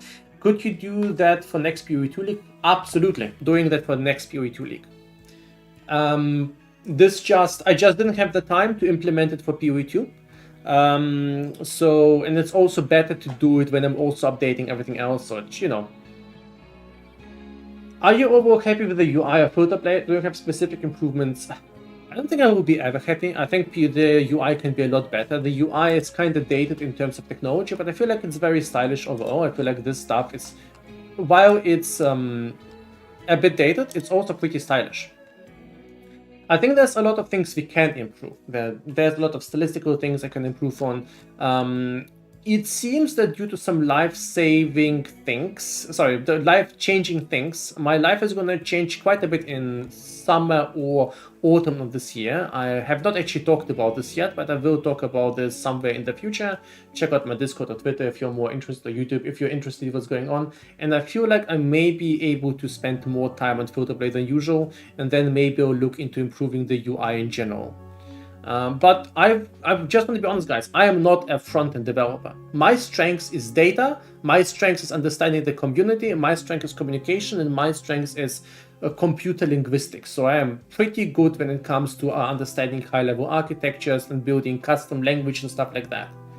So I don't think my UI will ever be amazing.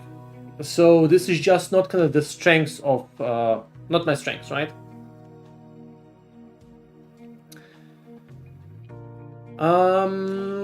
Right. What else? What other questions? What can I do for you? Also, 1 second. I'm not currently browsing. Where?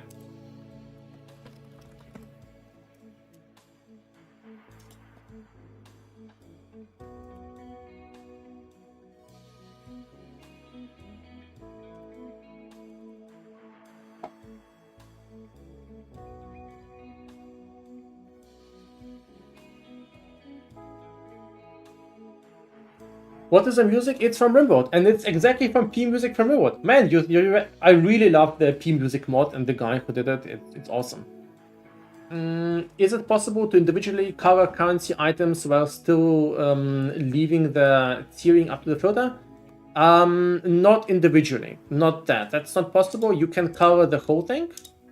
You can change the whole tiering, or you can right-click something and move something to a different tier. But you can't do both at the same time, so you can't individually cover them.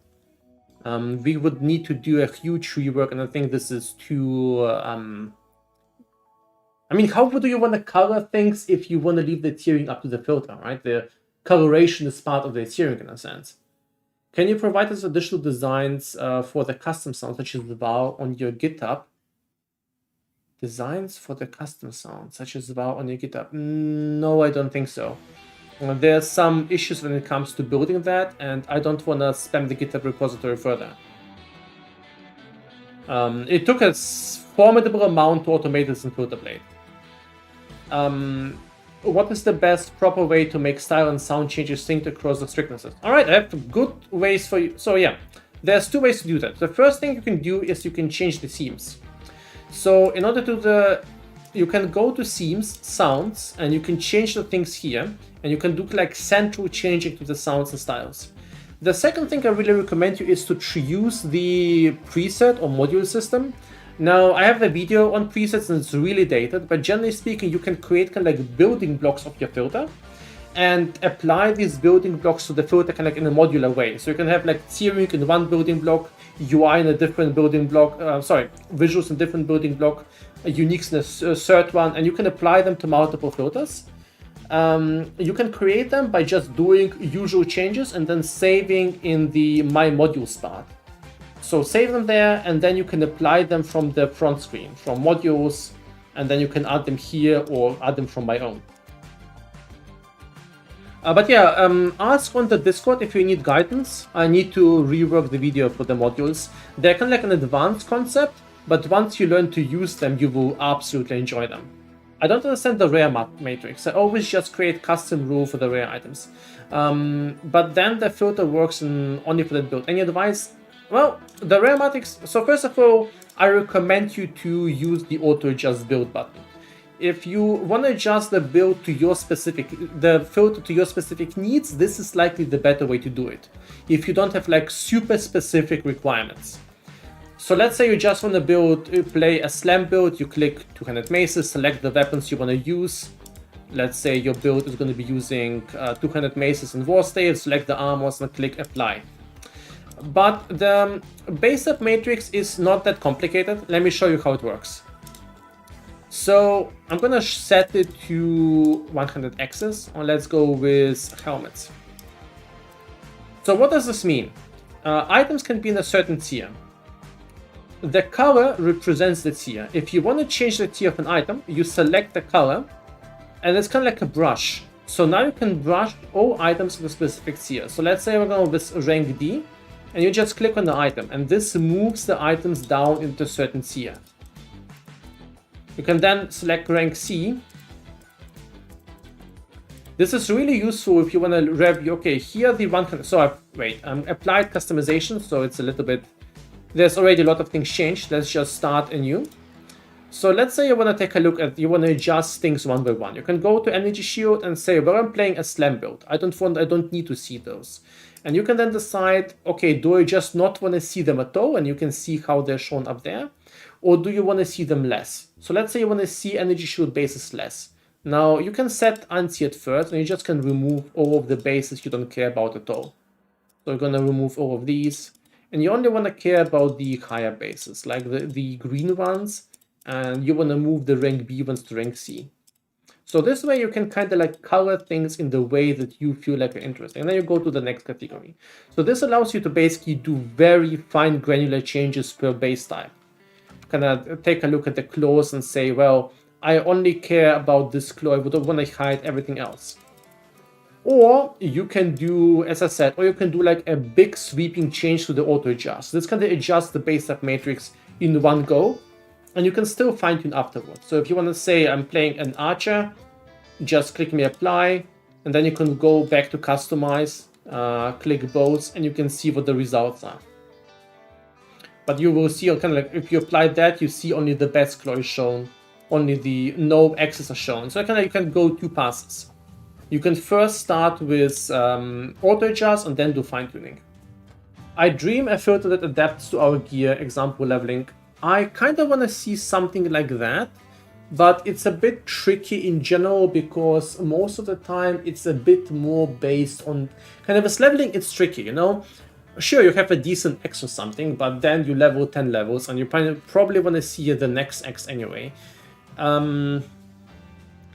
So I don't think that we will do something like that for leveling, but what I want to see is I want to be able to set up rules for currency. Let's say you only want to see transmutes if you have 500 or less transmutes. You only want to see fusings if you have 3000 or less fusing, something like that. You only want to see uniques that you don't have in your unique stash type yet. This is what I would like to see. Unfortunately, this is absolutely possible if we would have the API. In fact, we have this done. But the issue is, once we activate that, the GGG servers struggle with that because they're not designed for that. And at most, like one person can use it at once. And that one person is, by the way, Zoe. Zoe can use this. Zoe can see how many currencies they have in the stash tab on Filterblade. And I would really like for this to work for everyone, but for this, GGG needs to adjust their limitations. Sync is broken, yes, because the server is not patched. It will be broken until servers are patched. The current filter does not work in the new version of the game. Sorry, the version of Filterblade will not work until the servers are patched. When do you apply GGG? If you're interested in my GGG, well, you know, they suggested me to work for them. If you're interested to read up kind of how this whole thing evolved, I made a post here, and this is also describing why I decided to not work for them. I'm gonna link this here. So yeah, if you want to read this up, this gives you kind of like an idea of what my history there is and why I decided not to work for them. You guys, I am tired. I need to take a break. I'm gonna, yeah. I think, guys, I need to. 1 second. Essence names are messed up. Essences. Why? They're fine. It just. It looks fine to me. The Blight belt, the new belt is in. Yes, you can find it in the Mirage. All of the other items, kind of most new items have been added like into currency. So yeah, guys, I need to take a break. I am very tired. I have headache. They're once you're off? No, they're not, because I don't think you should be getting like shrink sounds for the normal essences. They are economy based. So if an essence will be this price, read the read the changelog. I'm tired. Sorry, I'm having a migraine. I need a break. Guys, thank you so much for being here. Hope to see you next time. If you have issues, if there's problems with the filter, please take a look at the name and the route and match. Oh, that may be the case. I'll look into that in a bit. If you have questions, check out the Discord. If you want to support us and want to get some nifty auto-update perks, check out the Patreon. It's the best way to support us and pays for the servers. Yeah, guys, thank you for being here. It's been lovely. I hope I'll be streaming over the next days. I'm definitely looking forward to playing freaking Shield of Light. So yeah, thank you. You guys are awesome. Thank you so much. The raid command has been used. Are we offline? Not yet, but in a sec. Yeah. Goodbye, guys. Bye. 1 second. I get what you mean with the essence names are wrong. What's wrong there? The title.